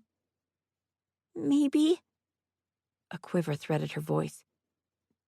There were so many, I might have forgotten. It's fine. I kept my pace nice and slow. We'll check when we get home. We reached the car, and I slid in and shut the door. Colby flitted from my hair onto the passenger seat. What do we do? She worried her hands. The Naga will eat people if they get too close to it. They were carnivorous, and if it hadn't fed in weeks, it would be looking for an easy meal. We're going to lure it away. I pulled out my phone. I need to let Clay and Asa know.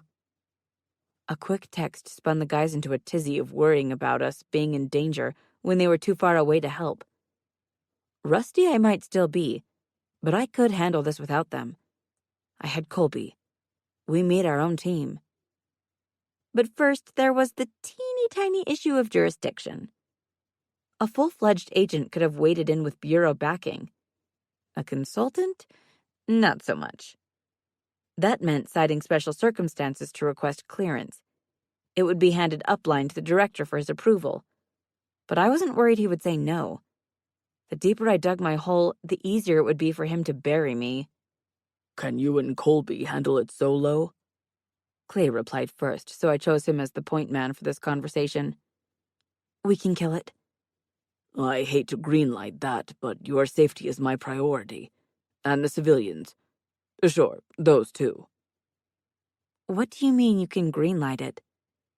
Asa is filing the paperwork to bring you on board as we speak. A shiver of foreboding trickled down my spine, but it saved me from interacting with the director myself.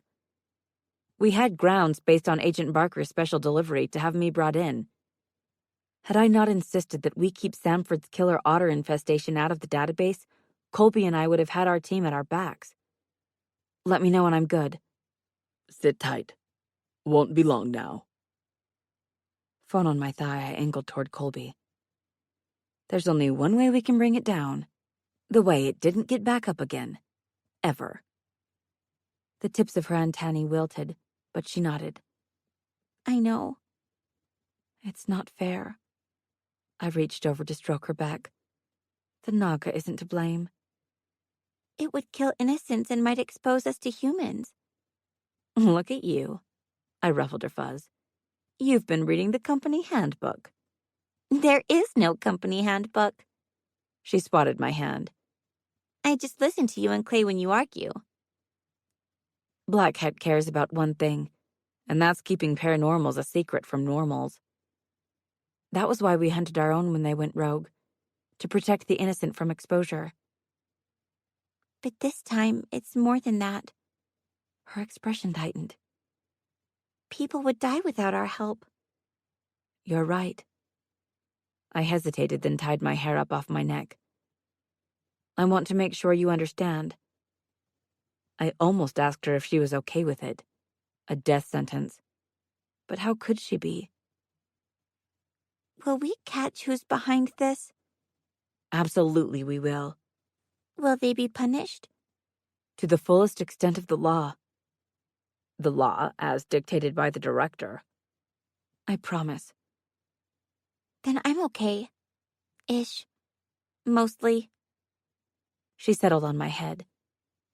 So, we lure it away, you zap it, and we go home? That's the plan. I lifted my phone when the screen lit with permission. We're clear to engage. The text that came after the all clear didn't come as much of a surprise. Found Barker's partner. Guy named Reams. Died from a hoof to the skull. Hippocampus style. Thanks for the update. As much as I would have loved to ask more questions, I had to track the Naga before it slithered away. Secret agent mode. She nodded her tiny hands in my hair. Activate. This was the first I was hearing of secret agent mode, but I could guess where she got the idea. Clay.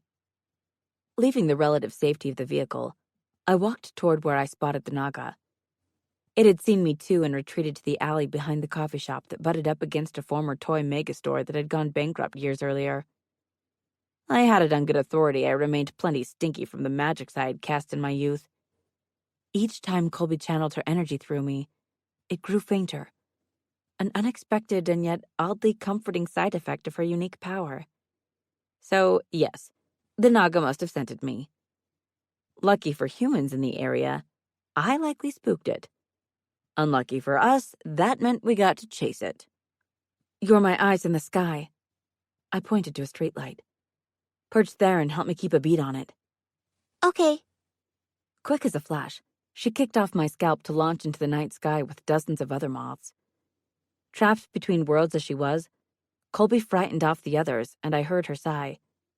We learned early on that she couldn't have mothy friends. Pets? Fly buddies? Whatever their disparate sizes would have made them.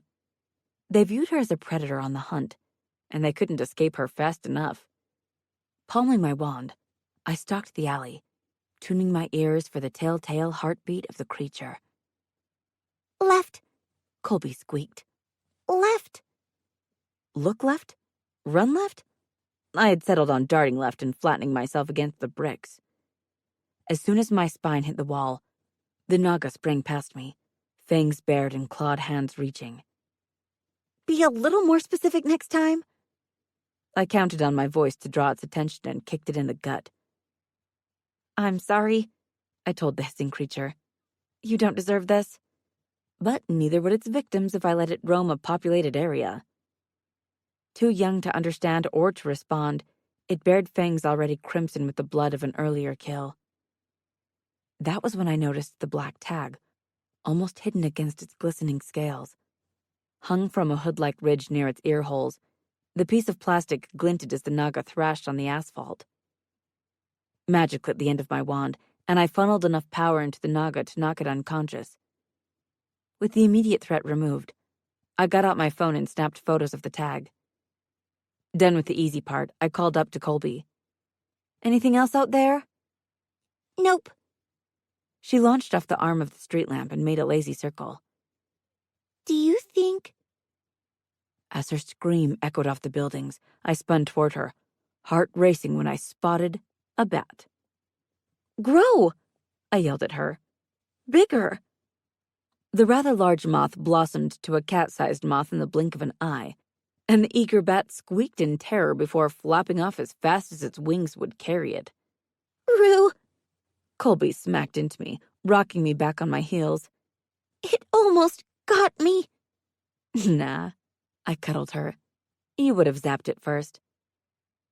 We were working on non-lethal protective measures for her, in case the next thing that grabbed her was human or human-esque. The instinct to incinerate what frightened her was strong, made stronger by the grimoire that still eased into her head to whisper bright ideas on occasion. That was one leak I had just about plugged. Otherwise, it would already be ash. I couldn't afford to let it worm its way into Colby's head. Not only was she a power, now that she was my familiar, but she was a good kid who didn't deserve bad thoughts planted in her head when the Silver Stag made sure she had enough of those to last a lifetime.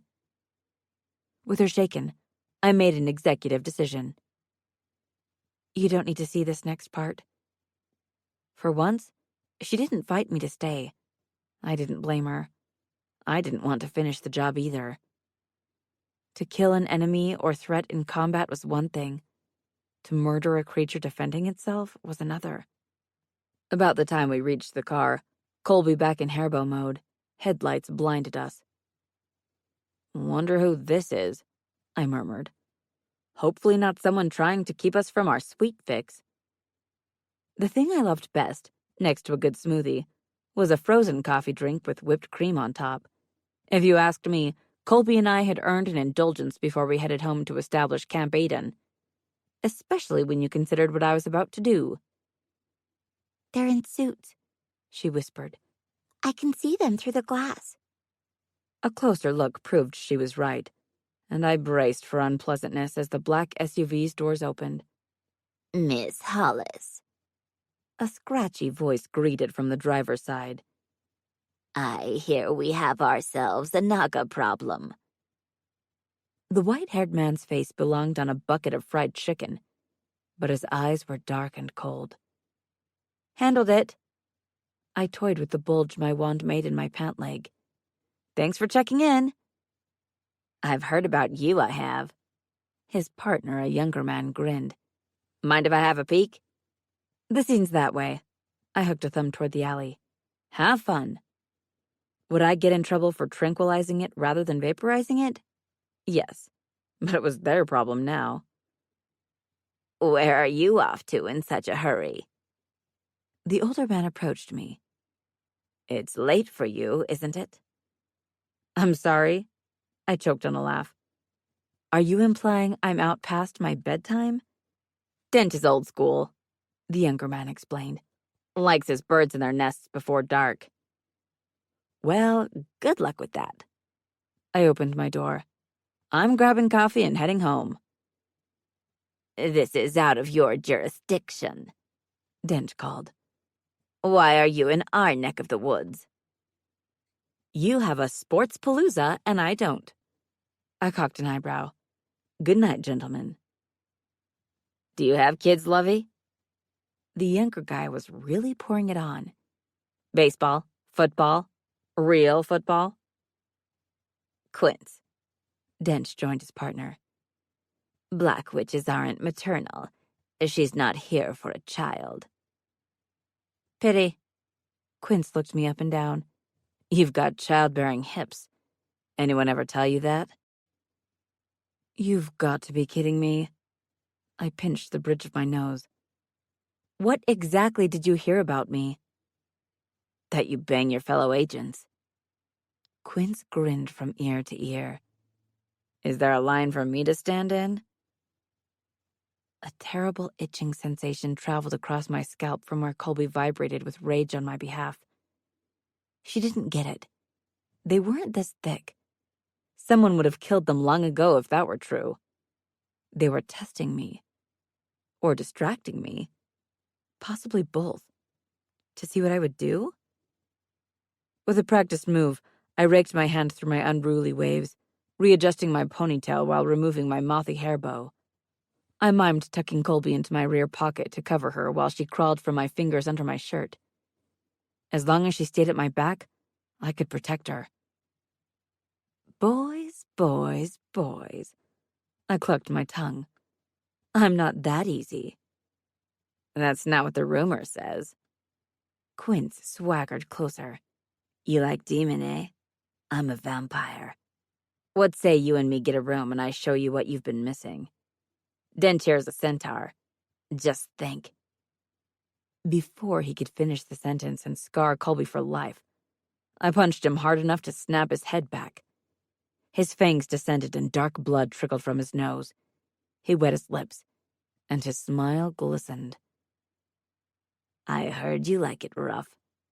He brought up his hands. Me too. He swung for my head and I ducked, but he didn't pull his punch so much as he turned it into a grab. For my hair. He got a fistful and yanked, but his fingers caught my scrunchie and slid out without purchase. Blood spurted, splashing hot on my face, and I stumbled back, blinded by the spray. Rue! Colby yanked on my hem. His hand! Using the tail of my shirt, I wiped my eyes clean. The scene before us flashed me back to the hotel Colby and I had burned to the ground outside of Chattanooga. Until that night, I had never seen a hand just vanish, and I hadn't caught it this time either. There was simply Quince, spinning in a circle and shouting, his stubby arm held over his head, spouting like he was a freaking water feature. And then there was his hand, on the pavement. This has been fun. I backed into the SUV. Let's not do this again sometime. I got in, cranked the engine, and spun out onto the road. This is so gross. Colby fluttered to the passenger seat. So gross. Before I could wiggle my phone out of my pocket to call Asa, I heard it ring, and struggled harder to reach it. I set the speaker icon, then dropped it in the seat with Colby to avoid getting my phone even grimier. What happened? The demand ought to have set my teeth on edge, but I was too relieved by the lifeline. You tell me. There was a growl pumped through him. I can't describe the sensation. What are the odds your hand-chopper-offer demon is now following me too? None. He didn't pause to think about it. However, you might have been assigned your own. This is insane, I shuddered. A vampire just hosed me with blood. He touched you. The rumble in his voice deepened. Where? He grabbed my hair in a fight. I shook out my tangles. Father is excited about the prospect of a daughter-in-law, but this is overstepping. I'll talk to him. Daughter-in-law? I had trouble unsticking my tongue from the roof of my mouth. We're not there yet. His rough tone soothed me. We might never be. She's turning blue, Colby tattled. I think she stopped breathing. You told me to be honest, he reminded me. I'm telling you what Father has gotten into his head. That level of interest made me paranoid his father might expect me to pop out kids for him to pit against one another. Or against their father. I wasn't sure if I wanted kids, but I refused to raise pawns. Rue? Colby lit on my thigh. You should pull the car over. Based on the knots twisting my guts into a roller coaster track, I had to agree. Good idea. I flipped on the emergency blinkers and parked on the shoulder of the road. Phew. Feel better? Colby climbed up my elbow. You scared me. I'm sorry. I picked her up and squished her to my chest. It's just a lot to process. Asa? She squeaked as I held her in a bear hug. Why didn't the demon help sooner? My hair, I realized. Asa, why does that lesser demon care about my hair? Yanai. That was what he had called them. Hair is sacred in my culture. Amusement emanated from him. Yours is now protected. Why now? Why tonight? I raked fingers through it. Nothing has changed. Except you bound a demon to you with a blood oath. And Asa had kissed me. Thoroughly. Several times. But I refused to let this taint that memory. Yeah. I yanked until my scalp twinged. Accept that. Father must have viewed it as an acceptance of your heritage. That, or, sticking my tongue down his son's throat. Hey. I glared out the windshield. How would your dad know about that? Aside from the people I trusted most in this world, I hadn't breathed a word of my suspicions that the director had decided to produce an offspring, my father, with a demoness. Even fewer of them knew what I had done to Aiden. I knew they wouldn't have betrayed me, certainly not to Asa's father, so... The hand chopper offer, I sighed. It's spies for your dad. I thought about it. You weren't there when I bound Aiden, so yours wasn't present. Do you think my new best friend was already hanging around? I could send Aiden on you, Asa reminded me. The Yanai must have too. So, when Asa stormed the castle to kiss me senseless, his sidekick figured its master would be interested in knowing my allies and sneaked off to confirm the bond before scuttling off to tattle about its findings. I wasn't thrilled with the reminder his dad always had eyes and ears on us. Just like that, Colby and I got another project added to our not insignificant to-do list. For Asa and me to ever truly have privacy, for reasons, we first had to determine how the Yanai could mimic his magical signature. How else could it be fooling the wards? It ought to be repelled at the gate, stopped as soon as it brushed against my magic, but it sailed through with Asa. Worse was knowing there were now 2 of them, a matched set, practically an infestation. Why is my life so complicated? I thumped my forehead on the steering wheel. Seriously. You started dating, Colby stated matter-of-factly. Clay says men are nothing but trouble, that I should trust him, because he is a man, and he knows what he's talking about. Boys weren't an issue I expected to face when it came to Colby, and I hoped my dating Asa didn't give her any ideas.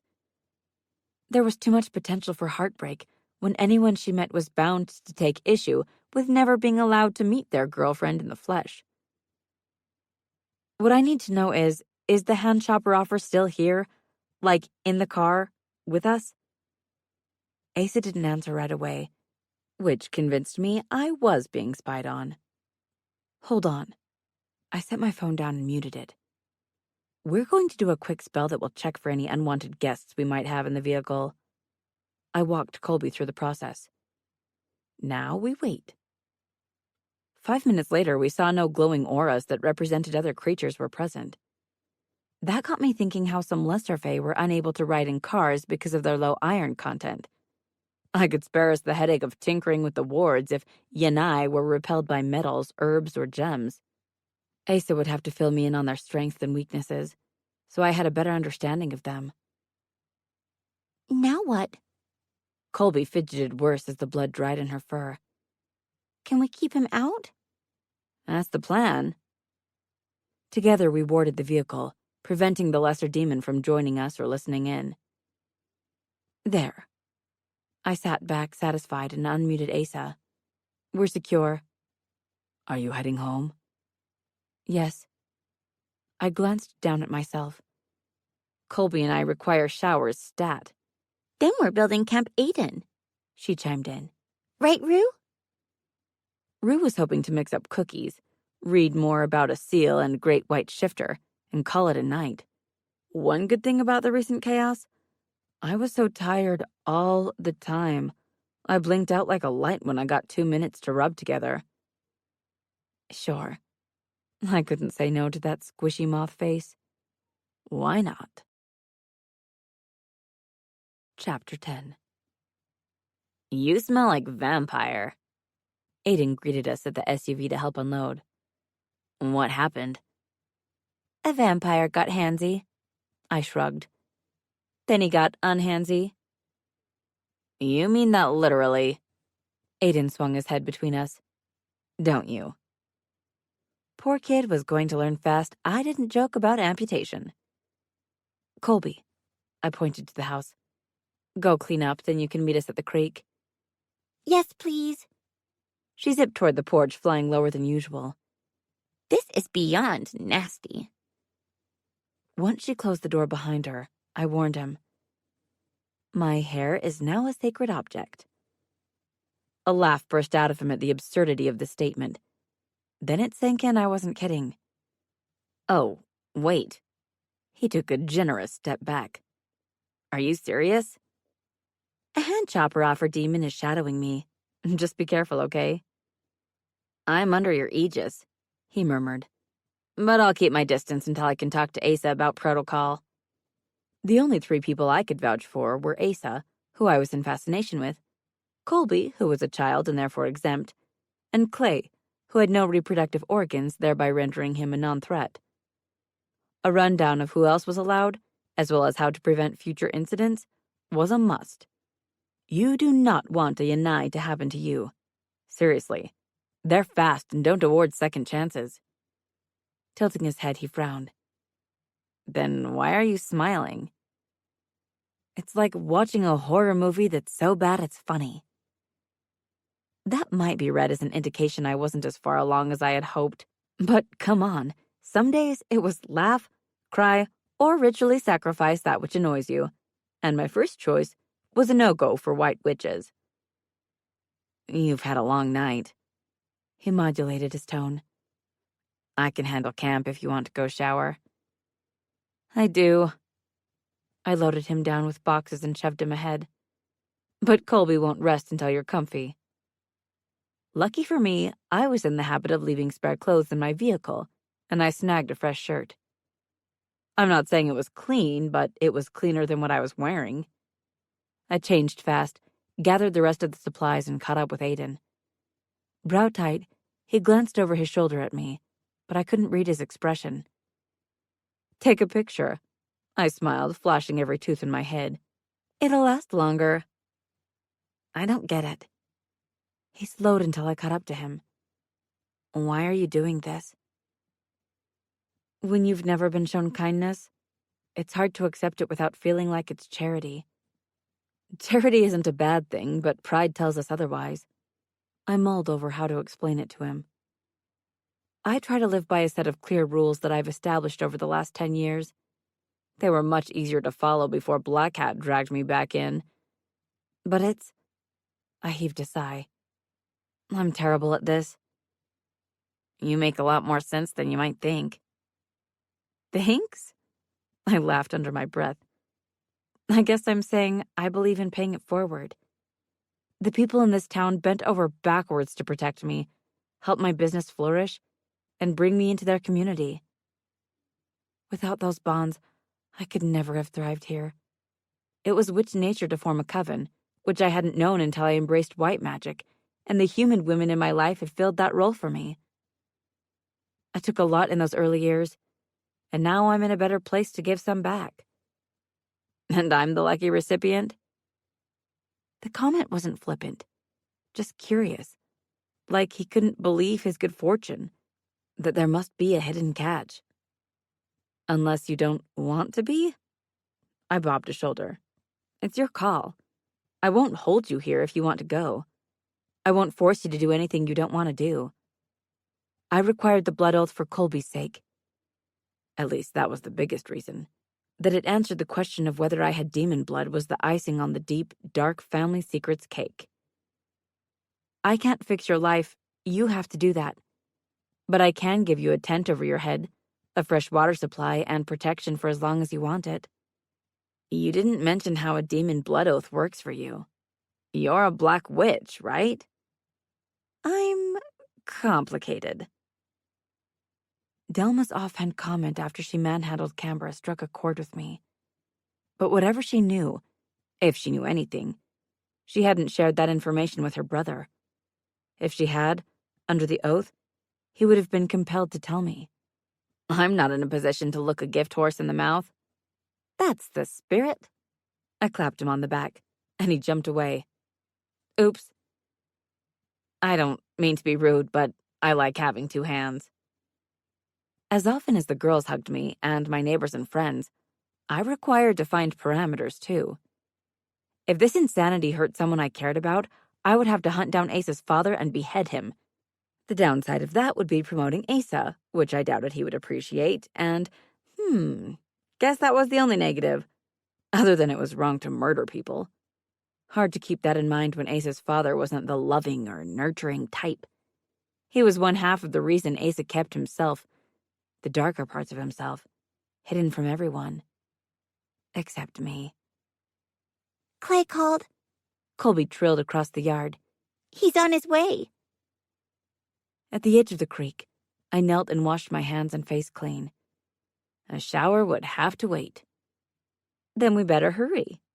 I winked at her. We want to impress him with our manly forest retreat. Heck yeah! She pumped her fist. The lights are going to be amazing. Lights? Aiden flicked a glance at my bags. You bought lights? String lights. Colby did a little dance.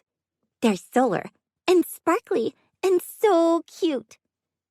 A cringe he couldn't quite hide made me chuckle. Cute is great. Poor Aiden. If his sister wouldn't kill him, he would have run screaming into the night when we broke out the lawn flamingos. He was a good sport about it. And I don't think Colby noticed his thinly veiled horror when she unveiled the solar disco ball she chose to hang from the center of his tent. That hadn't come from the sporting goods store. She ordered it online with express shipping. All in all, I had reined Colby in, mostly by reminding her Aiden was a boy. She only ever saw the girls who shared her love for the intersection where boho met bling. 2 hours later, we had a double-layer, waterproof pop-up tent with a modest covered porch erected. Royal blue, of course. The inflatable mattress with matching blue sheets was ready. A camp stove stood on spindly legs in one corner, and a compact cooler full of snacks and drinks sat beside it. We bought a pair of blue folding chairs for the porch, and a cheap hammock to string between two trees. Colby's idea. She wanted him to match her. Add in the disco ball that would spin tomorrow night after it charged for the day, and the fairy light she strung between the trees, and Aiden was borderline glamping. Okay. I gathered all the trash and empty boxes. That's all the damage we can do for one night. The blood had dried in uncomfortable places and made me itch. It was time for a long, hot shower. Colby flew ahead, eager to touch base with Clay and get his ETA. But I had a date with the trash can. Hey!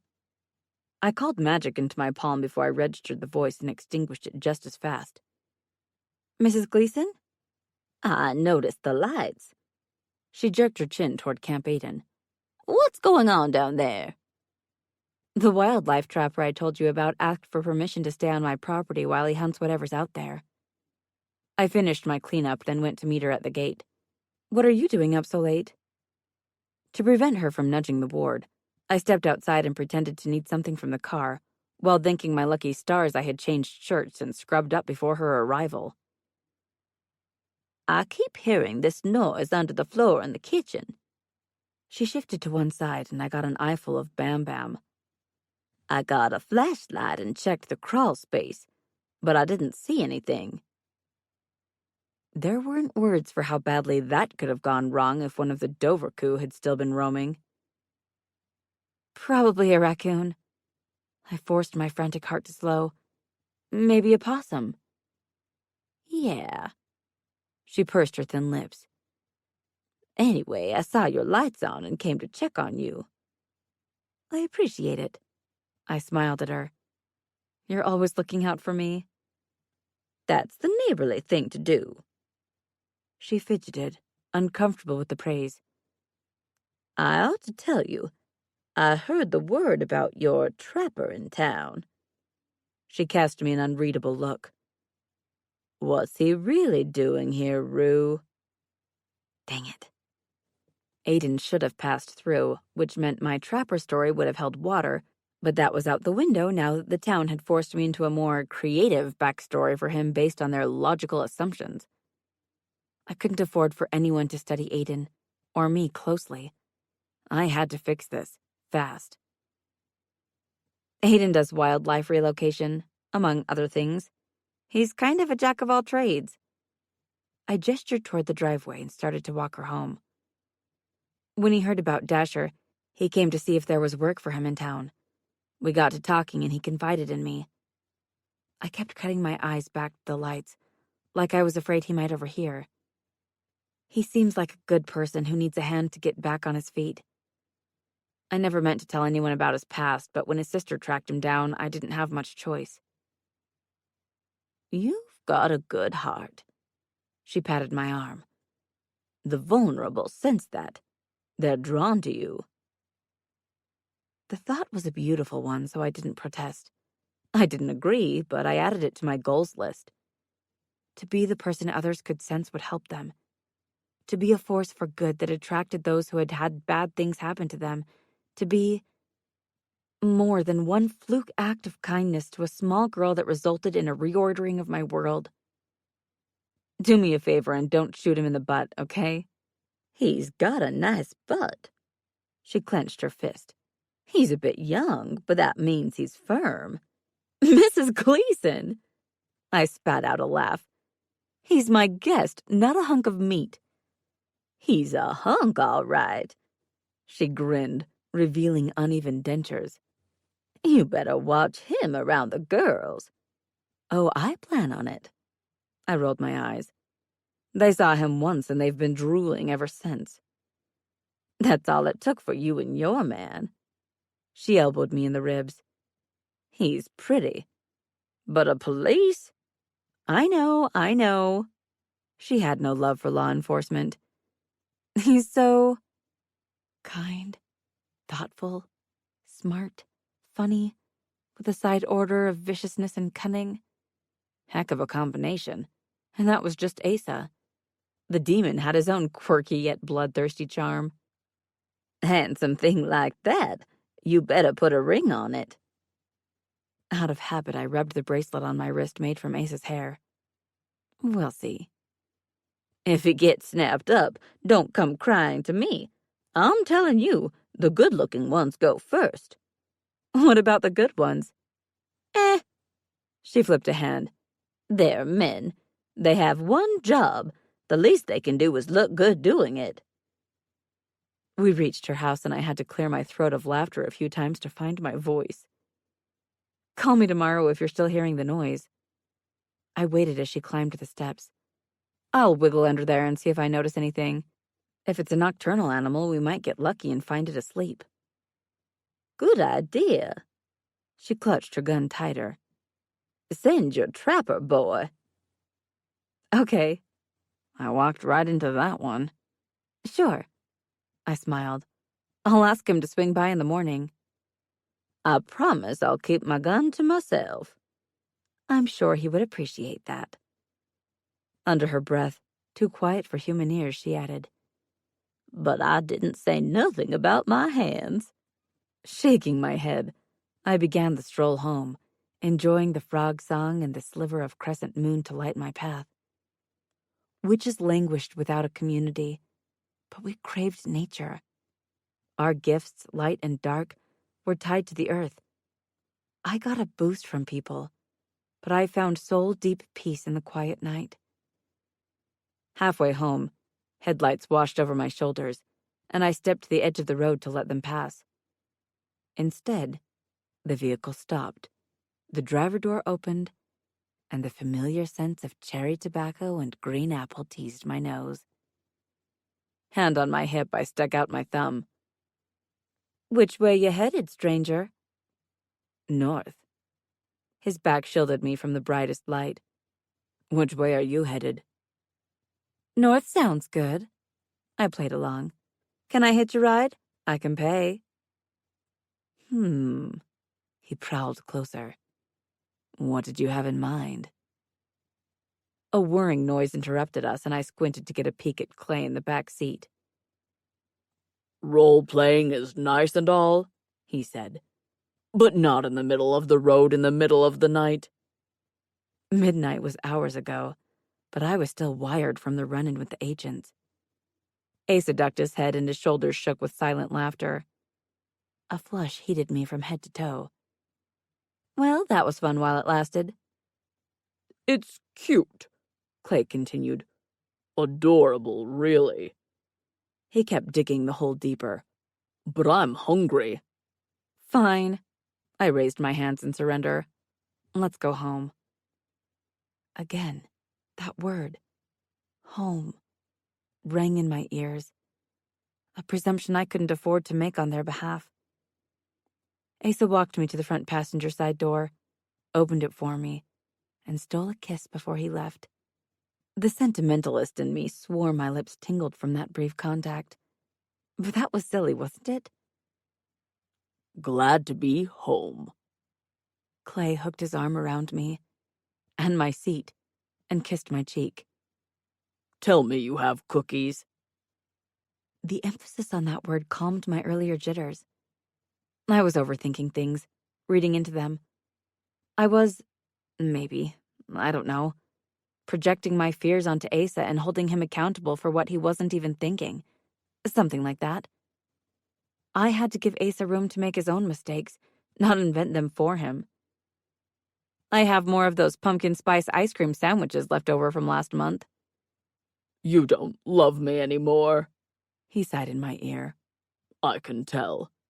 I've been kind of busy, Clay. "If you loved me, you would make time for me." He withdrew. "This is how it always starts." How what always starts? "You fall in love and I'm forgotten." I've never fallen in love or forgotten you. I twisted in my seat. Stop being a drama king. "Forgotten," he moaned. "Unloved." He slumped over on the bench. "Forced to live on pumpkin spice." Asa got in, took one look in the back seat, and shook his head. He's been like this for hours. A giant crybaby? The oven was broken at the coffee shop near our hotel, Asa explained. He hasn't had a single baked good all day. Poor baby. I reached back and patted Clay's leg. I promise you a full breakfast in the morning. Asa cut his eyes toward me. You have work tomorrow, don't you? Yep. I checked the time. In about 3 hours. You don't want to nap? I'm too wired. I slid my hand down one of his braids. I might as well stay awake. A soft purr rumbled in his chest as I toyed with the end of his hair, which reminded me. Aiden wants to talk to you about touching me. Clay shot upright, leaning forward until his nose almost bumped mine. "Do tell." The hair thing, you pervert. I shoved him back. He wants to know the rules. I'll speak with him tomorrow, but the general rule of thumb is what applies to me applies to you too. And when do you plan to talk to your dad and explain that what applies to you only applies to you? I've requested an audience with him. Ace's fingers tightened on the wheel. It could be a few days. Great. Colby greeted us at the door, but her usual enthusiasm was absent, even with Clay's arrival. Everything okay? I coaxed her onto my shoulder. Did something happen while I was gone? I cracked the code on the tags. She leaned against my cheek. They're all registered to the Devlin Wildlife Center. That's good news. I scratched her back. It means the creatures all come from the same place. The sanctuary is... Her antennae rustled. It's funded by a trust. Okay. I leaned back to see her better. What's wrong? The trust was established in the name of Almathea Vonda Winterborn. A metallic taste flooded my mouth, and my ears buzzed with a high-pitched whine. Clay, who grasped the heavy significance of the name, clapped his hands once, snapping our attention to him and buying me time to pick up my jaw off the floor before Asa noticed and started asking questions. Almathea Vonda Winterborn. Mom's maiden name. What did she have to do with this? With any of this? Why hadn't I known? What else didn't I know? Probably enough to fill my own grimoire of family secrets, spells, and speculations. We should go. Clay kept deflecting like a pro. Check it out for ourselves. The link to Mom was one he knew I wouldn't, under the circumstances, couldn't, ignore. I've been looking at flights. Colby slid into the conversation. Hotels, too. If Asa found it odd how quick their plans came together, or the urgency behind them, he gave no sign. Told you so. Clay bumped shoulders with me. She's our own little Kelly. Except I trusted her far more than I had ever trusted either of the Kellys on Black Hat's payroll. What about the shop? I slumped into a chair at the table. I can't dump it on the girls and run. They shouldered so much of the responsibility of running it as it was, and the holiday rush was brutal. Aiden could fill in while you're gone. No. I whipped my head toward Colby. Absolutely not. You need a part-time hire, and Aiden needs a job. She crossed her arms. Why not? He likes Arden, I exhaled. That worries me. If they got serious and he told her the truth, he would drop a nuke on my life in Samford. She was too smart not to make connections between me, my ex, the demon I hired and let live in my yard, and what happened to her in Camber. One day won't be enough for him to make her fall in love, agree to run away and marry him. Clay rubbed his jaw. It's enough for him to get her— Nope. I slapped my hand over his mouth. We're not going there, and neither are they. Colby scrunched up her face, but she didn't connect the dots. For that, I was grateful. I'm going to shower, I announced loudly to clear the room. Then I'll start on dinner. Eager to snack her bestie, Colby lit on Clay's head and guided him to her rig, where he would watch her play, until he caved and brought out his laptop to log into his own account. Then goddess help all who crossed them in the mystic realms. Those two were mercenary. The path to the kitchen was clear when I emerged, scrubbed, brushed, and sporting pajamas. Want some help? Asa hovered in the doorway. Or would you prefer the quiet? The stress of the day, the upcoming trip, the mention of my mom, left me sagging on my bones. I would like a hug. I leaned my hip against the counter. If you have one to spare. In the past, I would have trudged to my room, burrowed under the covers, and read until my eyes hurt. That was how life taught me to cope. Alone. I have an infinite supply. He came to me, wrapped me up tight, and held me. All yours for the asking. Do you think it's safe to leave Aiden with the girls for the day? I muffled the question against his shirt. The distraction of a sparkly new coworker might work in my favor, but is it too risky? You're worried his sister will circle back? Yes. Aiden is a good fighter. He's strong, tough, and resourceful. He's built his sister up in his mind as this unstoppable force, but she hasn't been that since he was a small child. His hand stroked up my back. He allowed her to rule him through fear for his siblings. His siblings are safe now. There are no chains holding him except the ones on his mind. I'll call Camber. His speech sparked an idea. I'll ask her to pick him up and let them carpool. Smart. Asa pulled back. You're giving him a mission. New innocents in need of his protection. Do you think it will work? Now that he's bloodbound? Asa didn't hesitate. He would tear his sister in half if she hurt them. But I got the sense there was more. What aren't you telling me? He might sacrifice himself to get the girls away from her. I don't think we have to worry about that. I allowed myself a laugh. He might try it. It's a very Aiden thing to do. But the girls are worse about adopting people than me. Heck, they had adopted me. They won't let him go without a fight. He'll have to leave with them or fight beside them, and I know which option he'll choose. It sounds like you've made up your mind. Yeah, I blew out a sigh. I'll give him a trial run in the shop.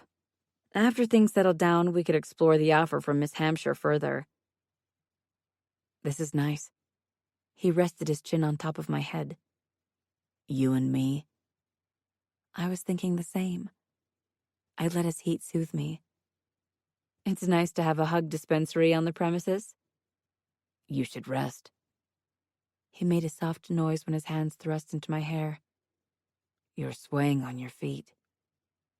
You like it. I smothered my amusement as his grip tightened. The hair thing. I would be lying if I claimed I don't enjoy knowing there are repercussions for others touching you. I would prefer repercussions for, say, attempting to murder me. The hair thing is just odd to me. I tugged on the end of one braid. Except in your case. I rubbed the silky length through my fingers.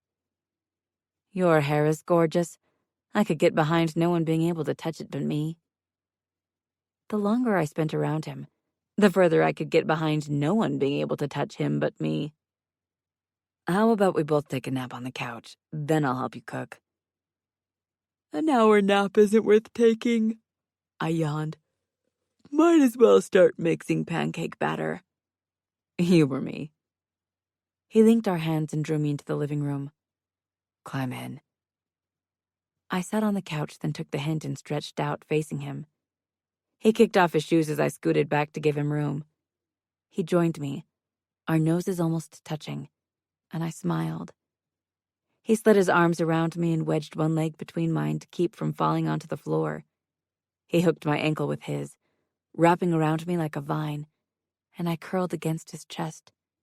In my experience, guys given the green light on kissing tended to expect makeout sessions every time you got within touching distance of them. But those had been physical relationships, with no emotional connection. Maybe that was why it felt more intimate to snuggle with Asa, both of us dressed, with Clay and Colby 2 rooms away, than anything I had experienced with a man thus far. Sleep, he murmured in my hair. I've got you. Finger hooked in the front of his shirt. I smiled into the fabric. I've got you too. Before the comfort of darkness embraced me, I swore I heard him whisper, Don't let go. I won't, I almost said. I can't. But to voice those things left me too vulnerable in a moment of perfect calm I didn't want to spoil. Feelings? Those were complicated. This was simple. Simple was good. I liked simple. I liked Asa too. More than I ever thought possible. Chapter 11. The dueling sense of bacon and sausage roused me from a sound sleep, but I couldn't move. And that, more than the promise of breakfast, snapped my eyes open. As the night rushed back to me, I couldn't fault the view. Asa was a dark god in slumber. Full lips slightly parted, bright eyes closed, errant hairs tickling his cheek. And yeah, I had it bad if those were the thoughts circling my head upon waking. A twitch of his eyelids and his lashes parted, his smile slow in coming but brilliant upon arrival. Morning. His hands, which had migrated to my butt during the night, squeezed. How did you sleep? The press of his thigh between my legs gave me hot flashes. There are children present, Clay called from the kitchen. Keep it PG in there. PG-13. Colby contradicted him, not for the first time. I'm not a baby. The bickering warmed me for entirely different reasons, and I nuzzled under Ace's jaw. Thank you. His clever fingers traced a back pocket on my jeans. For this. I burrowed closer. That. I slid my hand down his chest. Everything. Ace, Clay flung a potholder over the couch. cut that out and get in here. I bit my lip to hold in a laugh over him getting in trouble, but a second potholder hit me in the cheek. Rue, Clay warned, certainty I was the instigator in his tone. that goes double for you. Untangling required more coordination than I ought to be forced to master so early in the day. Asa got a leg out, planted it on the floor, and finished extricating himself from me. He ignored the evidence of his arousal, which made me wonder if that was a morning occurrence for him, or if I was to blame. Honestly, I wanted the credit. It surprised me how much. You let me sleep in. I wriggled upright on the warm cushions. All part of your evil plan? Yes, Clay came to check on us. I stole his phone so you two would rest. On reflex, Asa checked his back pocket. How? You don't sleep well when we're away from her. He shrugged. She hardly sleeps at all, but she'll rest if you're here. I need both of you sharp for this. We can afford a late start. A late start? I jumped to my feet. How late? The girls are already at work. Clay held up his hands, palms out. With Aiden. Scooping the potholders off the floor, I hurled them at his head. You knew I wanted to talk to him first? No, He corrected me as the projectiles bounced off his face. you wanted to threaten him. Same difference? I reached for a pillow on the couch and flung that too. The girls Are going to be fine. He caught the pillow and bonked me on the head with it. I promise. I threatened his life, his manhood, his future children. I hit all the high points. He did. Colby swooped into the room, and Asa sat on the couch. Quickly. I helped. You let Colby threaten him too? The last thing she needed was to believe she could be Clay's mini-me and start intimidating people. No. She bristled. I like Aiden. She cut him a glare. I explained the shop stuff to him. Oh. I rubbed my face. Sorry. I dropped my hands. My brain hasn't caught up with me yet. You never hit REM. Clay chuckled. You've got a hangover. Is that a thing? I squinted at him. And if so, how do I get rid of it? I would say get more sleep, but we both know that won't happen. Food is the next best cure. Food sounds good. I winced. Sorry I flaked on breakfast. I've gotten lazy. He blew off my apology. I should be helping you out in the kitchen, not leaving you with groceries and a wish list. He took my hand. Come on, dollface. Let's eat. He shoved me into a chair at the table, then served me a pile of amorphous blob pancakes. These look... I angled my plate. Delicious. They're moths. Colby whispered in my ear. Those are blueberries for eyes. That explained the sensation I was being watched by my breakfast. Obviously. Obvious if you slapped batter into the frying pan with the force of a bug spattering on the windshield. Actually, they're Ace's face. Clay served Asa, who sat beside me. How do you not see that? The blue eyes must have thrown me off, I said dryly. Sorry for the confusion. I considered using olives or grapes to really nail the green, but then I thought, who would eat that? I thought they were turtles. Asa studied his plate. Or air balloons. I smothered a laugh as I drowned our pancakes in syrup and speared a bite heavy with blueberries. These are phenomenal, I mumbled around my fork. What recipe did you use? Cookbooks littered the counter, but that was nothing new. I was always on the hunt for a new favorite recipe. This one? Clay tapped the side of his head. I might be willing to share if you're nice to me. I make no promises. I noticed Asa watching me eat.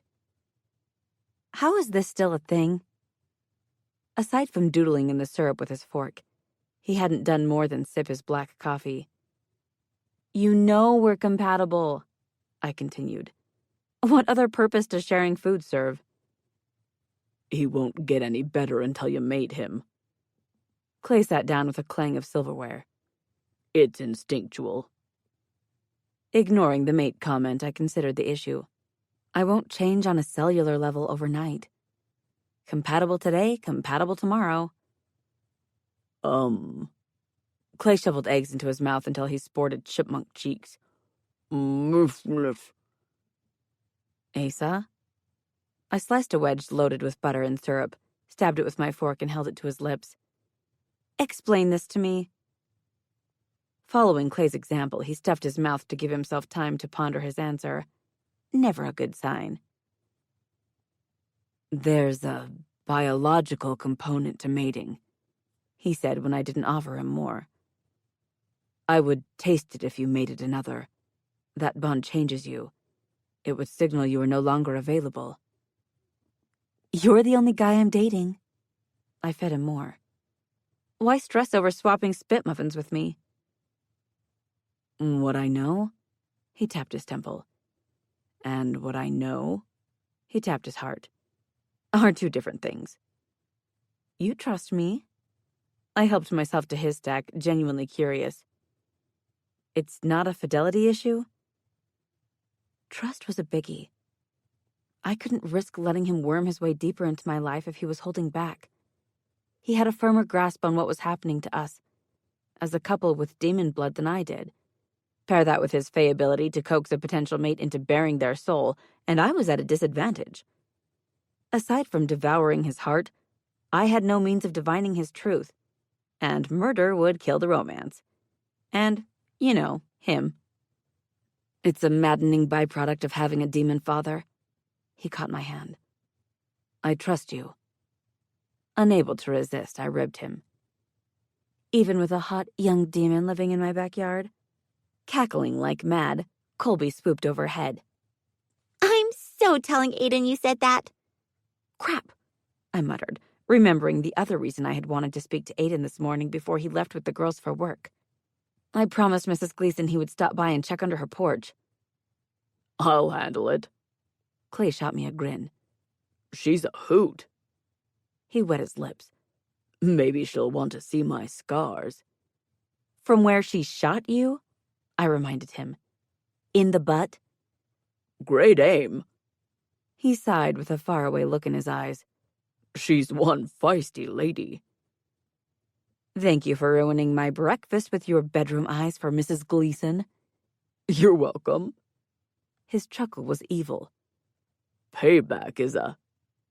Colby sat frozen, her antennae a-quiver, eager for what swear bomb he would drop next. Blueberry? I supplied. Payback is a blueberry. Her sigh rustled napkins on the table as her hero failed to let her live vicariously through him. For the sake of expediency, I traded forks with Asa and prodded him into eating his own food. While you were sleeping, I mapped our drive. Colby lit on Clay's head. And I booked our rooms. Drive? I sipped my coffee. I thought we would fly down. Well, She slid Clay a glance that promised trouble. you remember those reviews? The ones that mentioned missing wildlife? Yes. I might have posted about the pups and gotten several responses from pararescues in the area. The next sip of my coffee choked me, and I took a second to reorder my thoughts. You vetted them? Colby didn't roll her eyes, but she didn't have to. Not when she was in full-on sassy mode. There's not much that can be done for them. Clay offered as a reminder to her not to get her hopes up. But it's better than the alternative. At least this way they have a fighting chance at survival. Can we afford to be away that long? The question applied to me and my new employee, but also to them and their caseload. Black Hat has 7 open investigations, 30 corpses, mostly human, and we have a lead. Clay bit into a piece of bacon. Thanks to you, we've tied your Naga case to our Kelpie case. Circumstantial evidence points toward the Dover coup also being involved, not that we can use that to our advantage. He cut me a glare. This trip is the natural progression in our investigation. Mention of the Naga reminded me of the agent my personal Yanai had attacked, and of Agent Barker. We can't log it. I held up a hand before he could protest. We update the brass where we're going, and I bet you there'll be a welcome party waiting for us when we arrive. I booked the trip on Clay's personal card. Colby comforted me. We'll leave no trace behind. A wan smile I hoped passed for appreciation stretched my cheeks, but it was too hot in here to breathe. Shrug as I might, I couldn't shake the sensation that the hand of fate was shoving me toward a precipice. Great. Perfect. Thanks. I got to my feet. I'm going to pack. Already done. He and Colby high-fived. We figured you'd be testy, so we did the grunt work. With the perfect excuse snatched out from under me, I lined up a second best option. In that case, I'll do the dishes. I cleared the table. I want to touch base with the girls before I go. You do that. Clay saluted me. I'm off to see what Mrs. Gleason has to show me.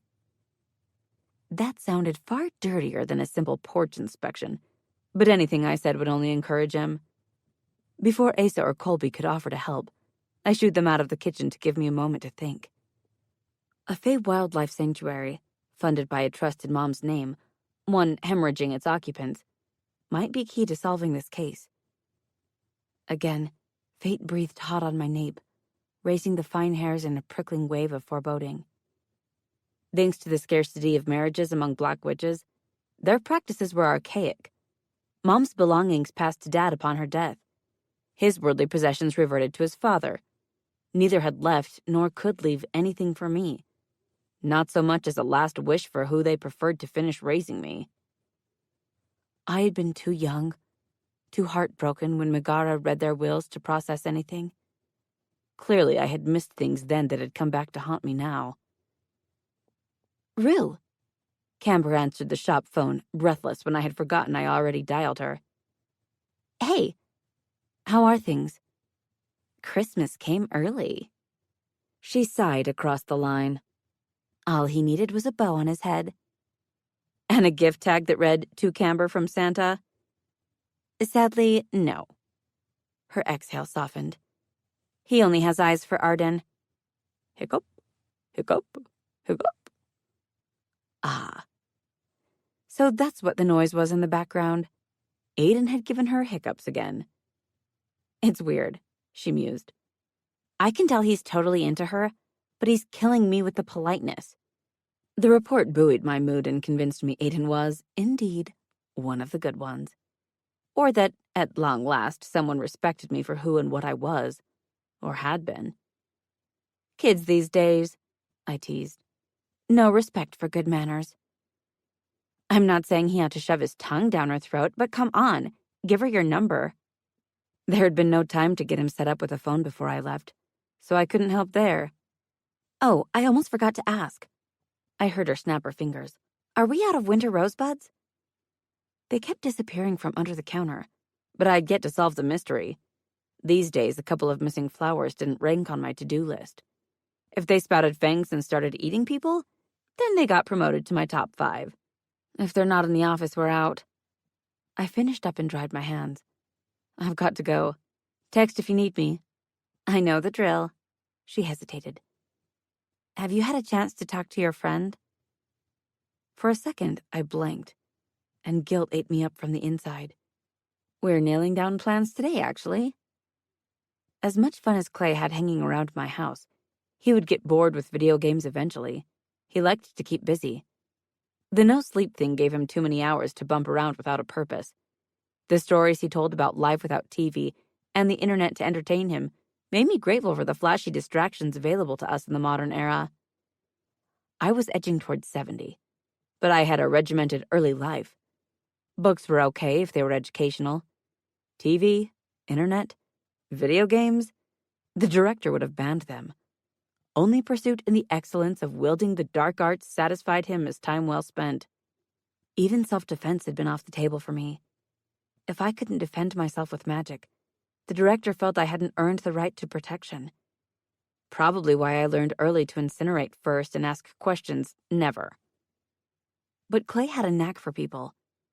Self-defense classes in town would occupy his time and provide a valuable community service. People trusted him. He was huge, but he was kind, gentle. He made others feel safe. Great. Her attention shifted to a low conversation I could barely hear. Customers ahoy, gotta go. The call ended before I could decide if she was eavesdropping on Arden and Aiden, or actual customers. Zoning out, I finished cleaning while my brain gnawed over how the sanctuary fit. Unsure how long I drifted, I jerked to attention when Clay let himself in the front door. Raccoons. He gestured to thin claw marks on his face. A chunky mama, with 3 mini chunks. To get that scratched up, you must have called her that to her face. Nah.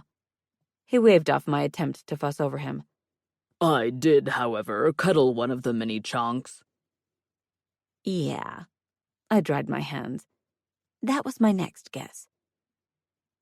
Only his lack of a home and the frequency of travel for work prevented him from owning a pet. Or 50. Before I ended up with a yard full of strays, I ought to sit him down for the no pets allowed chat. Mrs. Gleason said they can stay. He stole an ice cream bar from the fridge. I suspect she knew what it was and just wanted an excuse to ogle Aiden's ass as he wiggled under the house, followed by shining a flashlight on his ass while he crawled around to locate the problem in the name of being helpful. A whistling, indrawn breath forced me to groan as Colby swooped into the kitchen, delighted with Clay. Let's go.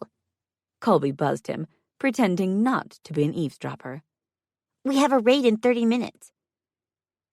The lap desks I bought for the SUV might have been a mistake, seeing as how they led Clay and Colby to believe the backseat ought to be their sole domain, their own mobile gaming rig. Had her eyes not gleamed so bright with her excitement, I might have fussed a reminder about life not revolving around mystic realms. But that wasn't it. She was thrilled to share her world with another person, to see it was okay to have friends you never met in person and places you might never go. Well, in that case, I flicked water in her face. Let's roll. Chapter 12. The drive to Davie, Florida took 10 hours.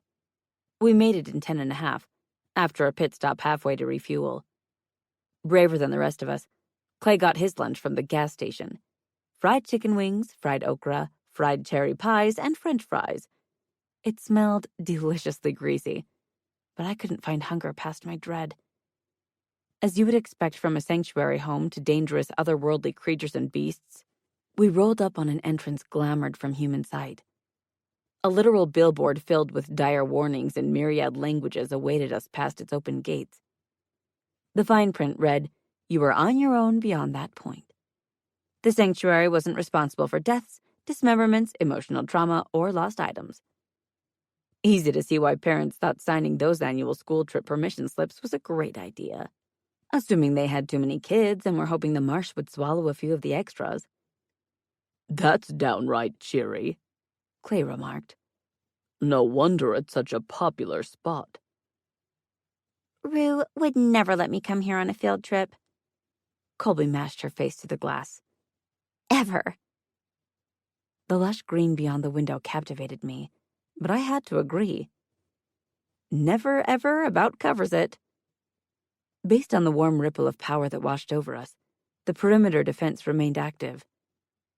Interesting. A ward. I checked with the others. You guys feel it too? Jittery from the brush of foreign magic, Colby lit in my hair. Yes. Beside me, Asa nodded as he scanned for signs its activation had alerted anyone to our presence. Large groups were required to book in advance. The website made that much clear. Individuals and their families were welcome to conduct self-guided tours within the posted hours. That was in bold print, too. Their staffing situation would work in our favor. I doubt they kept many full-time employees, and none would stay past the time posted on the billboard out front. Not if they were only cashiers or tour guides. Yep. A click signaled the laptop shutting before Clay leaned forward. Did not expect that. It felt old, stable. Asa reached for his handle. Any idea how long the sanctuary has been here? It was established 60-something years ago, Colby told us. I don't remember the year. The ringing in my ears was back, louder than ever.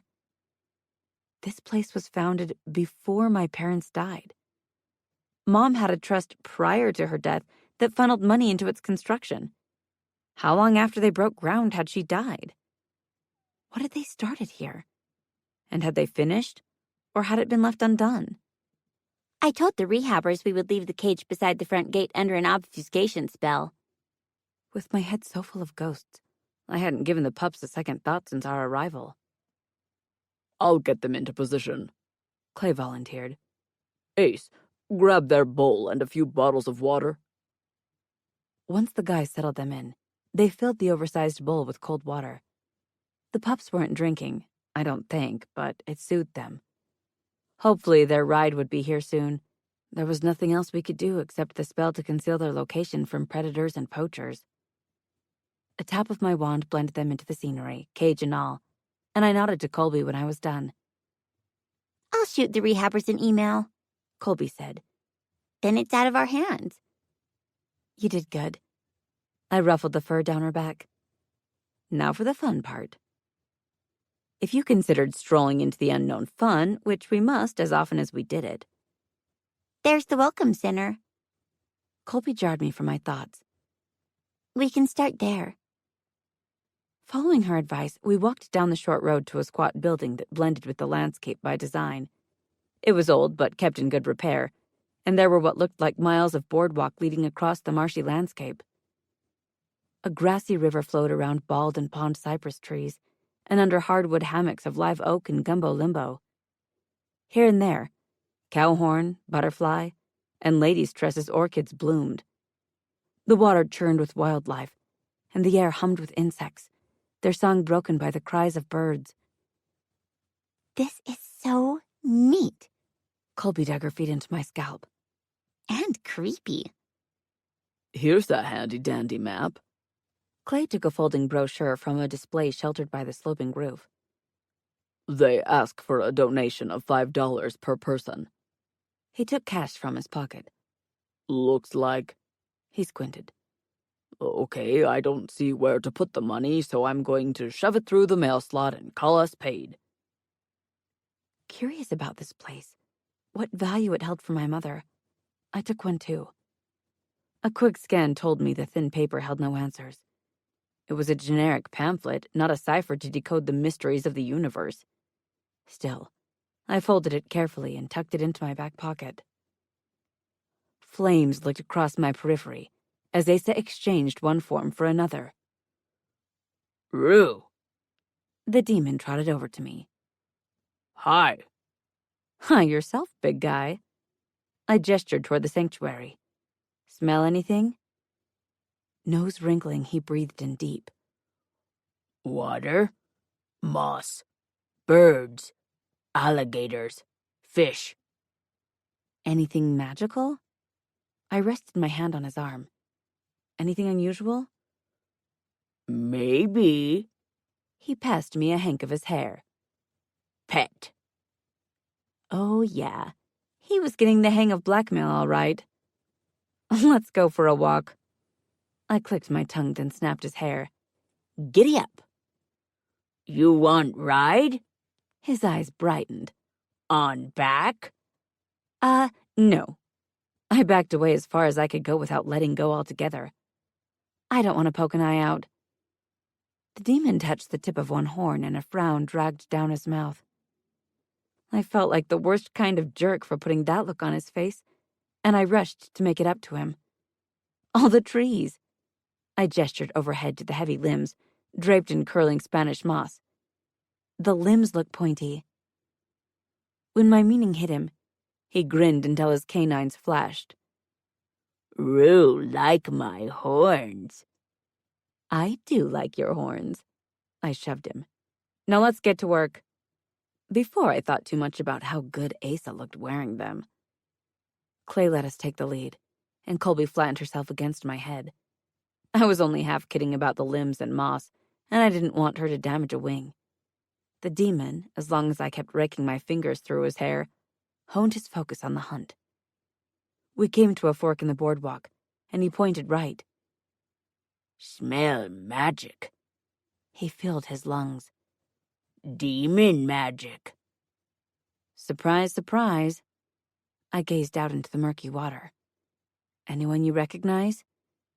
Say, Delma, who had either taken my warning to heart about staying out of Stamford, or had lured us out to the middle of nowhere to monologue us to death. Me? I was leaning toward door number 2. No. He planted his palm on the railing. I find out. Fist tightening on his hair, like that would hold him. I gasped when it ripped from my fingers. His beautiful hair! He landed with a loud splash that would attract predators and stayed under. What is he doing? Clay rushed up to me, then yelled at nothing. Ace, have you lost your mind? The demon's head broke the surface, and he swam to an open space about the width of tadpole swim. He treaded water, spinning a slow circle, nostrils flaring, then dove again. I don't like this. I craned my neck for a better view. Do you sense anything? Magic. Clay gripped the wood until it creaked. Tons of it. Colby peeked over my forehead. There are a lot of magical creatures here, right? Yeah. I saw where she was headed, but waited to hear her spin on it. What are you thinking? That maybe the demon and Clay sense that. Maybe it's not a single big magic. Maybe it's a lot of little ones. Not bad, Shorty. Clay tipped his head. It's possible. As the demon spent longer and longer underwater, I began to sweat, and my chest ached with strain as if I were down in the muck with him, struggling to drag oxygen into my starving lungs. What if there is big magic? The tips of my nails lengthened to claws that bit into the wood. What if the creatures, their magic, the whole sanctuary, is meant to conceal that? Rue, Clay rested a hand on my shoulder. you okay? Air slipped past my lips, but I couldn't breathe. There was no internal debate, no external explanation, only crystalline understanding. The demon was in trouble. Asa was in trouble, and I was going in after them. I leapt over the railing into the murky water before Clay could stop me, and swam for the last place where I saw the demon and dove. I kept my eyes open, not that it helped, and swallowed half the swamp in a scream when a clawed hand closed around my elbow. Gentle pats on the head assured me I had found the demon, but when I pulled on him, he didn't budge.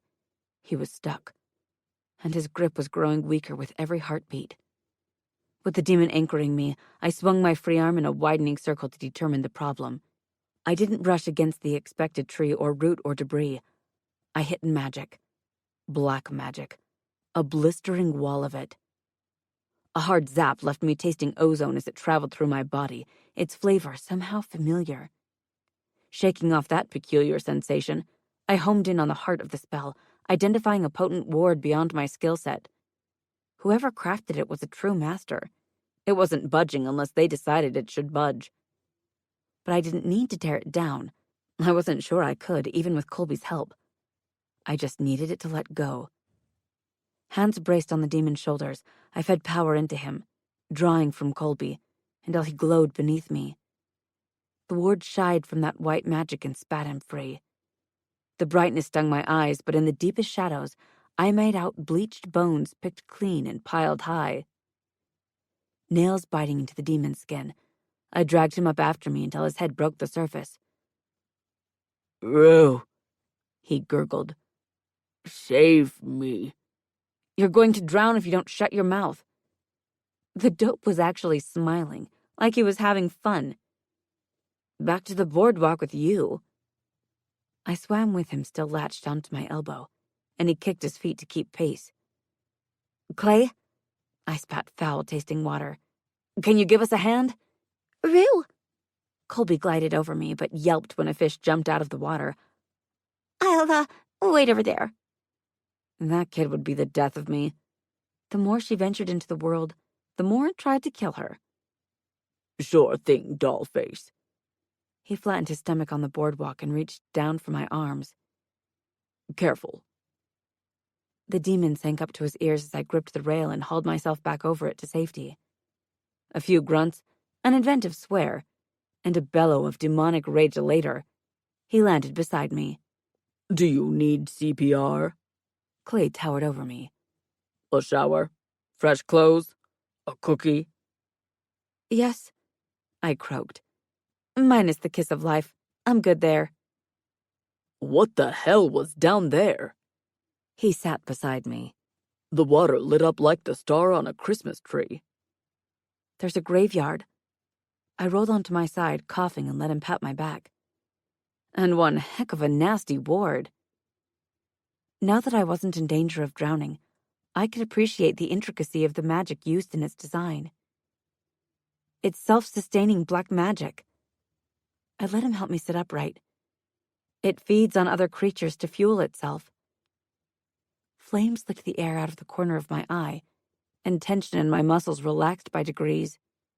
Asa was safe. He was sound. For a day, he was also a surprising amount of work to keep that way. This place isn't a sanctuary, Asa said, voice low. It's a prison. What did you see? I angled to face him, and Colby lit on my head. What's down there? I couldn't see anything, but I heard her. His hair had come loose, as it always did when switching places with the demon, and he shoved it out of his eyes. I didn't understand the language well enough to grasp the meaning, but it was a demonish dialect, an old one. He twisted and glanced over his shoulder. She tried to hold on, to drown me after you zapped her. I don't mean the ward either. Whatever cage is holding her, she can reach through its bars. Odd that she hadn't grabbed for me. Her hands must have been too full of struggling demon. Asa, I breathed. You're back. I flicked Colby a glance. We need to heal this. Who knows what's in that water? He might get an infection. Those claw marks are deep. 5 long furrows sliced open the smooth skin of his back, the thinnest a hair's breadth from his spine. His blood trickled in crimson rivulets and pooled on the planks beneath him. An unspeakable rage suffused every cell of my body that burned so hot under my skin, I had to grit my teeth or risk combustion. Someone hurt him. Someone hurt him. Someone hurt him. The mantra buzzed in my head, a swarm of bees eager to sting anyone who got too close, and I growled. Soft lips pressed against mine, and strong arms enfolded me, drawing me onto Asa's lap. Shh, he whispered in my ear as he rocked me. It's all right. I want to kill something, I whispered back. It hurt you, and I want to end it. Without knowing what it was or how it got there, I wanted it dead, by my hand, with my claws. I'm flattered. A purr ignited in his chest. But I don't need you to kill anything for me. Our girl does not do emotion well, Clay said with affection. Your demon hormones aren't helping. Pretty sure my hormones, not his, were the problem. Let's walk the rest of the sanctuary. We need a bigger picture of what's happening here. We can come back tomorrow, Asa offered, rising with me, refusing to let go. That might be best. We're here now. I wriggled out of his grip. We need to do what we came here to do. Colby lit on my shoulder, her cheek soft against mine, and we began healing him. From start to finish, it didn't take as long as it used to, what with all the practice we were getting lately. The second his wounds knit together, I set out with Colby to finish mapping the sanctuary in my head. Away from Asa, from the panic of the moment, the fury I had yet to quash, I breathed easier. You get murdery when you love people, huh? 3 steps after Colby's question, I managed to grate out, I get murdery over you, yes. You like Asa a lot. I do. That was easy enough to admit. But I don't think I like that I like him. You believe it makes you weak. She tugged on my ear. Vulnerable? To love someone is to give them power over you. I scratched my wrist under the bracelet. That's dangerous for someone like me. I don't like feeling controlled. No, I don't like feeling out of control. You don't like feeling at all, she snorted. You treated me like you do Asa in the beginning. You were nicer, because I'm a kid, but you didn't know what to do with me. Colby. I slowed my breakneck pace. I'm sorry if I did it wrong. Her velvety feet tickled as she climbed my face, forcing me to hold her stare. You did a great job. You just had to get the hang of it. You'll get the hang of Asa too. Dragging her down into my arms, I cuddled her against my chest. How did you get to be so smart? Clay vents about you guys a lot. She giggled. A lot. She grinned up at me. I mostly just told you what he's always telling me. He thinks he gets it, but he doesn't. Not like I do. She turned solemn. This stuff is hard for you. You have to work at it. More than most people. Thanks. Nobody loves like you do. She rubbed her cheek on mine. It's worth waiting for. A bubbling noise drew my attention to the water, in time to save me from the tears burning the backs of my eyes. A pair of red orbs set in a naughty black face emerged from the water, bubbles popping near the tips of his flat snout. That's Makara. She pressed against me. They have 10 legs and 3 mouths. A shudder rippled through my shoulders. Nice to know I went swimming with that. You went swimming with a lot more than that. Colby wrinkled her nose. To save your boyfriend. Goddess bless, not you too. As often as Colby traveled to work with me in hairbow mode, I knew exactly where she picked up the habit. I only just trained the girls to use Ace's name instead of calling him boyfriend. I did not want to fight that battle on 2 fronts. A quick check over my shoulder told me the guys were hanging back, giving us space to talk, which was nice. I had no doubt they overheard every second word, no matter how low we kept our voices, but I appreciated the gesture. Do you see that? Colby leaned forward. Is that a string? From a balloon, maybe? The milky white cord was too thick for that, but it had no business out in the middle of nowhere. Though I had to admit, balloon releases were popular and those suckers ended up as trash in the darndest places. I'm not sure. I slowed as we neared where it hung over the boardwalk. It kind of looks like... Spider! Colby squeaked. Nope, nope, nope. An 8-legged nightmare the size of a small pony descended from the canopy. Its body gleamed in oil-slick colors, its eyes opaque as moonstone, and calicary, pincher-like appendages, extended from its mouth. They click-clacked together, dripping ichor, and its fangs gleamed. In the blink of an eye, Colby was gone and I was alone. What kind of familiar are you? The kind that does not want to get eaten by a spider, she squeaked. I'm a moth, Rue. A moth.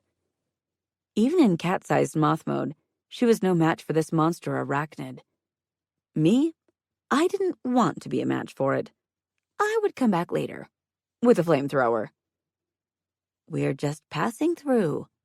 I held up my hands. No need to get twitchy. You are not welcome here. It whistled through a beaked opening. Leave and never return. This guy couldn't be an official member of the Welcome Committee.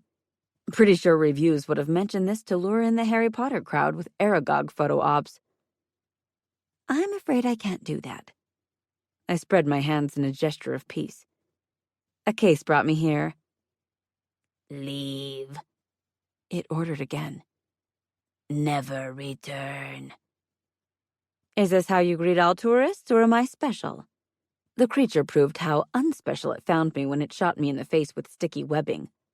Like a total idiot, instead of reaching for my wand, I touched my cheeks on reflex, and my hands stuck fast. Little help, I mumbled through the glob over my mouth. Guys! A bestial roar shocked birds into flight as Asa caved to his demon half. Rue, mine! Awkward his battle cry might be, but I was grateful for the thunder of his footfalls on the planks. Pressure tugged on my skin, and I yelped when I got hauled forward a full step and bumped into the rail.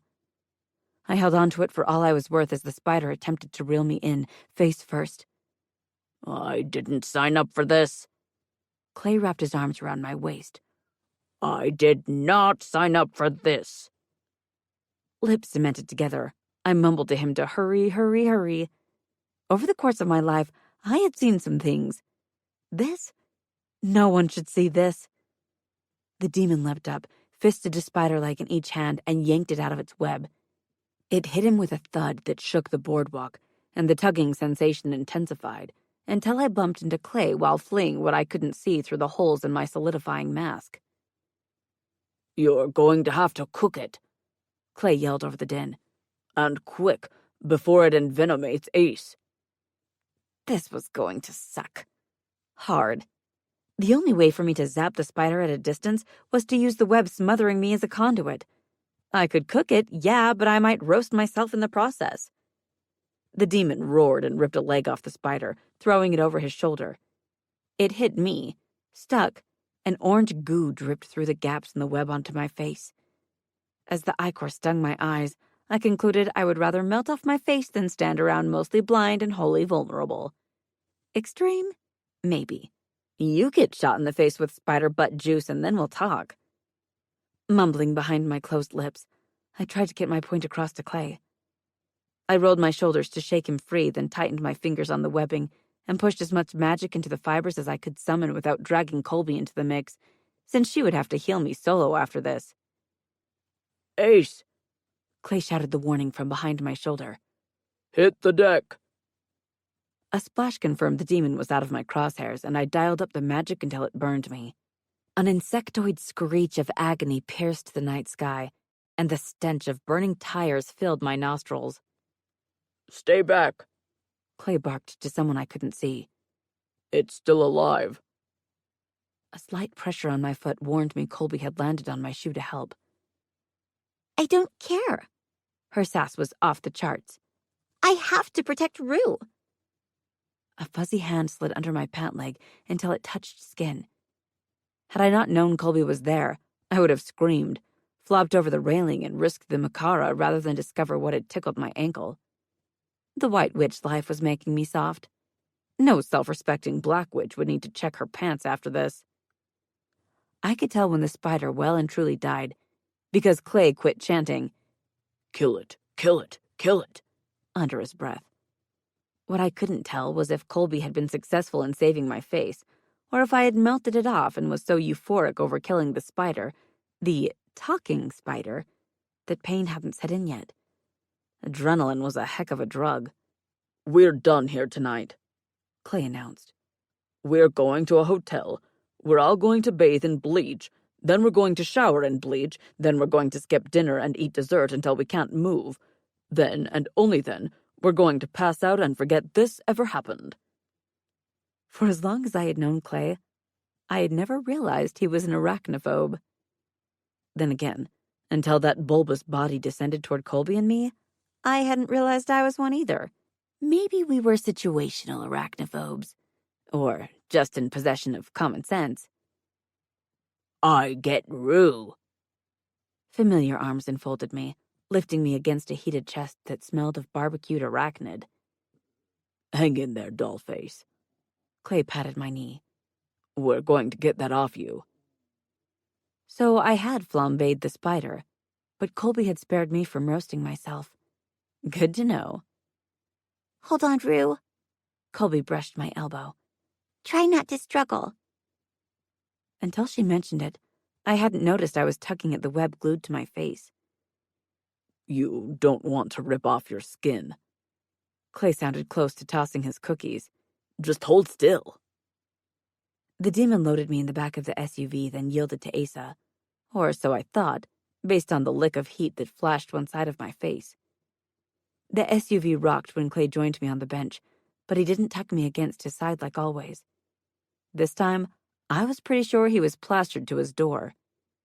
The door on the opposite side of the vehicle, as far away from me as he could get. With a sigh, I settled in and tried not to feel like the living embodiment of Van Gogh's The Scream. Acetone worked wonders on the spiderweb's stickier bits. Asa was the only one brave enough to use the supplies Clay bought from a drugstore before we hit the hotel to help me. He cut away the worst of the gunk with scissors, then set my hands to soak while he daubed my face clean with cotton balls. He worked with the intensity of a man given a task in which failure was not an option. A slight crease appeared on his brow, and his bright eyes were narrowed and steady. He didn't say much. He wasn't one for filling silences with empty words. But I did catch the slight curve of his lips now and again. Each time, he shook his head as if to rid himself of some fanciful idea. "Are you laughing at me?" The question brought his head up, and a flush climbed over his cheeks. "At myself, mostly." "What's so funny?" "I'm happy." He rubbed beneath my eye. "Being here with you makes me happy." "You're sure you're not laughing at me?" I squinted at him. "Not even a little?" "Maybe a little," he allowed. "You were willing to burn off your face to get rid of that spider." And I would have had no regrets. Giant talking spiders should not exist. The crease grew into more of a crevice. "It spoke to you? You didn't hear it?" I scratched my knuckles with my fingernails. "It told me to leave or else." "That can't help the tourist trade." He dumped his trash. "Did it say anything else?" "You are not welcome here," I quoted it, trying to forget its beak mouth. "Leave and never return." That level of sentience is unusual in a creature that would choose to live in a sanctuary. Choose, because sentient creatures made their own choices, meaning it wanted to be there. Unless... Do you think it could have been enchanted? I scratched my nose on my shoulder. Black witches have been known to use creatures as messengers. An enchantment would explain why you're the only one who heard it. Perhaps it's keyed to witches? Uncertainty itched beneath my skin, but I couldn't voice my concerns to Asa. Old secrets left a sour taste in my mouth, but I'd held them too tight, for too long to let go on the spot. Even if I wanted to air out the past, and I wasn't sure I did, I had no idea how to throw open the painted-over windows to my soul. The trust was in Mom's maiden name, but if the spider had been meant for me, then my parents had set it on its path after they were married, after I was born. That had to mean whatever they had caged, they didn't want it disturbed. Had Dad been the one who cast the spell? Had it been specifically targeted to me? Perhaps, Asa mused. It was a security protocol activated using your power. To contain the creatures? I snorted. He was doing a fine job then, wasn't he? Or to banish visitors with enough magic to cause trouble before they harm the wildlife. I'll say again. I laughed softly. He was doing a fine job then, wasn't he? Either I got the tone wrong, or Asa knew me well enough to tell when I was deflecting with humor. You think it was there to send a personal message? Hard not to take a web to the face personally. The bite in my voice earned me a considering look before he resumed his task. What are we going to do about the cell in the swamp? Do we have to do anything? I wasn't being flip. We don't know what's in it, or who put it there. Though I was starting to think my parents had built it, and that they hadn't wanted me anywhere near it. A terrible power was hidden in that marsh. We don't know if Delma discovered it, or if rogue black hats roused it first, but we have an obligation to ensure neither releases it. The contents of that cell are what brought them here. He steadied me. The reason they brought you here. A tendril of shame wriggled through me that I would run away from this mystery while he ran toward it. The link to my mother was throwing me. Hard. I couldn't shake the impression of being led by the nose. Mom was gone. Dad, too. Had been for decades. They weren't leaving breadcrumbs for their daughter to follow. But someone must be. And that guiding hand wasn't letting me go until I figured out their hints. The thing in the cell is feeding on creatures who live in the swamp. I flexed my hands in the bowl, delighted to discover my fingers could move independent of one another again. You saw those bones. The wards were operational. The creatures ought to have been contained. This was no critical failure the sanctuary had to answer for. It was a deliberate trap and release scheme. But why? What was the point? I did. He lifted his gaze to mine. I would have been one more skeleton without you. Your demon thinks he's invincible. I bumped his shoe with mine. He's got to work on that. He does seem to believe he's an unstoppable force lately. He's showing off. I read between the lines. For me. He can be reckless, thoughtless at times. He can't bear the idea of you being hurt. True, but he had cause to think highly of his prowess. How can you win every single fight against every single challenger and not begin to feel invincible? Challenges are about brute strength. No magic allowed.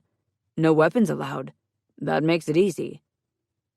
There was nothing easy about taking down a demon, even for a black witch. He's not an unthinking brute. I set my jaw. And yes, I'm defending you against you. I appreciate the vote of confidence. Asa leaned forward, thought about kissing me, noticed the goop still on my skin, and withdrew. Clay would never let us live it down if we got stuck together. A snort blasted out of me, and I couldn't stop the laughter that followed. That would be so hot. The corners of his eyes crinkled. We would be stuck together forever. Stuck is a strong word. I heard how that sounded and bit the inside of my cheek. So is forever. I don't need the promise of forever. He resumed cleaning me. Just let me stay for now. I can do that. I wriggled my fingers. And not just because Clay is a crybaby wimp who ditched his former partner to suffocate in spider butt gunk while he rocked on the ground and sucked his thumb. I heard that, Clay bellowed from the living room. Privacy is an illusion. Among the paranormal set? Yes, it was. And there was no changing that. Either you learned to live with it, or you spent the rest of your life setting circles or casting spells to ensure no one overheard the banal parts of your day. Or the mushy ones. As much as I would love to hoard Asa's sweet words, I had been a witch too long to bother wasting magic on frivolity. With another trek through the sanctuary on tap for tomorrow night, I was happy saving mine in case the giant talking spider had equally chatty friends. Chapter 13. I slept the sleep of the traumatized and woke up tangled in sheets my brain insisted were spiderwebs. Hey. Warm hands helped free me. You're okay. What are you? I flipped my gaze down to check for decency. I passed. Sadly, Asa did too. Did I wake you? You were thrashing in your sleep. He threw the crumpled fabric on the floor. I came to check on you. What's everyone else doing? I pushed upright. What time is it? It's 5 o'clock. He straightened to his full height. Clay's watching a holiday baking contest. Colby? Asleep in Clay's room. Sorry I woke you. I patted the mattress beside me. I must have been making a lot of noise. Asa's chin drooped until it bumped his chest, and he rubbed the base of his neck. Not really. That sounds like you were spying on me, Mr. Montenegro. I fell asleep in my bed, but I woke up outside your door. The demon. I shook my head. The spider must have freaked him out, too. I don't mean to invade your privacy. He dipped his chin. I can't seem to help it. The demon had proven he could sneak around while Asa was asleep, so I couldn't very well blame him. Question. I wriggled my toes on the carpet. Will I fall asleep with you in my bed and wake to the demon? Me? Asa swallowed hard. In your bed? On more than one occasion, he and I had fallen asleep crafting together in his bed or mine, which sounded sad, even in my head. But we hadn't gotten handsy, except with our hobbies. Our night on the couch was our longest sustained contact to date. Unable to resist the urge to tease him, I fluttered my lashes. After I ravish you, will I wake up to him? A line formed between his brows. I don't know. Wait. I drew my legs under me. I was kidding. I leaned forward. Are you serious? He's the other half of me. A shrug rolled through his shoulders. I'm not sure what he'll do. He won't expect, the same treatment, right? No. Asa's eyes sparkled at my expression. He has no carnal tastes. The implication that Asa had the lion's share of carnality tightened my abdomen. I've never dated two guys at once. I rubbed my forehead. It gets confusing fast. Truthfully, I had never dated anyone. Ever. Hookups weren't relationships. Clay knocked, even though Asa hadn't shut the door behind him, and popped his head in. Ready to talk strategy? He glanced over his shoulder. We can order in. Another knock, this one more distant, drew all our attention. Where's Colby?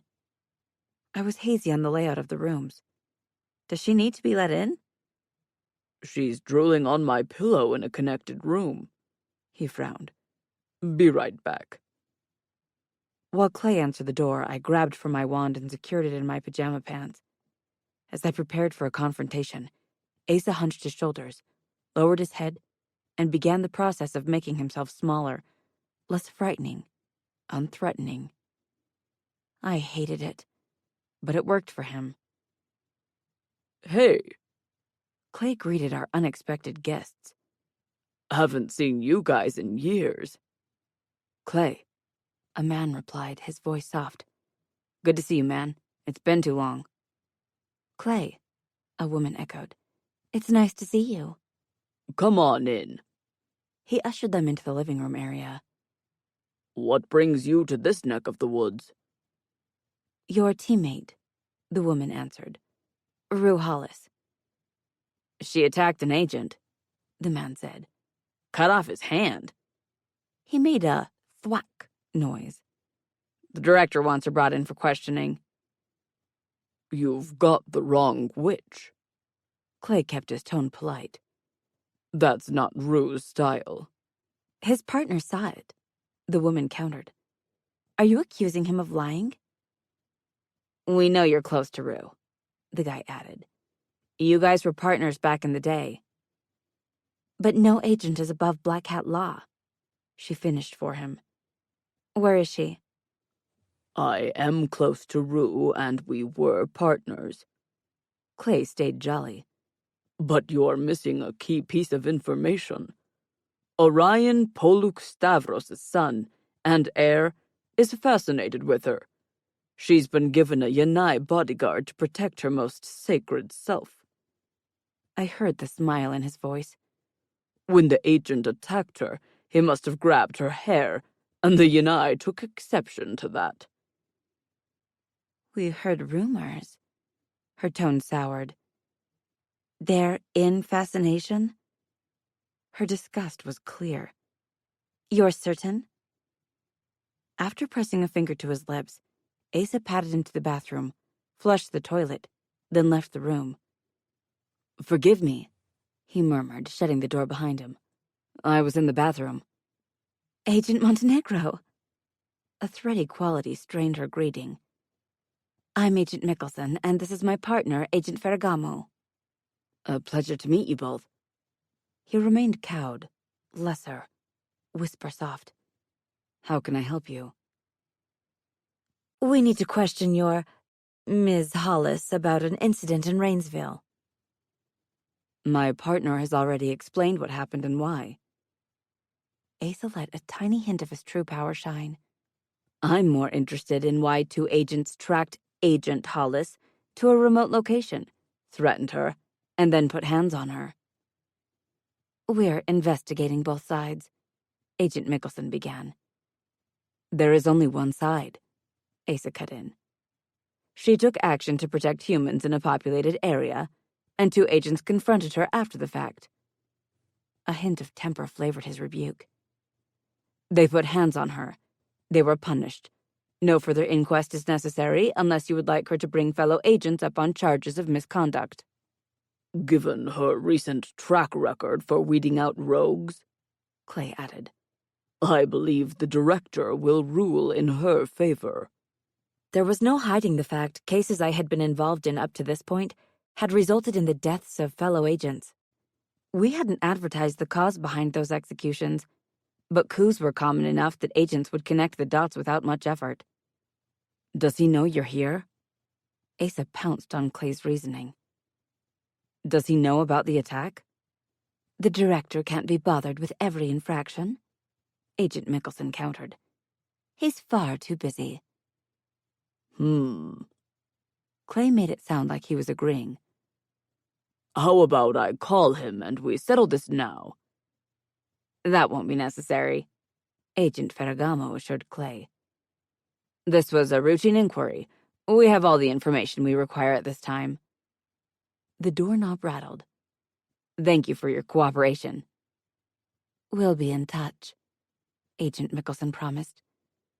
The director's favor is a fickle thing. Not where I was concerned. No matter how hard I worked to get myself disowned, I failed every time. A more sentimental person might think he was desperate to hold on to the last family he had. But I knew him better than that. He was why my grip on softer emotions was slippery at best.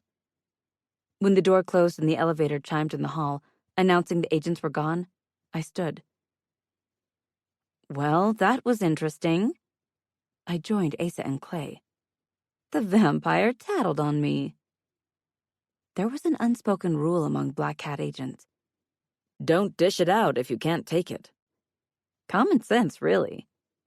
No one cared how agents vented their pent-up aggression.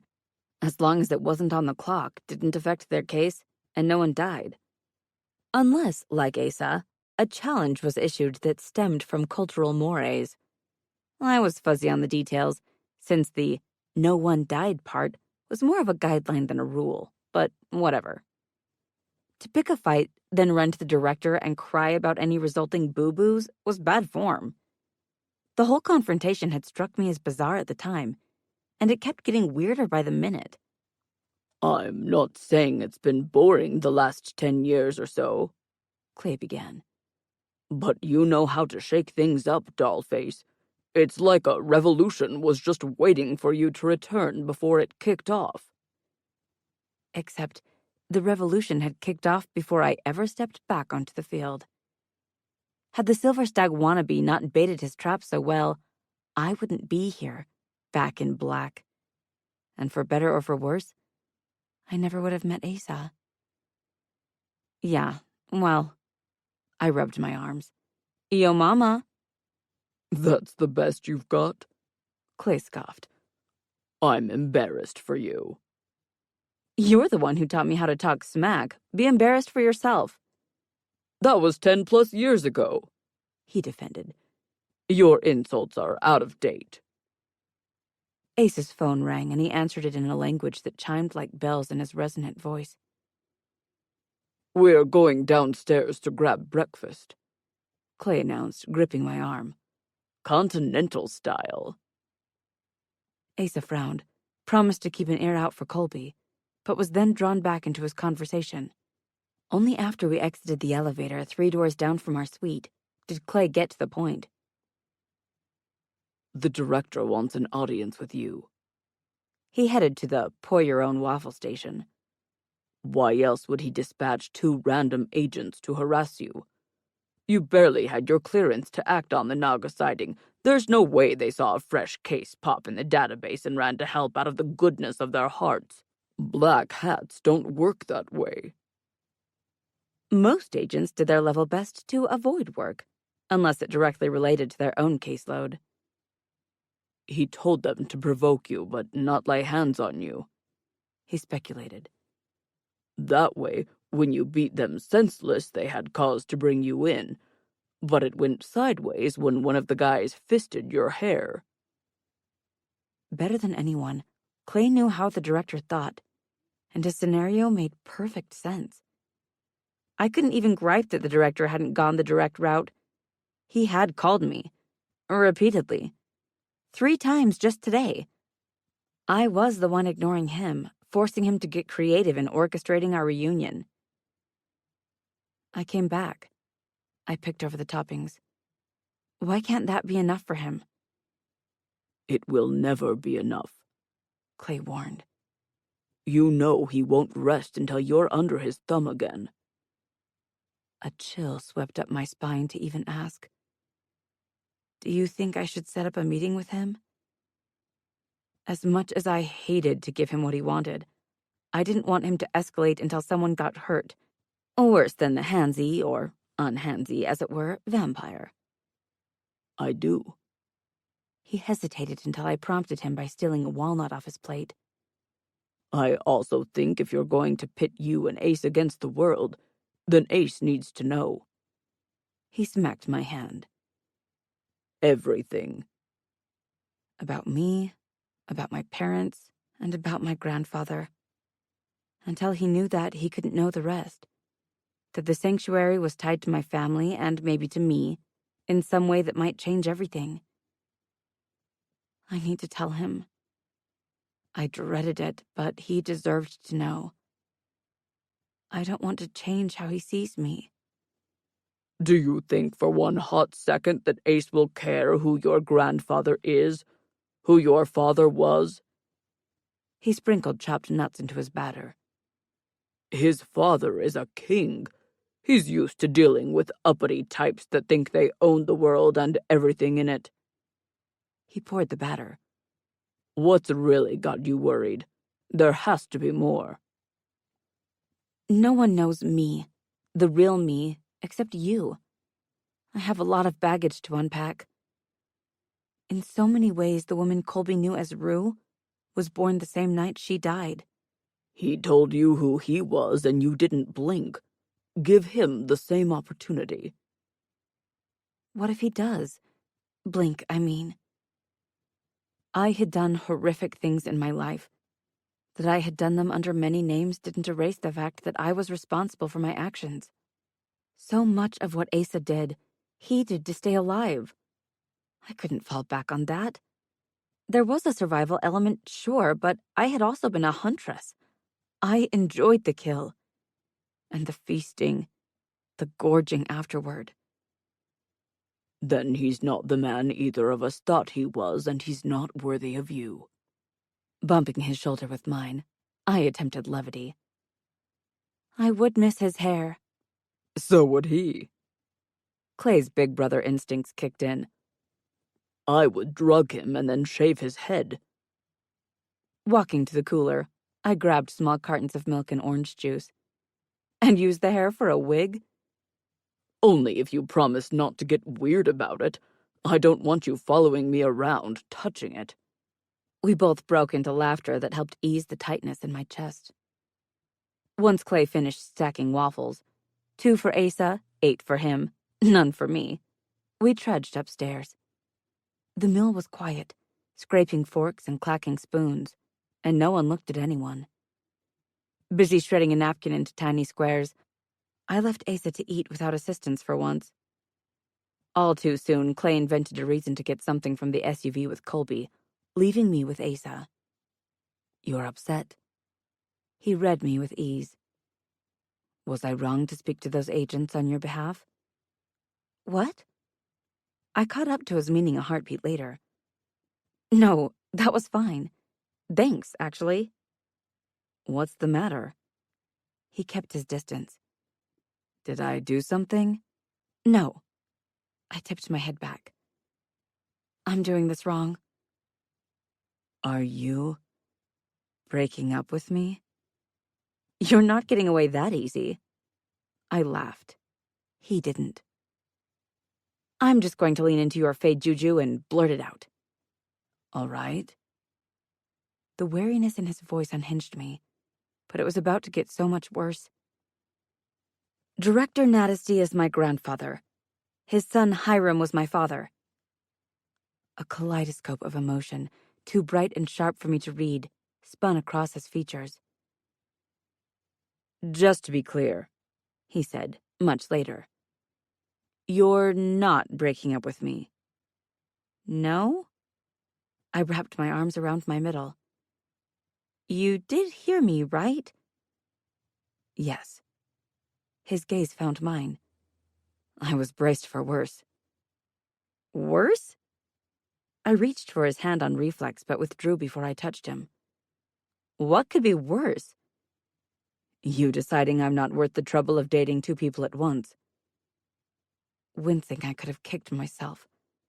I hated that I had manifested a cloud of doom that had been floating over his head ever since I opened my mouth and let those words fall out. You're worth it. I forced myself to be bold, to take his hand, mine sweaty and unsure. I wouldn't have told you who I am if I didn't want you to have all the facts. Clay knows? Clay was planted in my life by I tasted bile. By my grandfather, so yes, he knows. He's owned by my grandfather, which means Clay can't betray him. He was the perfect babysitter for me. Colby? That kid is my life. I tried to get my hand back. Do you really think I keep secrets from her? A thoughtful calm settled over him. I'm the first person outside your family that you've told. Yes. I scowled at his grip. Do you want a trophy? Rue, he said softly, drawing me closer. You know who my father is, and you accept me despite him. Why do you think I would hold your grandfather against you? It's not him. I gave up and let him comfort me. It's me, I sighed. Who I was, what I did, how I lived. You upended your entire life for Colby. You're not that person anymore. Why would I judge you as if you are? I'm one heart away from being her again. I wanted him to understand. The craving is always there. The impulses are always there. The memory of how invincible I felt, how unstoppable I was. No one is invincible. He dragged me onto his lap. No one is unstoppable. Black magic says otherwise. I snuggled against his chest. It's an unimaginable high. And I almost drugged you again. His tone softened. I would have never forgiven myself for that. Truthfully, I wasn't sure I could have forgiven him either. I wouldn't have been in my right mind. Rational thought would have flown out the window like a cartoon witch on a broom. I could taste blood in my mouth, recall the chew of the fibrous organ that contained a person's magical core. I salivated thinking about it, and my stomach cramped as old hungers roared to the fore. You stopped when I asked you. I toyed with the buttons on his shirt. That's what matters. The director arranged for those agents to bring you in, didn't he? Clay thinks so, and I agree it sounds like something he would do. He's that desperate to make contact with you? Yeah. I showed him my phone, the blocked calls in my log. I've been ignoring him. Is that wise? Nope. What will you do? Call him and set up a meeting. I stilled my jaw. He won't stop until he gets what he wants. Right now, it's my attention. If I don't give it to him, he'll escalate until he gets it. Did the visit from those agents prompt this heart-to-heart with me? Yes and no. I heard the ache in his voice and regretted causing it. I've wanted to tell you for a while. I elbowed him. Probably your faintest forcing me to blab my darkest secrets to you. A laugh moved through his chest. You realize, by that logic, you accept that we're soulmates? Logic has nothing to do with how I feel about you, I confessed. I can't help myself. You don't like being helpless. Who does? I pressed my palm against his chest, right over his heart. But I like you. Even if you're compelled to like me? Even if. I squinted up at him. That's not how it works, right? What if I said yes? What if I took off my shoe and beat you with it? Nothing about us is forced. More laughter shook him. You could resist. You could tell me no. No, I really couldn't. Will you go with me? I kept my head down to avoid reading into his expression. To see the director? I will. He covered my hand with his. Of course I will. Thanks. I let myself soak up his steadfastness. Then I pushed upright and attempted to slide off his lap. I didn't make it far, and I didn't mind. It was weird, the not minding. I didn't feel the urge to break each of his fingers for touching me, or holding me, or keeping me close. The keeping me part. Yeah, it was nice too. About the time I caved to staying where he put me, Clay and Colby returned with empty hands. Turns out I didn't leave my bobby pins in the car.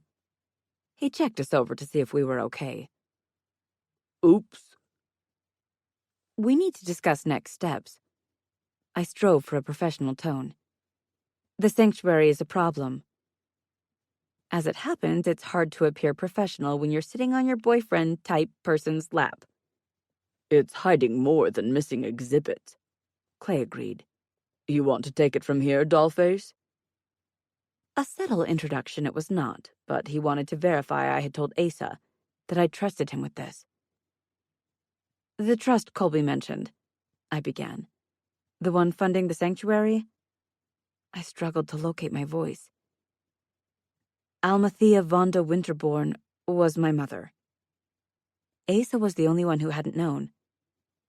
I'll have to talk to Megara to check the details, but Mom must have known about what's in the cell. The ward was pure black magic.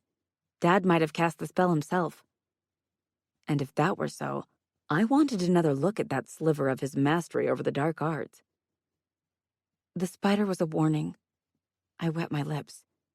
For me. How do you figure? Clay scratched his cheek. It was just a spider.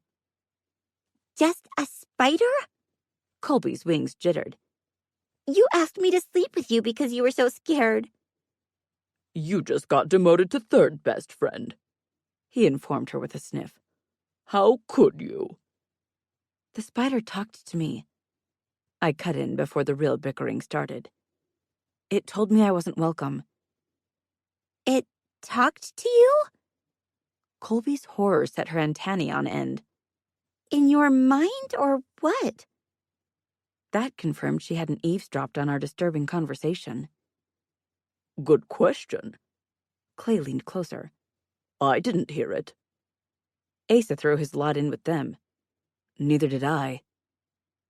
Why tell me to leave? I rubbed the skin over my heart. Why didn't they want me there? Whatever's in that cell, Clay said, thinking it through. They didn't want you near it. Someone did. I swallowed the lump in my throat. Why else leave me here? Freeing the creatures in my neck of the woods guaranteed I took notice of the sanctuary. The tie to my mom? It ensured I had to see it for myself. That I had to know. I had to understand. Where did Black Cat fit in? Where did Delma? You sound just like her. Like who? Mom? Had Delma known her? Known about this place? Known its tie to me?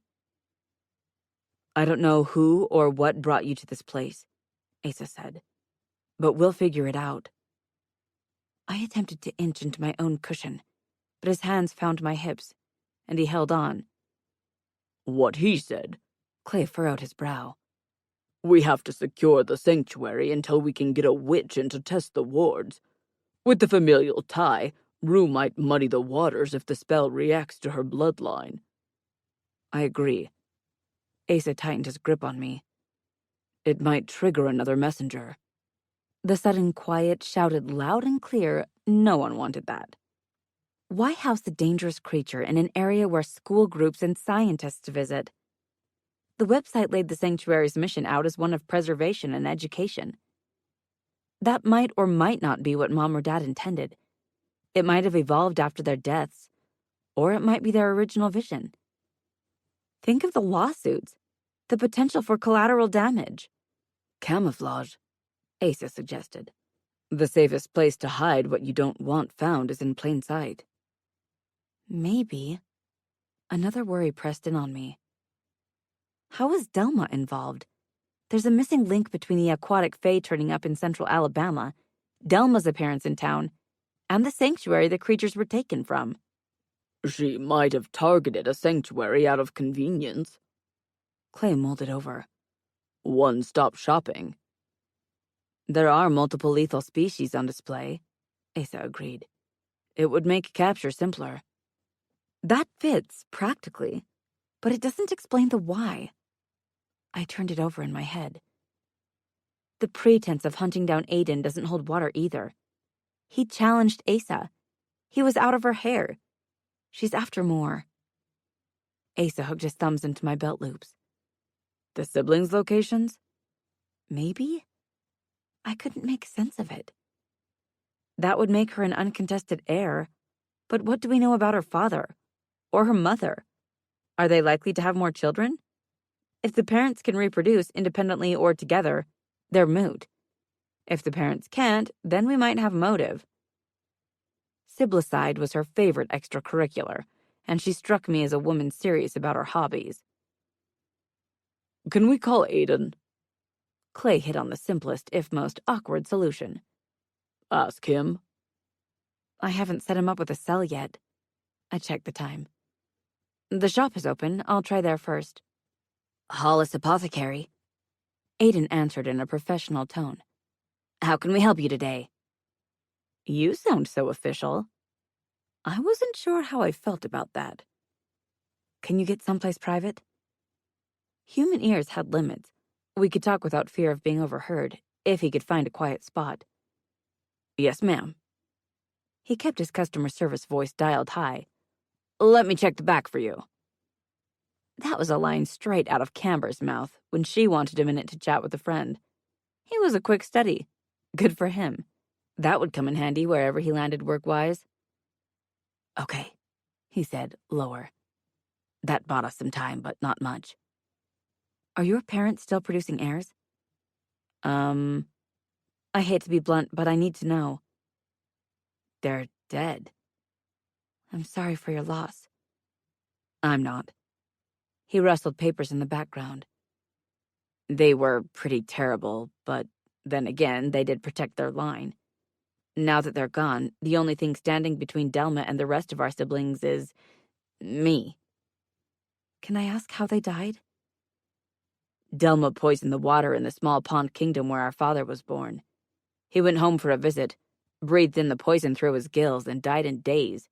Mother, too, and about a dozen others. Fun times. I bit my tongue, but it was too late, and he did say they were terrible. Have you ever heard of the Devlin Wildlife Center? No. He sounded curious. Should I have? Your sister hasn't mentioned it? The only thing my sister has mentioned to me lately is wanting me dead, so no. You don't think I have anything to do with this? The creatures and Delma showing up, I mean? No. I was quick to reassure him. I'm just nailing down loose ends. Colby emailed me a picture of you covered in spiderweb, FYI. He paused, suddenly unsure. I hope you don't mind. I checked my account on the shop computer. A door shut in the background, and a spurt of hiccups announced the visitor. Hey! I apologize, ma'am. He rushed out to me. But we're out of the flavor lip balm you requested. Should I add you to a wait list? Nice save. I chuckled as the hiccuping grew more intense. I'll be in touch soon. As I ended the call, I joined the guys in staring at Colby where she curled on the couch in cat mode. You took pictures? I grabbed a pillow. Seriously? I threw it at her. You couldn't help, but you could do that? As I had known he would, Clay caught the pillow so it didn't ding her wings, and his smile taunted me. You knew she did it. I curled my lip at Clay. Traitor. I squinted at Asa. Were you in on it too? Amusement touched his mouth, but he shook his head. No. I slid my phone under the door. She giggled. Legit giggled. Evil creature. It was hilarious. Right then and there, I plotted to buy as much silly string as I could locate to hose her and Clay with. Too bad I couldn't then send it to her buddies online so they could help me savor my revenge. But I could live with printing off the photos and then framing them, maybe hanging them on the wall above her desk. I'm done with you, smarty fuzzbutt, I grumbled. I can trust you no longer. You love me, she sang as she glided to me. You'll never be done with me. You're right. I squished her against my chest. On both counts. I tickled under her wings until she squealed and shoved to get away. But I also believe turnabout is fair play. Watch your back. Her antennae shot up and quivered with excitement at the prospect of me pranking her. Okay. Clay didn't bother hiding his smile. Let's get back to the problem at hand. Can I get a Band-Aid first? I twisted to look over my shoulder. For the stab wound in my back? Peals of laughter propelled the troublemaker to Clay's head, but she skipped off him and headed back to her laptop to play while we strategized. She was always down for an adventure, but not always up to the nuts and bolts part. In short, she was a lot like me. In fact, I might have broken her. Let's ignore ancient history for a minute. Clay settled into plotting mode. Focus on the Delma angle. As wrapped up as I let myself get with the intrigue of my parents' involvement, he was right to shake up our perspective. Delma wanted to lure out Rue. Asa reeled me back until my spine rested on his chest. She got a general area from her contact inside Black Hat, Agent Barker. Barker and likely others helped catch and release the creatures in a radius determined by where she tracked her brother. That would explain why she hit the shops asking for him, I agreed. She must have wanted confirmation he was in Samford, and not one of the surrounding areas. She wanted to ensure she was focused on the right town before she escalated. Okay, so the Delma angle is flawed. Clay tapped his fingers on his thigh. There's no way she chose to unleash creatures with tags that led to a sanctuary funded by your mother without a purpose. I agree. Awkward as it was to sprawl over Asa, I didn't mind it. Why lure us to the sanctuary? Her evil plan of unleashing creatures to eat you failed, Clay exaggerated. So she decided to lure you to their den? That, I had to admit, is plausible. I rolled my eyes at Clay. Not likely, but still an option. Delma wasn't at the sanctuary, Asa pointed out. Why lure Rue down and then be a no-show? There might not have been enough time for her to make her dramatic entrance, Clay shrugged. Rue was busy living out a horror movie. That might have stolen her thunder. Or she might have been spooked by the spider. If it was there to deliver a message to me, she wouldn't have seen it prior to then, and might not have known what kind of threat it posed or to whom. Which was none now that I had killed it. I really needed to stop incinerating all my problems. So what's the plan? I glanced between them. Go back tomorrow? Give Delma a second chance? Then we do what we do best. Clay rose and clasped his hands together. We wing it. Stick with what works, huh? I shook my head. Show up, kill some things, write a report that covers our butts, then go home? Exactly. His grin stretched from ear to ear. We're old pros at crossing our fingers and hoping we don't die. Why mess with perfection? I couldn't have said it better myself. Chapter 14. The one area where I was never planless, never lacking, was in Colby's security. You stay in the SUV, I told her. I'll leave a window cracked in case you need to make a quick exit. Make that 2. Clay chimed in. 4 might be better. His overprotective streak where Colby was concerned warmed my black heart. It was nice to share the, not burden, no. Caring for her was a privilege. Responsibility for her safety. Plus, he gave good advice. Okay, I agreed with him. 4 windows will be cracked in the event you need to beat a hasty retreat. A shudder rippled through her, quivering in her wings, and she lifted an inch from its intensity. I'm okay with staying here, she was quick to assure me. I have my laptop and my phone. That spider freaked you out, huh? I rubbed her back. I'll have to remember that the next time I want you to stay put without a fuss. I'm a moth, Rue. A moth. Her fuzz stood on end. It was a giant spider. I get it. I raised my hands in surrender. You saw your natural predator and froze. Nothing about me is natural. The comment slipped before she caught it, and I could tell she regretted it by the instant hunch of her shoulders. But it was out there. It was proof she was still fighting to love this new life, her new self. The face-off with the spider must have tapped into instincts that weren't, or hadn't been, hers. It was clear she still felt raw from the experience, and didn't care to repeat it a second time. I want to sympathize with you, I teased, aware laughter was the best way to yank her out of her spiral. But that thing almost ate me. I lifted a finger. And then, you, the light of my life, took photos of my shame and sent them to Aiden. Now he's got dirt on me. He can blackmail me. How does that feel? Willing to be cheered, she scrunched up her face. Not bad, actually. That was brutal. Clay high-fived her. You're stone cold, Shorty. Keep an eye out. I pointed a finger at her. Call if anyone comes in from the road. I will. She settled in behind her computer. How will I know if you need me? How will I know you won't bring a camera? Dark cloud lifting. Colby laughed at my mock scowl. I promise not to film your next walk of shame.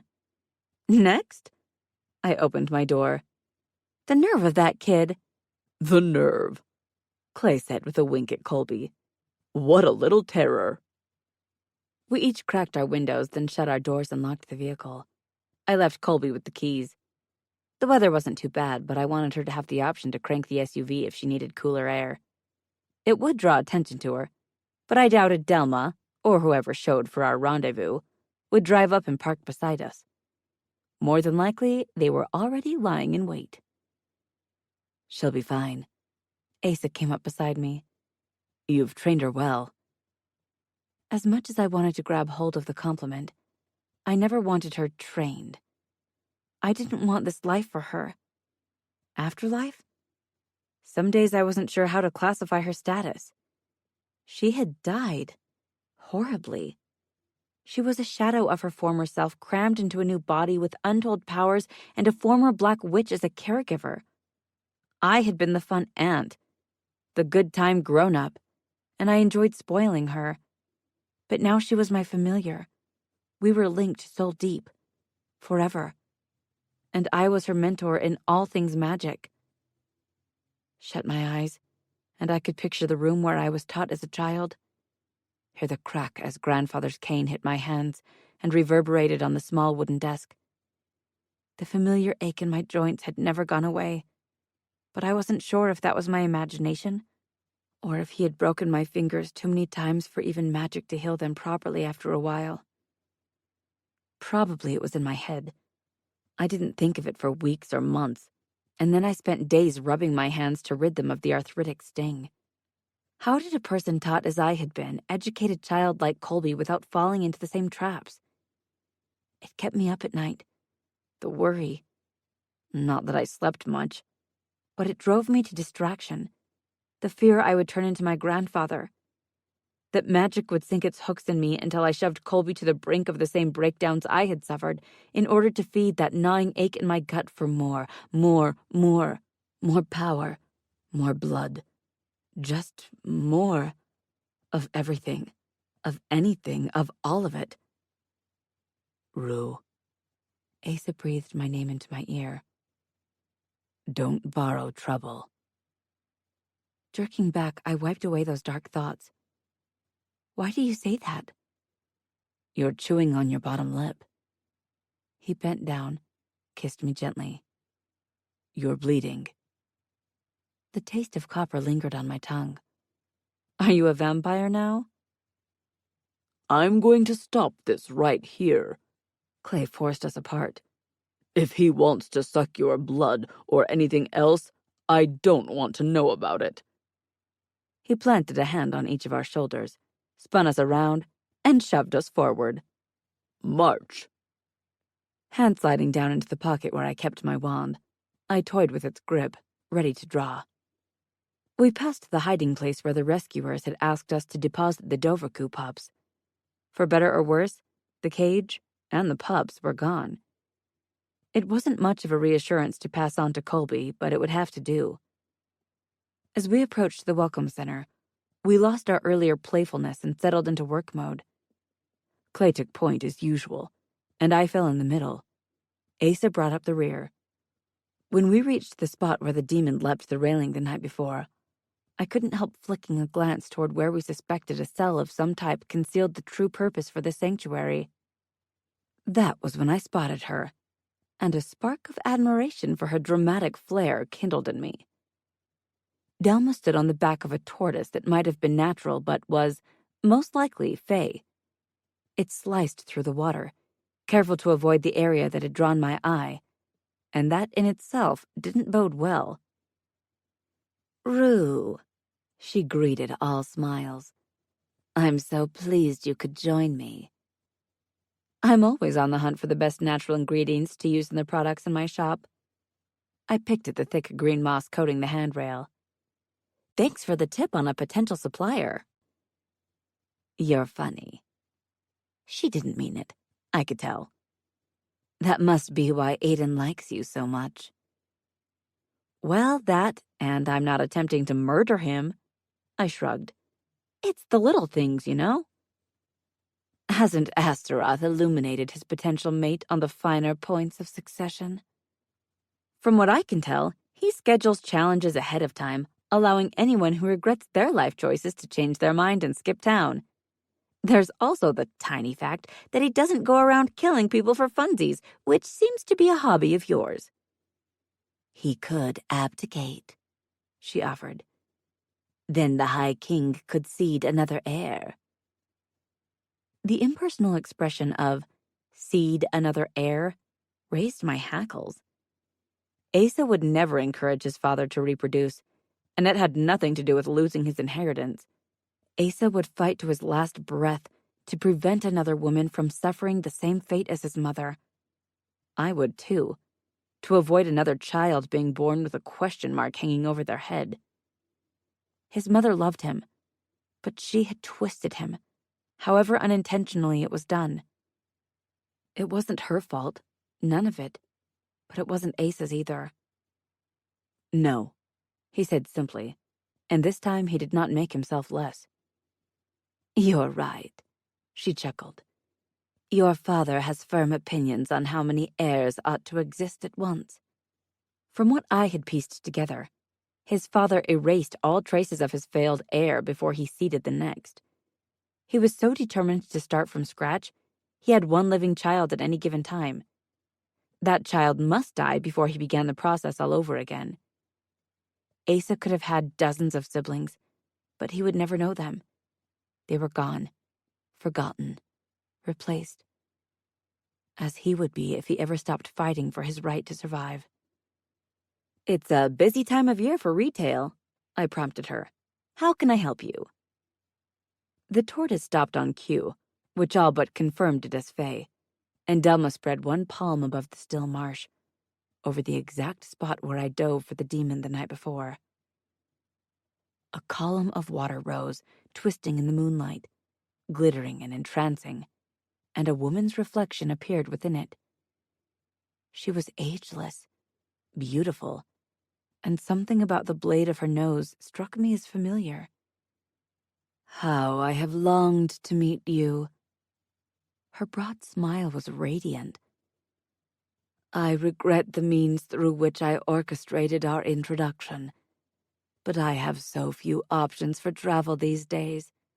I'm afraid I must entertain guests at my home. Home? I studied the trick, fascinated by Delma's control over her element. And here I thought it was a prison. There's no cause for rudeness. Her lips thinned to nothing. In that you take after your grandfather. No, I was happy to tell her. I don't. Not anymore. A coy smile flirted with her lips. Aren't you curious how I know your grandfather?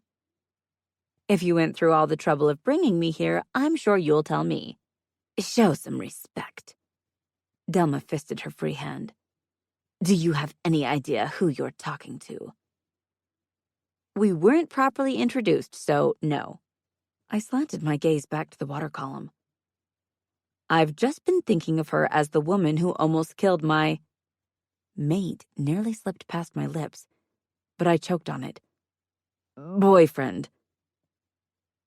That sounded painful. The woman tisked. Are you so uncertain of him? I'm certain I have better things to do than cough up bugs that fly down my throat. That's the excuse you're going with? Clay muttered out the corner of his mouth. After patching the wrinkles in her mask, the woman announced, I am Calixta Damaraz. Impossible. Ace's heat brushed against my back as he moved closer. Calixta Damaraz is dead. You must be Stavros's heir. She swept her gaze over him. The latest in a long line of failures. Poor thing thought she could wound him by taking aim at his daddy issues. Well, she overshot the mark. I'm not up to snuff on the demon hierarchy, I said, so you'll have to spell it out for me. With all the restrictions placed on royalty, I had my hands full learning the ins and outs of my fascination with Asa. I hadn't dug into demon lore. I hadn't viewed it as a part of my world, even if it was a part of me, which was silly when you considered who I was making out with these days. Between returning to Black Hat, the shop's destruction and its subsequent repairs, overseeing the girls' recoveries from their trauma, The familiar bond clicking into place, the grimoire toying with me, and learning I was part demon. I had no time. Even if I wanted another burden to carry, I had to put one down first. I am a High Queen of the Hylian Seas, Mistress of Aquitae. Former High Queen, Asa cut in. Calixta has been missing for decades, nearly a century. You're a member of her court? I aimed the question at Delma. What's your stake in this? Callie is my grandmother. Delma jerked up her chin. I am her heir, born for direct line. Now that you've killed everyone related to you, Clay mumbled. She must be so proud. Only the strong survive, Calixta chided him. You who have lived for so long must know this. Are we about to witness a coronation? I asked Delma. Are we the only friends you had left to invite? That's sad. Clay shook his head. I almost feel sorry for you, but not really. And P.S., we're not friends. She can't be crowned. Asa tilted his head to study her profile. As I said, there's a new queen. My claim to the throne supersedes this pretender's, Calixta hissed. I will have what is mine. You're stuck in a cell in a swamp, I pointed out. You're in no position to make demands. She is the rightful High Queen. Delma's lip curled in a snarl. Your ignorance is staggering. Don't stagger too much. I eyed her platform. You'll stagger right off your float. Are you so ignorant of your heritage? Calixta eyed me with sympathy. Your grandfather has been keeping secrets. She lowered her gaze, and her impossibly long lashes swept across her cheeks. Your dead parents, too. She gave dead no special emphasis, but none was required to cut me to the quick. You deserve to know the truth. If you mean that my grandmother was a demon, I returned. We figured out that much. Her smile when she raised her eyes was downright predatory, and I knew whatever she said next would rock my world.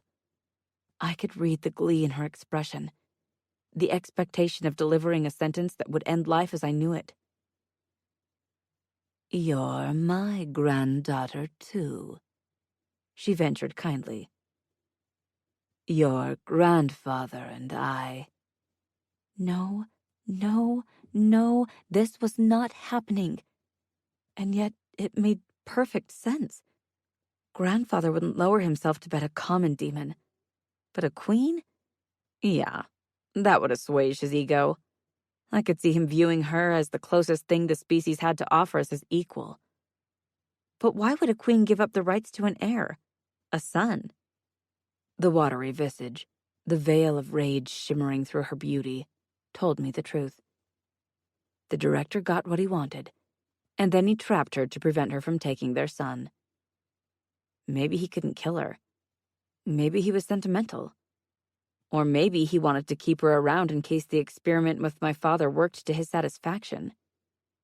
Whatever the reason, he was a fool not to end her when he had the chance. His death was written in her eyes, in the curve of her red lips. That scenario fit with what I knew about the director, but not what I knew about my parents. Mom and Dad hadn't been on great terms with my grandfather. That was a big job, restraining a demon queen. Would they have set aside their differences and worked together to contain her? For whatever reason? Had they linked the sanctuary to Mom to avoid any claim Black Hat might make on Calixta? Except grandfather, for all intents and purposes, was Black Hat. The Kellys knew about the tags. They would have tracked them to the sanctuary, the same as Colby. But she assured me there wasn't a hint of it in the database. Not a whisper, not a sigh. As if it hadn't happened. That's not a mental picture that needs painting. I cut in, leaning into Asa.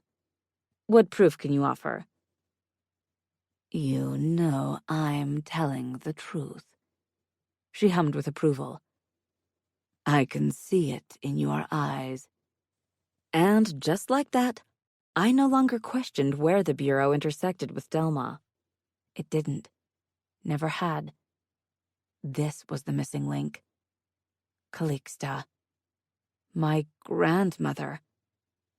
She must have made contacts within Black Cat during her affair with my grandfather that remained loyal to her. Those connections explained how Agent Barker and her partner got roped into the ill-advised Fae relocation project. They were following Delma's orders, accepting her as Calixta's proxy. But did that mean she was behind the rogue Black Witches? Or was this another more personal attack? Let's pretend I believe you without a shred of evidence. I was thankful for Asa's strength at my back. I still don't get why I'm here. And please save us both time and skip over the scripted sentimentality. That doesn't work on me. I want the truth, and it better be worth all the lives the charade cost. Innocents, creatures and humans alike, had died to lead me here, to this moment, to face her. With your wicked father dead, only a child of my line can free me. You have a henchwoman right there. I pointed at Delma. She was just bragging about how she's of your line and of your blood and blah blah. I tuned her out when she got repetitive. So why me? Yes, grandmother. Delma studied the fallen queen. Why are you entertaining her? Clearly, whatever story Calixta spun to get Delma on her side hadn't included chatting with me. But if Calixta was telling the truth, I knew what Delma expected. She wanted to kill me. Her own cousin? That psychopathy ran in the family wasn't a huge shocker. That I came from murderers, liars, and great power wasn't anything new. Okay, the demon thing, that was new. The rest, not so much. We were probably given knives instead of rattles, bottles of poison rather than milk from birth. You know why, Calixta said gently. A sacrifice is required. Yep, that fit with my expectations. Give the word, grandmother. Delma bowed her head. I will exchange her life for your freedom. Flame licked my spine, and the demon roared into being. Rue, mine! The life must be freely given, Calixta tisked. She must agree. Malice bright in her eyes, Delma smiled. I challenge you for the position of heir of Hylian Sea's throne. No thanks, I smiled right back. Not interested. Stubborn child, Calixta gazed at me. Perhaps this will motivate you. From the canopy, a smaller version of the monster spider glided down on a single thread.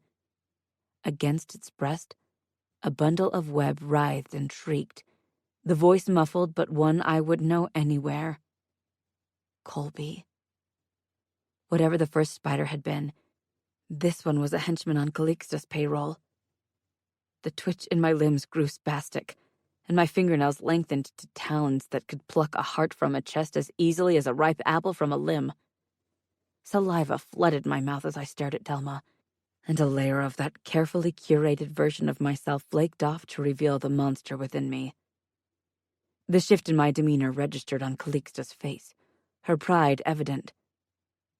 Delma, however, dug her toes into the tortoiseshell like she imagined spurring a horse to retreat. You're dead, Clay informed her in a voice absent of emotion. If Rue doesn't kill you, I will. I swung my head to find him beside me, chest pumping like bellows, fists tight at his sides. I accept, I rasped, gold dots floating on the edges of my vision, rage afire in my belly. No! The demon smashed his fist through the railing. I accept. The challenge wasn't issued to you, big guy. I kept my gaze locked on Delma. Where and when? Here and now. She prodded her ride until she could leap onto the boardwalk. I want this settled. Fine. I stepped away from the guys. Let's do this. A familiar cold iced my chest, and my heart slowed to a steady beat. I became a creature of instinct when riled, and none of the self-improvement I had done up to this point had a place here.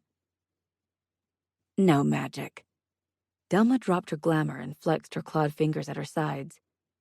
Demon rules. I'm not a demon. I palmed my wand. Not even half. Your rules don't apply to me. Jerking her head toward the column of water, she growled. Grandmother. Allowances must be made, Calixta decreed. She has no demon form as you do. She has no control of an element as you do. Would it be fair for her to defend herself as little more than human?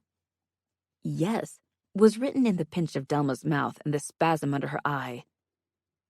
No. This was a setup. I fed magic into my wand as she drew a long dagger. You get that, right? Obviously, Delma snapped. I've worked on it for months. No. I pitied her.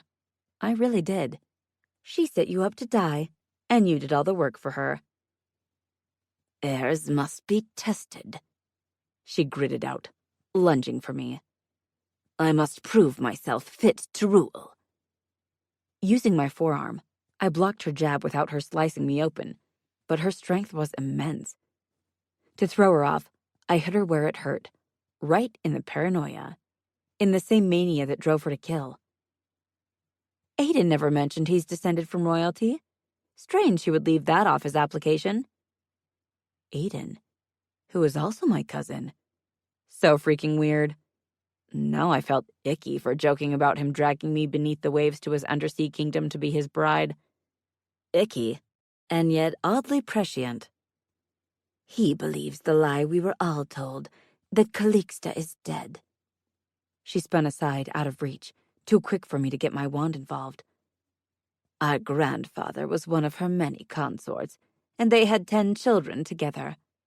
Calixta never married. She didn't want to share her power. But after she was declared dead, rather than passing the crown to her offspring, who were all illegitimate, the throne was passed to a distant cousin.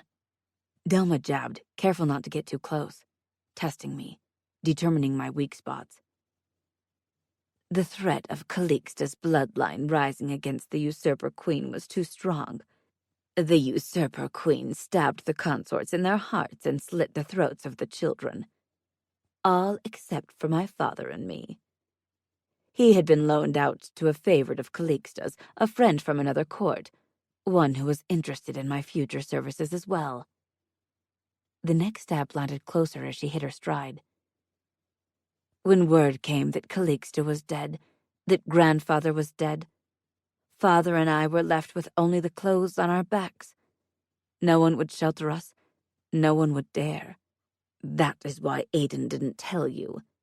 The shame is immeasurable. Her reach was longer than mine, and she didn't have to worry about her weapon being cleaved in two. Keep the insults coming, wear her out, make her sloppy. Only then could I risk getting close enough to strike. So instead of taking the out you were given, you decided to overthrow the monarchy. How predictable of you. She flinched at that, and I smiled, goading her. Still, it's nice to have goals. A snarl curled her upper lip, and her eyes promised my death. She was blind to all but her own ambition. Goddess bless, I was staring at an earlier version of myself. She was rage and fury and scorn, desperation and insecurity and hunger, and I pitied her. She lacked the pivotal moment where past and future collided in the present to shock her into the realization of how empty that endless hunger for more had left her life. She didn't have a Colby to act as her conscience, and since she had dared touch Colby, she never would experience that life-altering epiphany. I was a better person than I used to be, but I wouldn't call myself good. Never had I been gladder not to have reached that pinnacle of decency. It would have been a long fall to the bottom otherwise. Joke all you want. Her blade shook with anger. Ambition is how I survive. Why now? I got under her guard, almost thwacking her wrist. What changed? You. Delma smiled.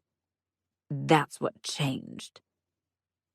Aiden told me he was 25. That math didn't hold for him being Calixta's grandson. And if he was too young, then their younger siblings weren't related to Calixta. A light bulb flashed over my head. I'm the only one left. I laughed at her rage. The only other person alive with Calixta's blood in me. Father was a cousin of hers. Delma spat. His offspring should have sufficed. The skeletons at the base of the cell took on horrid new dimension. Those were relatives of hers? Ours? How long had she been doing this? Tithing to the forgotten queen. Hoping if she killed enough, sacrificed enough, she would be enough. The idea was too enormous to fit in my head without leaking out of my ears. The fight was draining me, physically and emotionally. But Delma wasn't slowing down now that she had me pegged. We were at an impasse. Her dagger was only so long, and I wouldn't risk my wand in a direct strike. I had come to rely on Clay and Asa to run interference for me, but I was on my own in a challenge. You are not the heir she wants. I pricked her pride. Why else pit us against each other? I grinned for a beat. She used you, Delma. She wants me. And she used you to get me here. She doesn't care if you live or die. She never did. I hit her with my black witch best, cruel and cold and heartless. You're not worthy. A furious roar, fueled with the fear and fury I was right, blasted me as Delma flung her knife. It would have punched into my throat if I had moved a hair slower. As it was, I couldn't hear her heart over a thundering in my ears. The blade struck the rail I had been standing next to only seconds ago, and she wasted no time lunging to retrieve her weapon. Delma was fast. Mad Delma was a blur. Fangs bared, she dove for the railing, for the hilt of the dagger. I will never finish that sentence. I stepped in her path, gouged her side with my wand, and thrust power into her until she rivaled twinkle lights on a Christmas tree. The magic burned her, ate through her glamour, and revealed the deadly blue-skinned demon at her core. And then she was gone. Nothing but ash and bitterness. Or maybe I was the bitter one, to have discovered I had family other than the director, only to learn that they had been picked off by Delma, who was nuttier than the fruitcake curing on my counter back home. I have my successor, Calixta announced from seemingly nowhere and everywhere. I am pleased. The column of water had collapsed when Delma died, meaning Calixta didn't have enough juice alone to maintain the illusion. That was good. Not great, but good. Her hands were tied, magically speaking. What we had to guard against was her cleverness, her silver tongue coaxing others to lend her their strength. And there was no putting this cat back in the bag, not with Delma involving Black Hat in her scheme. Clay caught my eye, then jerked his chin toward the creepy jailer clutching Colby in its spindly arms. With a subtle nod, I distracted Calixta while he and the demon plotted to free the struggling bundle. You have found nothing. I dropped Delma's blade with a splash. I want nothing to do with you. Accept my offer, and you will be a match for Astaroth. His father can't contest your mating then. Choice mine, The demon informed her, first striking his chest. Rue mine. Given his impulsive nature, I wasn't sure if this was a part of their plan, or if he couldn't help himself. Not that we're rushing into a mating, I pointed out for everyone's benefit. But still, good to know. Upon my death, Calixta coaxed, You may rule without a mate as I did. Be a power in your own right, as I was. Pretending to consider her, I asked, "How do I set you free?" Blood would have been best, she mused. Fed into the water where the ward could taste it. There's no plan B? A life is the cost. She mulled it over. Delma's ashes sprinkled above me will do. Clay. I swept a hand over the bulk of them. Can you seal those in an evidence baggie for me? Since he swore they doubled as snack bags, he always kept a few on him in case of emergency. Sure thing. He used a business card to get every flake possible while the demon padded closer to the spider. Good enough? That will do, Golem. Calista kept her voice dialed to benevolent. Now, my darling girl, free me. Pass them to me? I held the remains of my cousin, but no pity stirred within me. Calixta? Please, she demurred. Call me grandmother. Thank all the gods and goddesses that my grandparents had called it quits after one child. As alike as they were, they could have been a formidable pair, had they made a go of it. Grandmother, I humored her. It was nice to meet you, but I prefer the devil I know. The director held enough of my strings to jerk me around for the rest of his life. I wasn't about to set free a female version with untold years of experience in making others her puppets, as she had Delma. The woman was a master manipulator, even while stuck at the bottom of a marsh. Your grandfather will betray you, she warned. You can't trust him. He raised me, I informed her. I know how far I can trust him. The same distance I could throw him. A guttural shout and a squelching noise jerked my attention back to the boardwalk in time to watch the demon yank Colby from the spider's clutches and toss her to Clay. Clay caught her with a prayer on his lips and carried her away from the swamp, back toward the SUV to release her in a safe environment. Meanwhile, surprising no one, the demon ripped off the spider's head, yelled down its neck, and tore it out of its web. He flung the carcass toward the spot where my grandmother's voice originated. The boardwalk rattled on impact when he landed, and the planks under his feet snapped in two. He shook it off, prowled over to me, spider head in his hand, its pincher still clacking, and held out his arm. Present, He smiled, his face bright green with ichor. For Rue. I knew how much it meant to him that I appreciate his gifts, so I reached for the head, only for the pinchers to snap closed on my wrist. I'll wash your hair when we get to the hotel if you can throw that farther than you threw the body. I jerked my hand free. Deal? Brush. He cocked an eyebrow, weighing the gift in his hands. Braid. Yes. I was happy he set such a low price. Just fling it, please. Okay. He cocked his arm and hurled the trophy beyond where I could see. It's gone. Excellent. I patted him on the back. Good work. While the demon preened, my grandmother seethed, but she was locked down tight. You will regret this, Calixta promised. There will come a time when you need your family. Thinking of Colby, of Clay, of Asa and his demon, of all the people back home in Samford, I pitied her. I always need my family, I told her, looping my arm through the demons. But you're not it. He and I walked out of the sanctuary, and I made an executive decision on the spot. Stand back, big guy. I touched my wand to the welcome center. We're about to get toasty.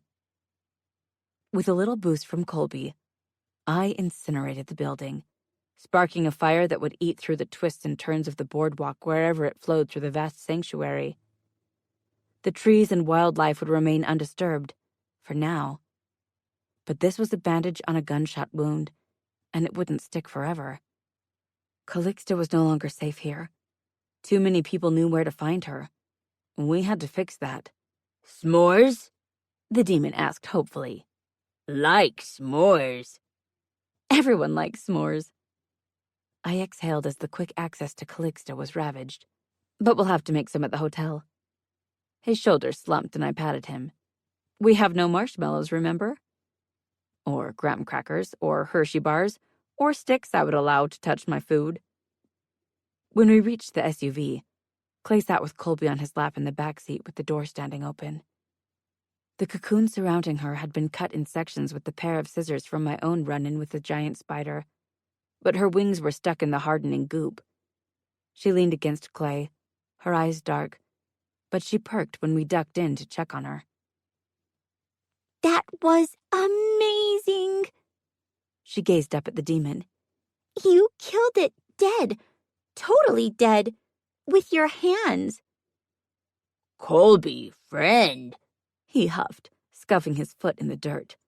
Save, friend. Can you sit back here with us? She wiggled on Clay's lap. Oh, She frowned. what about your... No further encouragement required. The demon stuffed himself into the SUV, his horns raking the ceiling, shredding the fabric. The vehicle rocked under his weight, and I had doubts about shutting the door. I forgot those when Colby walked onto his lap, and he scooped her against his chest. Antennae weighted with webbing. She asked, Do you like computer games? I like games. A furrow creased his brow. Computer is game? The demon tended to come out in times of stress, leaving Asa to enjoy the lulls. I wasn't sure the demon understood modern technology, let alone gaming, but I was happy for the chance for him to bond with Colby. I'll teach you, She promised. if you don't like it. I have tons of board games. For his sake, I would purchase a few yard games, like horseshoes and cornhole, things he could excel at without feeling inadequate. Okay. He grinned at her. She grinned back, and I shut the door to avoid intruding on their moment. We made it halfway to the hotel before my phone rang. I didn't check the app monitoring blocked calls for me. I knew who it was before I answered, just as I accepted there was no ignoring him after this. Director. I greeted him with cool politeness. To what do I owe the honor? You are to report to my office, He snapped. immediately. The line recalled all those high school dramas about principals' offices I had watched with the girls. All right. You listen to... His tirade petered out as he registered my words. All right. Sure. I twisted my hands on the wheel. Give me 2 days and I'll be there with bells on. His silence told me my quick acquiescence had stunned him, which amused me to no end. All right, He echoed, intentional or not. I'll see you then, Elspeth. Ending the call, I felt lighter. Not sure why, given I had agreed to face the director for the first time in over a decade. Maybe because I had already decided to pay him a visit. Or maybe it was because I knew his dirty little secret about Calixta, and I was willing to exploit the heck out of it to finally get answers. Chapter 15. Our welcome home was spoiled by how the Proctor grimoire chose to greet us. It sat propped against the door leading into Colby's bedroom. The silent threat was proof my recent attempts at keying the wards to trap it in the house were successful, even when it attempted to stow away. And it was not happy about it. Oh, freaking well. Books who threaten me end up on the DNF pile, I warned it. You don't want that to happen, do you? The grimoire gave no outward signs of having heard me, but I was certain it was shaking in its binding. You sure showed it. Clay patted me on the head. That book won't mess with the likes of you again. Shut up, Clay. I swatted him. Come on, book. I lifted the wretched thing and headed for my bedroom. Let's go put you back where you belong. Probably not a great idea to talk to the book like it's a person, he called. You'll give it delusions of grandeur. After spending time away, I was forced to admit what I had been ignoring. The safe full of black artifacts was fouling the air with its stink. The smell never bothered me before, but it tempted me to sneeze now.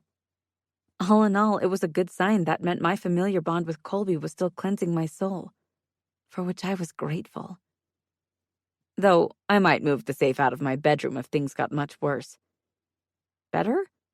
It was a toss-up between whether pressure washing a lifetime of black magic off me was the wiser idea, or if huddling in its thick and pungent embrace was smarter.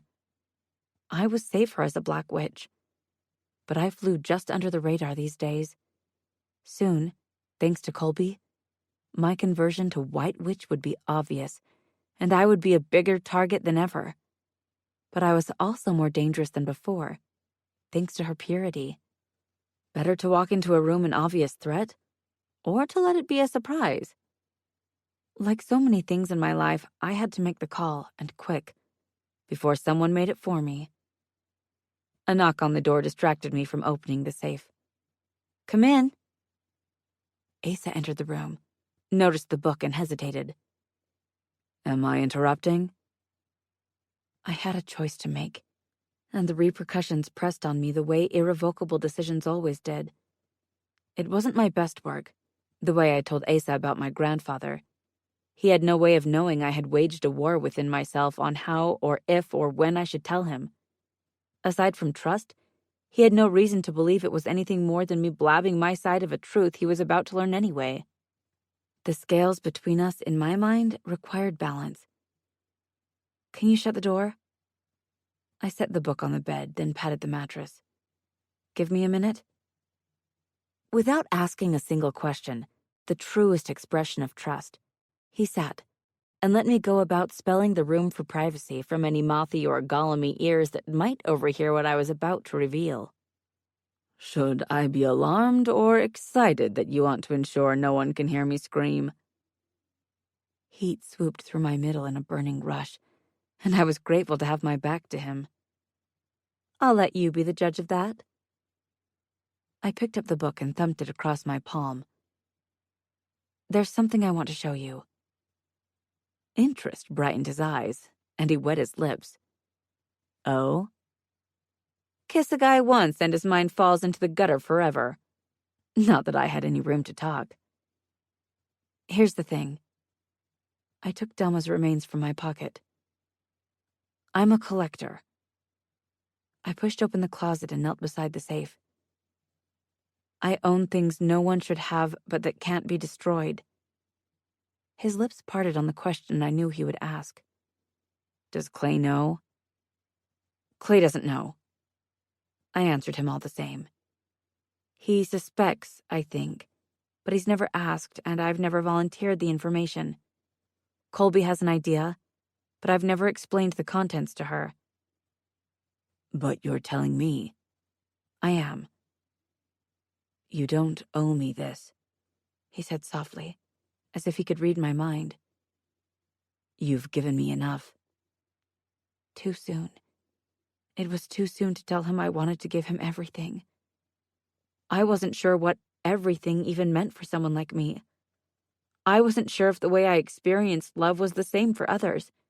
As much as I would like to blame the fey juju that lubricated my mouth when it came to my deepest, darkest secrets, I suspected I had wanted to unburden myself for a long time. "I don't want secrets between us." I unlocked the safe, and foul magic seeped into the room. "I would rather you know the worst before we go any further." I shrugged like it didn't matter, like I wasn't doing my best to open my heart to him. "I want you to understand what I am, and what I have the potential to become. A nightmare, a misery, a monster." The safe's contents held no interest for him. How long have you been collecting? Since my first case. I tucked the bag of ashes in the back and set the book in its usual spot. "Why?" Did you ever use them? No." I laughed as I spun the dial.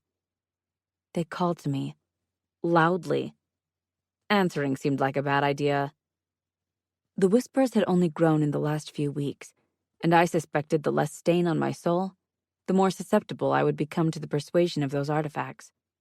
Yet more incentive to relocate the safe. You've been hiding dangerous artifacts from the world since you were a teen lost in the throes of black magic addiction? I don't know if I would phrase it like that, but yes. I flicked a wrist. That's not the point. Who knew what my toxic brain thought it was doing? Stockpiling weapons for when I decided to burn the world to the ground? I must have had my reasons. I must have had a plan. But I couldn't tell you now what it had been. Could be I was simply too high to think straight enough to use them. I had been shocked when I came to my senses and picked through the trove I had squirreled away with kleptomaniacal glee during my darkest years. I wanted to believe I was a guardian, and I had been for a decade. Before that, I wasn't as sure, and I didn't want to examine it too closely. The thing about addiction was, if you got high enough, you believed you were bulletproof. Most likely, I had considered myself invincible, far too mighty to lower myself to dipping into my goodie stash. It's exactly the point.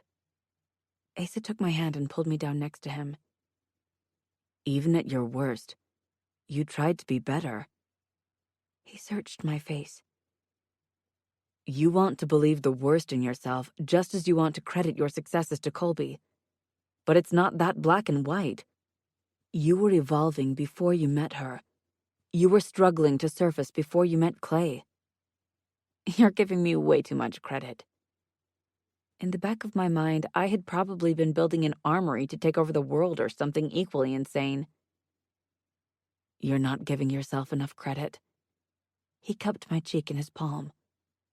You never do. One day I'll be the person I want to be, and then we'll see. There is no finish line for you, Rue. The edge of his thumb brushed my lips.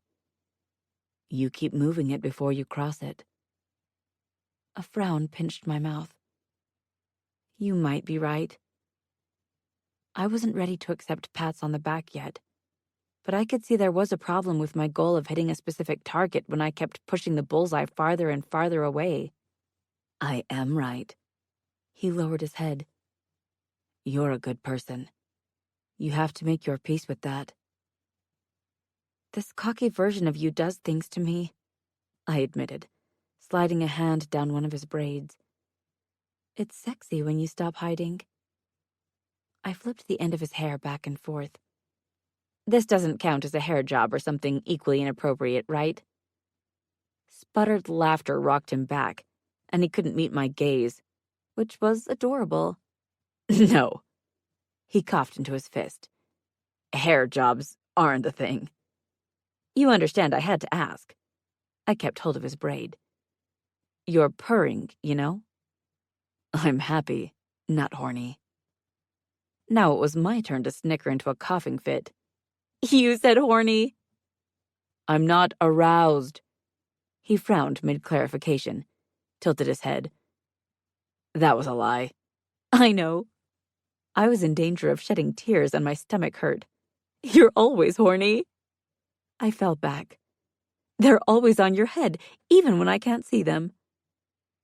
Propped on one elbow, Asa leaned over me and watched me make a total fool of myself. When I could breathe again, I wiped my cheeks dry and curled onto my side toward him. Feel better? He stroked my hair. I've never seen you laugh like that. I don't know where it came from. I chuckled again. Maybe I'm losing my mind, courtesy of Granny. Calixta was a high queen. Former high queen. And she was kept in a cell at the bottom of a marsh. Easy to see in hindsight why my parents didn't want me near her or her insidious influence. Then again, they'd made it easy to identify the trust funding the sanctuary and linked Mom to it. So had they never wanted me to find her? Or had they wanted me to find her when it was time, when I was ready? And now that I had the keeping of her, what had they expected me to do? No one expects to die young. But they really should have left me instructions. Calixta Damaras. He shook his head. If that was her, and if what she said was true. Lucky us, I exhaled. We're going to see the one person who can confirm it either way. After I fully recovered from my giggle fit, which no black witch, former or not, should admit to, I took a walk to the creek to check on Aiden. He deserved to hear the news about his sister firsthand. As for the rest, it nagged at me, a secret that didn't want to be kept. So I would trust the blood oath. And Aiden. How did it go? Aiden sat up in his hammock. You don't look so hot. I have a lot on my mind. I helped myself to one of the camp chairs. How was working at the shop? I liked it. He brightened. It was peaceful. He rolled a shoulder. And it smelled good. You got along with the girls? Yes, he said softly. I remembered our talk and behaved accordingly. The complication of our relationship and his interest in Arden made things so much stickier. Perhaps worse than the spider's web. Okay, no, nothing short of death was that bad. I'm not threatening you. I worked up a tired smile for him. I'm genuinely curious. I like them. Both of them. They're nice. He ducked his head. They also smell good. The grin of accomplishment when he spoke about work made me curious. Have you ever had a job? I had duties to my family, but not a 9-to-5, no. You've never had to earn your own money? No. Then someone is going to have to teach you how to balance a checkbook. Now wasn't the time to bring up finances, but he was far from destitute with Delma in the grave. No one uses checkbooks anymore. He smiled a little. Even I know that much. I didn't say it was going to be me, I joked.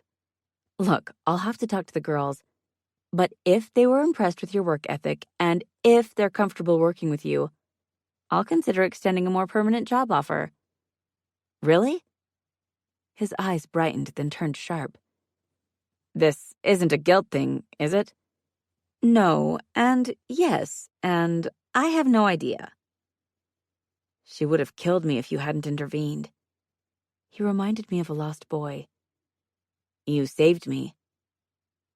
He didn't have to use her name. Maybe he couldn't bear to speak it, but we both knew who he meant. So much for me spearheading this conversation.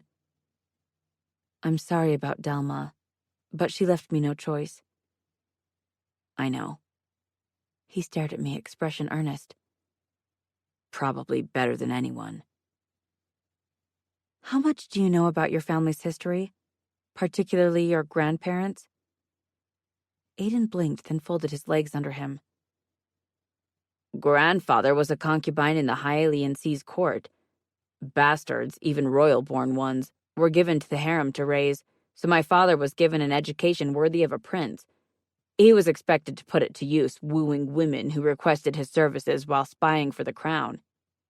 He gazed into the deepening night with distant eyes. Then it all fell apart. He shook his head. Calixte Damaris, the former High Queen, went missing. And a distant cousin claimed the throne. Drusilla Ginevra. He nodded. Everyone thought she killed Calixte, but there was no body, no evidence either way. Drusilla beat all challengers, so she's earned the crown. He frowned at my interest. Why? He glossed over the executions, which made me wonder if he knew about them. Had the story been a lie Calixte used to weaponize her granddaughter, or was it a truth only whispered among the survivors? Either way, for a young demon who had sacrificed everything for his family, I owed him full disclosure. Delma was Calixte's granddaughter. Believe me, I know. It was all she talked about when we were kids, how things should have been. The child had lived a fantasy in a court of splendors, and the woman had been willing to do anything to go back, this time as a queen rather than a pawn. I have reason to believe Calixte might also have been my paternal grandmother. And cause to wonder if the strength of that fallen dynasty, and the demoness behind it, who refused to share her power even with a mate, explained my powerful reaction to Asa despite my watered-down blood. Skin rippling to its natural hue, Aiden fell out of the hammock. What? I'll have verification soon enough, but until then, I believe the information to be accurate. Silly of me to ever consider my grandmother might have been a common demon when grandfather accepted nothing less than perfection. We're cousins. He scrambled onto his hands and knees. What are the odds? That his sister had urged him toward challenging Asa in order to set him in my path, thus granting her a valid excuse for hunting him? And me? None to none. Maybe even less than that. We're not exactly cousins. I curled my fingers into my palms. We're not blood related. His burst of serendipitous happiness drained away. I guess not, huh? A pressure behind my breastbone propelled me forward as he rose, and I planted my feet before him to keep from running away from what I was about to say, how much it revealed about me. As far as I'm concerned, I have no blood relations left. I winced as my nails bit into the meat of my palms. Blood isn't what binds a family. I coaxed my fingers to flex. Love and mutual respect do. I filled my lungs. You're welcome to join mine, if you want. The force of his hug left me certain my eyes were on the verge of popping out of my skull. Thank you, he murmured against my temple. I won't let you down. I felt him smile. 'Cause? A throat cleared behind me, and I nearly twisted an ankle whirling toward Asa. Hey. Sorry to interrupt. He kept his distance.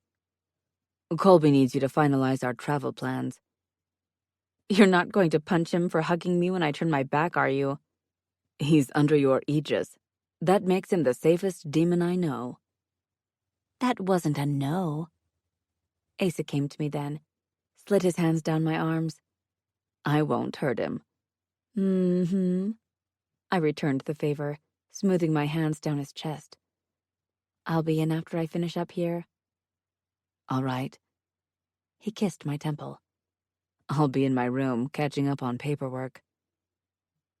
Asa could have called or texted me, but he had come down to check on me in person.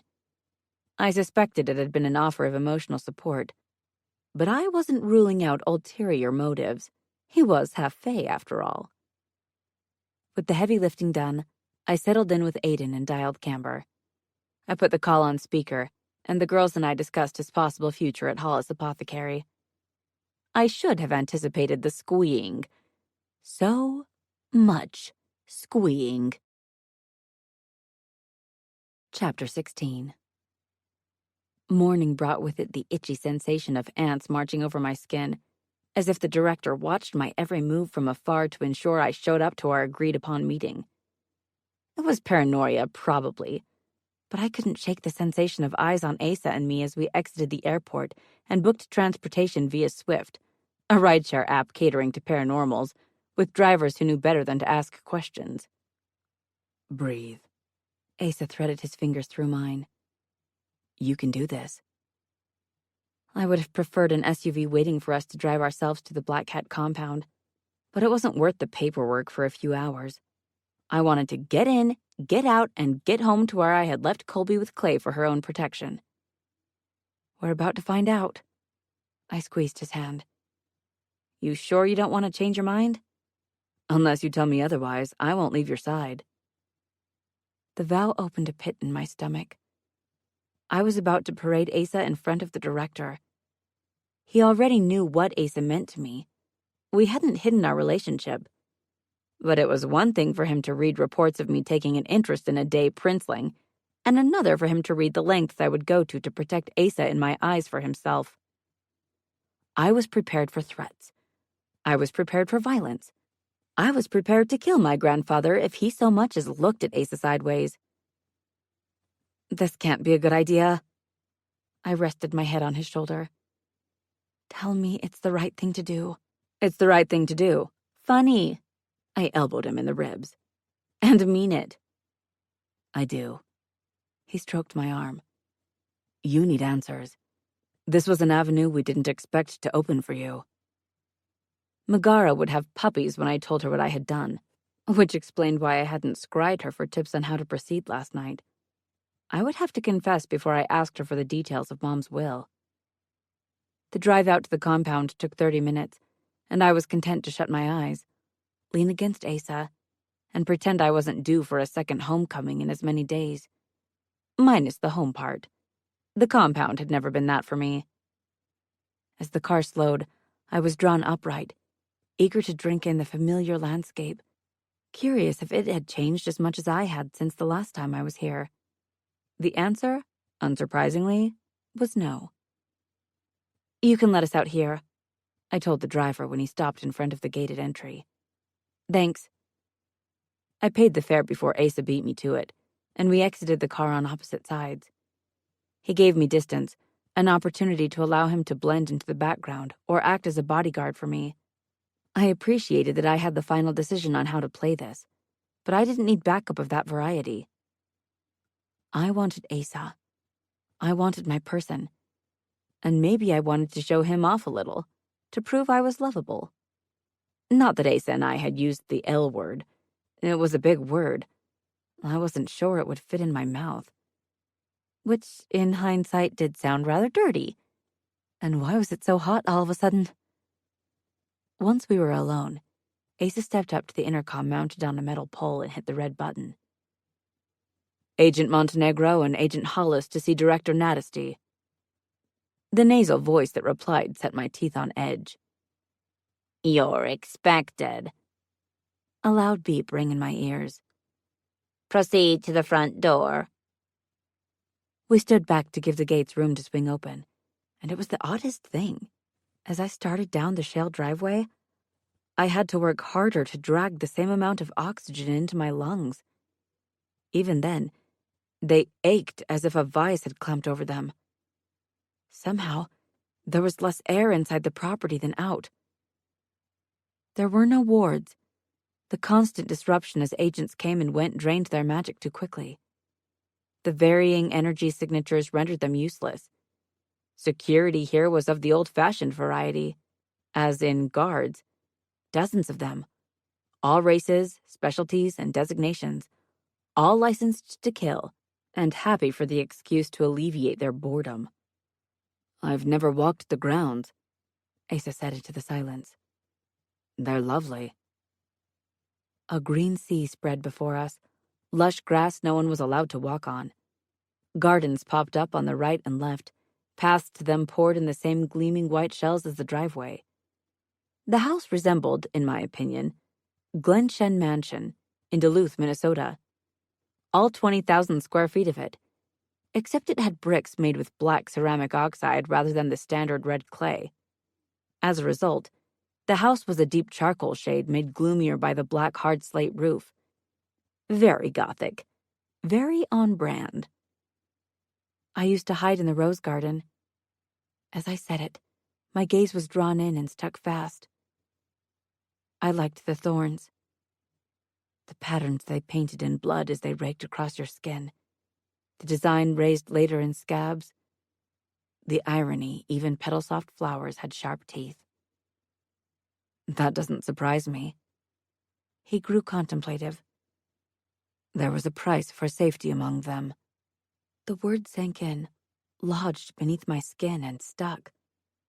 How do you figure? I know you. He rolled his thumb over my knuckles. You believe there's a cost for everything. There is. I forced one foot in front of the other. However, it's rarely monetary. Long before we reached the elegant steps leading into the imposing manor, the butler opened the door. His spine popped as he hunched over to see under the arched frame. His skin was cloudy white, his hair powdery blue, and his eyes glittered with iridescence as they narrowed on me in recognition. Bjorn, who never had liked me much, bristled as the predator in him recognized the predator in Asa. The ends of his hair clotted and hardened into icicles, and snowflakes drifted from a corona above his head that reminded me of the aurora borealis. Either that was new, or I had never seen him truly riled. When you considered I once set his livery on fire while he was wearing it, that was saying something. Though, in my defense, he had ratted me out to the director for staying in the garden after dark. You wait here, he ordered Asa. You know the rules.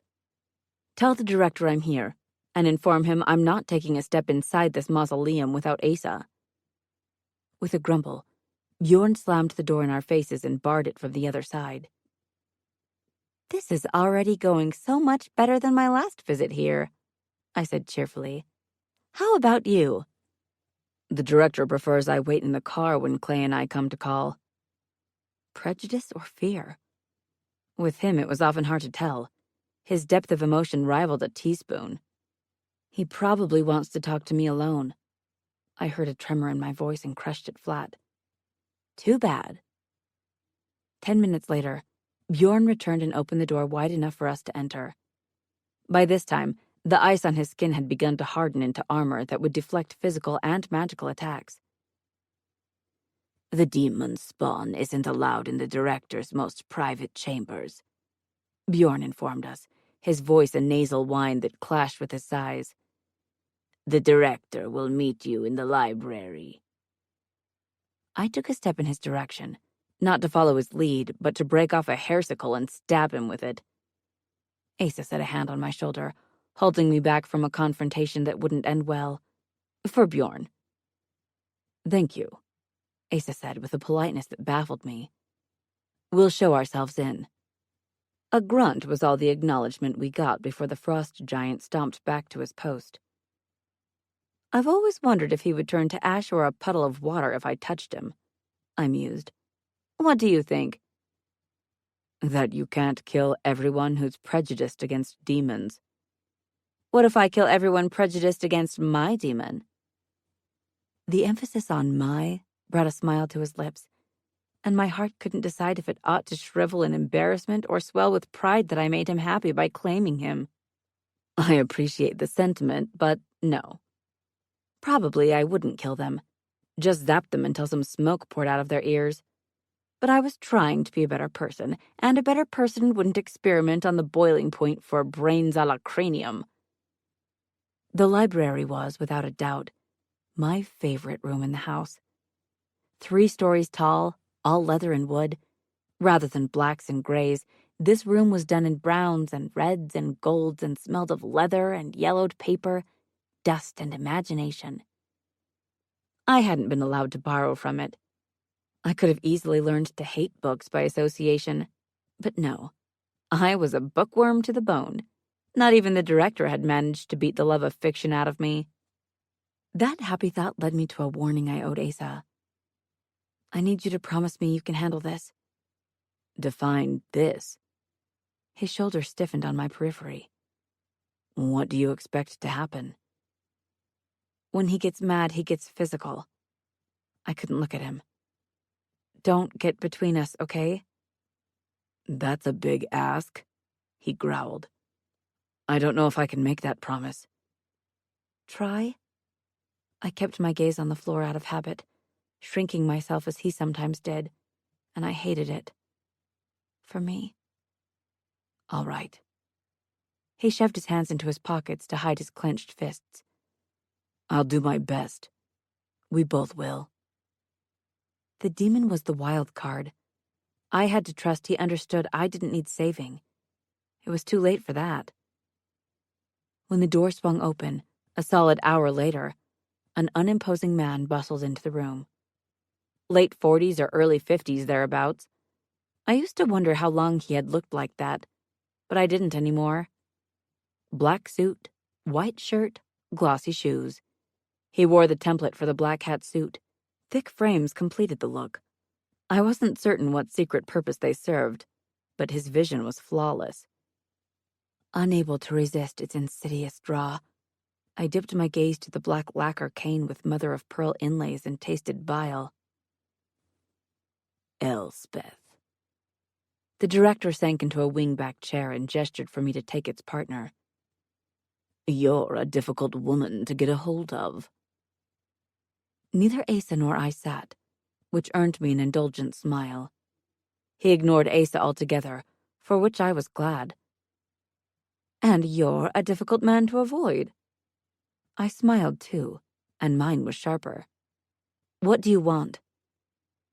For you to sit, for starters. He thinned his lips. Can you be civil for a few minutes? Counting back from 10, I strove for calm. Does the name Calixte Damaris mean anything to you? The former High Queen of the Hylian Seas? His cane tap, tap, tapped. What about her? Tell me the truth. I answered your question truthfully. Gritting my teeth, I hated how easy it was to fall back into this dynamic with him. She was your lover. The old man went deathly still at having been called out for their tete-a-tete. Who told you that? His knuckles whitened around the cane. Did they imply? Here we go. Scorched earth commencing in 5, 4, 3, 2. That my father was half demon? I kept my arms stiff down by my sides. That I'm a quarter? What you are, he said as cruel magic sliced through the room, is my granddaughter. The acknowledgement of our relationship in front of Asa struck with the precision of a knife. When I recalled how he never claimed me, I was wrong. He had, several times, in front of servants. Confirm it or deny it, I growled, with the leash slipping on my temper. But I want the truth. Who told you that? He repeated.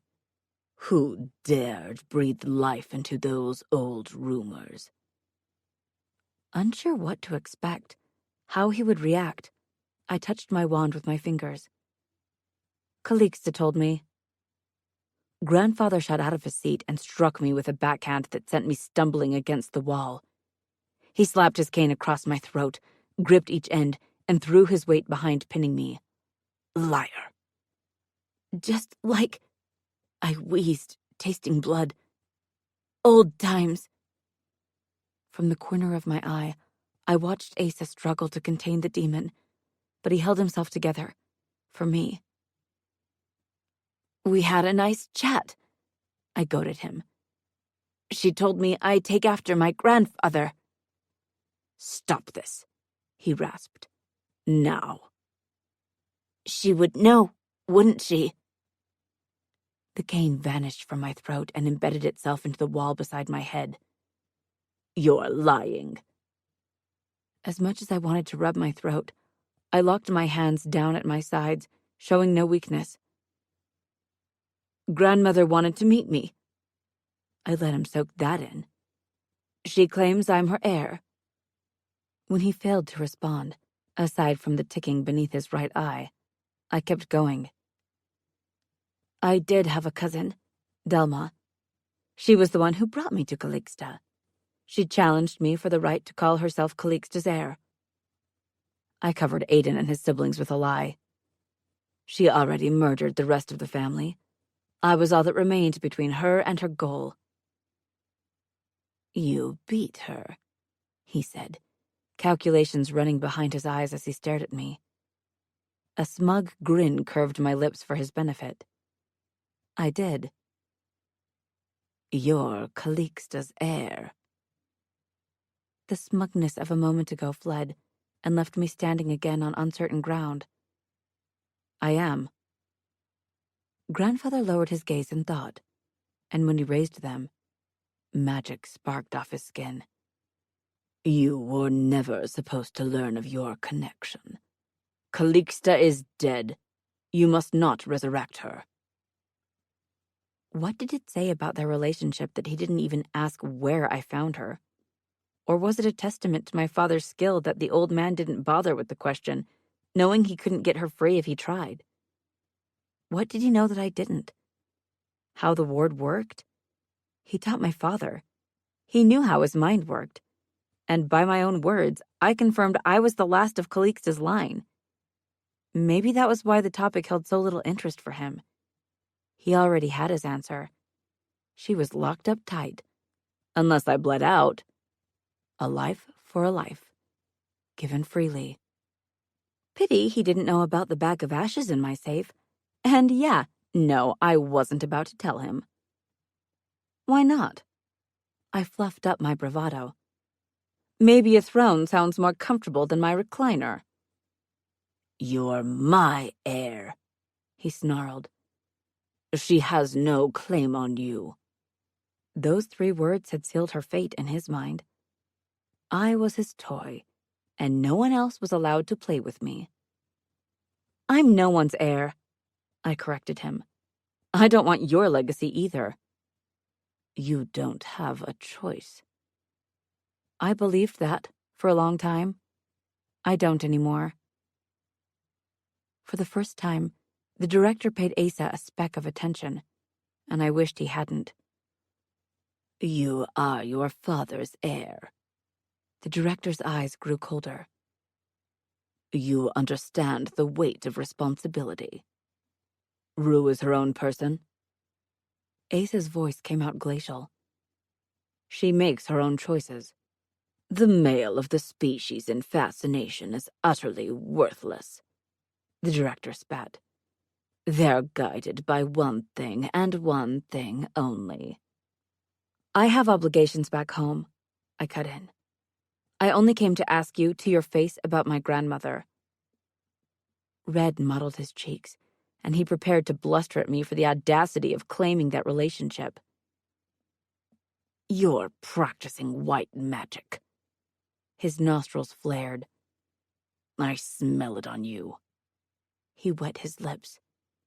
The weakness. A predatory gleam lit his eyes, and his gaze dipped to my chest, as if imagining where my heart beat. He could hear mine, drumming away, the same as I could hear his if I listened. I used to all the time. Listen, I mean. I couldn't convince myself he had one if he treated me the way he did, but that was before I learned the difference between the organ and the metaphor. Try me. I had no hope of winning against him, not without Colby, but I would fight. Old man. Your attitude hasn't improved. His eyes flipped up to mine. You get that mouth from your mother. As much as he blamed her for my faults, every last one, I knew from Megara he was right. For a change. Mom was a bit wild, a bit sassy, and her taste in men was definitely questionable. Why did you want to see me? There was no point in asking him if he set up those agents. One who was short a hand thanks to me. The old man would lie through his teeth to avoid admitting any wrongdoing and twist things around until the person grilling him got smoked and gave up. Grandfather was a liar, a manipulator, and a true politician. Though, I suppose I could have just called him a politician and covered the same ground in fewer words. You're my granddaughter. Hearing those words fall from his lips in front of another person for a second time was as jaw-dropping as it had been the first. That's not an answer. I studied him for signs of his intentions. Why did you bring me here? The terms of our bargain have changed, he informed me. You are no longer a consultant. Tongue running across the edge of my teeth. I wished I could say I was surprised, but that would be a lie. You are to return to active duty, he continued, blotting his lips. Effective immediately. A tremor in his hand as he reclaimed his cane set me in a mind to bargain, though he was a proven liar. There are worse things than Calixte Damaris, he said, as if to reassure himself, the cane tap, tap, tapping. A reckoning is coming. Had I not been there, standing in the room with him, I would have missed the tells. Sweaty upper lip, blot. Trembling hands. Flex. Relax. A tick jumping beneath his left eye. Blink. My grandfather, the director of the Black Hat Bureau, the most powerful black witch alive, was afraid. Chapter 17. Salt air pricked my eyes as I balanced on the edge of the jagged stones, gazing down at the sea, watching as waves pounded the cliffside. The roar was so loud, its fury so palpable as it hammered away at obstacles in its path. I could scream myself hoarse and no one would hear me. No one had ever heard me. Or they hadn't cared enough to check on me, which amounted to the same thing. The urge to jump never manifested as it had when I was a child. I waited and waited, but it never hit. All this time I thought it was l'appel du vide, the call of the void. But maybe it had been more than that back then. Either way, I was grateful the only tug I felt was Ace's arm as it slid around me, anchoring me. Are you afraid I was going to fall? I leaned my head back on his shoulder. Or jump? Neither. His warm lips brushed my temple. I only wanted to hold you. I wasn't sure if I believed him or if he believed himself, but I wasn't self-destructive anymore. Let's go home. I cast the ocean one last glance. We have presents to wrap and a tree to decorate.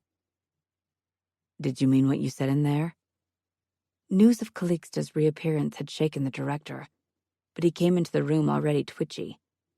Whatever was coming, she wasn't to blame for my promotion. But then again, she couldn't escape her prison without me, or the baggie of ashes in my safe. The person behind the coup? They were out there, moving freely, and making dangerous allies faster than we could stamp out their followers. The director hadn't given me the ringleader's name. Maybe he hadn't ferreted them out yet, but he was spooked. Spooked enough to rip my consultation contract to shreds in front of me with a flick of his wand. That was okay. I had a copy. And I had Megra, who would vouch for its contents under oath. Given the rogue agent's involvement in transporting those fake creatures, I was willing to play along. I owed it to Samford and its people, who had suffered losses on my behalf, to do what I could do for them, to keep them safe. Because whatever was coming, it knew where I lived. Yeah. I puffed out my cheeks. Colby will be thrilled. Clay, too. The girls, not so much. I had already cost them so much, and I was about to ask for more. All that kept me from pulling out my hair right now was that I had seen the fear hiding beneath the director's mask. He thought I could protect his organization, and threw at him. Why? No idea. But I got the feeling, based on Calixta resurfacing with help from the Black Hat rogues, it was all in the family. What else was out there? Who else? That covetous glance he shot in my heart told me he might wrinkle his nose at white magic, but he knew enough of what I was, what Colby had made me, to be tempted. Most likely, he would have killed me and taken my heart if he believed for a hot second he could transfer Colby's familiar bond to himself. Yet another reason why she hadn't been here. He was too canny. Had she been in the room, he might have been too curious, too tempted not to make a move. The girls will understand. Asa took my hand and pulled me back from the edge. You have built-in security for the girls in Aiden. The sensation of being a pawn moved on a cosmic chessboard left my senses swimming. Or maybe it was late-onset vertigo. Handy how that worked out. I let him guide me toward the gates. Everything tied up with a bow. I had my confirmation I was quarter demon. I had proof of my lineage. I had a distant claim to a faraway sea kingdom I would never see. I had a cousin, in a roundabout way, who was blood-bound to me. One who could step into my shoes at the shop and fill in while I slid deeper into my old life. All my problems wrapped up with a big bow, like a gift from the universe. Merry Christmas to me. Epilogue. I win. Clay strutted out of his room and spun a circle. Go ahead and crown me. That's bad. Colby burst into laughter at the sight of his ugly sweater. Really bad. His pine green sweater wasn't terrible. The lumpy snowflakes weren't horrible either. The sparkly green garland? Wow, it was something. What? I wasn't sure. The scalloped design reminded me of mermaid scales, and each peak was accentuated with either a red or gold ornament that jingled when he moved. The silver tinsel wig really set it off, and I had to admit I was impressed he managed to style it into a star. But wait. He flipped off the lights. It gets better. A faint click sounded in his hand, and tiny Christmas lights blinked to life, flashing merrily. A beat later, a wheezing rendition of "Have Yourself a Merry Little Christmas" gasped from a music box. I'm not sure what that qualifies as, I said, turning the lights on again. But it's not better. Someone needed to put that sweater out of its misery. Poor thing sounded half dead already. I don't know. Colby fluttered her green-tinted wings. It's kind of impressive. After careful experimentation, Clay had landed on a spray hair dye that Colby could use to color herself. Already she had purchased a dozen new shades online. I might never see my white moth again. Yeah, I snickered. Impressively ugly. This is an ugly Christmas sweater contest, Clay reminded me. Don't hate because I won. You haven't won yet. I glanced toward Ace's room. We have one contestant left. Aiden didn't want to participate? Clay buffed his nails on his shirt. Scared of losing to me, huh? No. I heaved a sigh. The girls took him to watch a midnight showing of It's a Wonderful Life. As much as I wanted to issue a fraternization warning for employees, I signed off on the field trip. 15 of the girls' closest friends were going too, and they wanted to introduce him to people his own age. The real possibility he would remain in Samford long-term had swayed me into agreeing with the outing. He did need friends if he wanted to build a life here. And maybe a girl, besides Arden, would catch his eye. Plus, with Clay on board for self-defense lessons, she was sneakily recruiting others for his classes. Tell the truth, Clay smirked. He glimpsed me in all my glory and ran away scared. Yes, Clay, that's exactly what happened. I rolled my eyes. He begged me to save him from the shame. Thought so. He cast me a pitying glance. You should have taken notes from him. The black sweater I chose earned more groans than laughs, so I knew I was out of the running. The Santa peeing off a roof in a stream of yellow lights should have won me the vote from Clay, who loved naughty designs best. But I forgot to put in batteries. I would have sworn the label said they were included. But oh well, it wasn't the same if the pee didn't light up on cue. That was my fault for not testing it sooner. Not sabotage from a fellow contestant. Cough, Clay, cough, I was sure. Unlike the rest of us who had no skill in the knitting department, Asa had made his own sweater.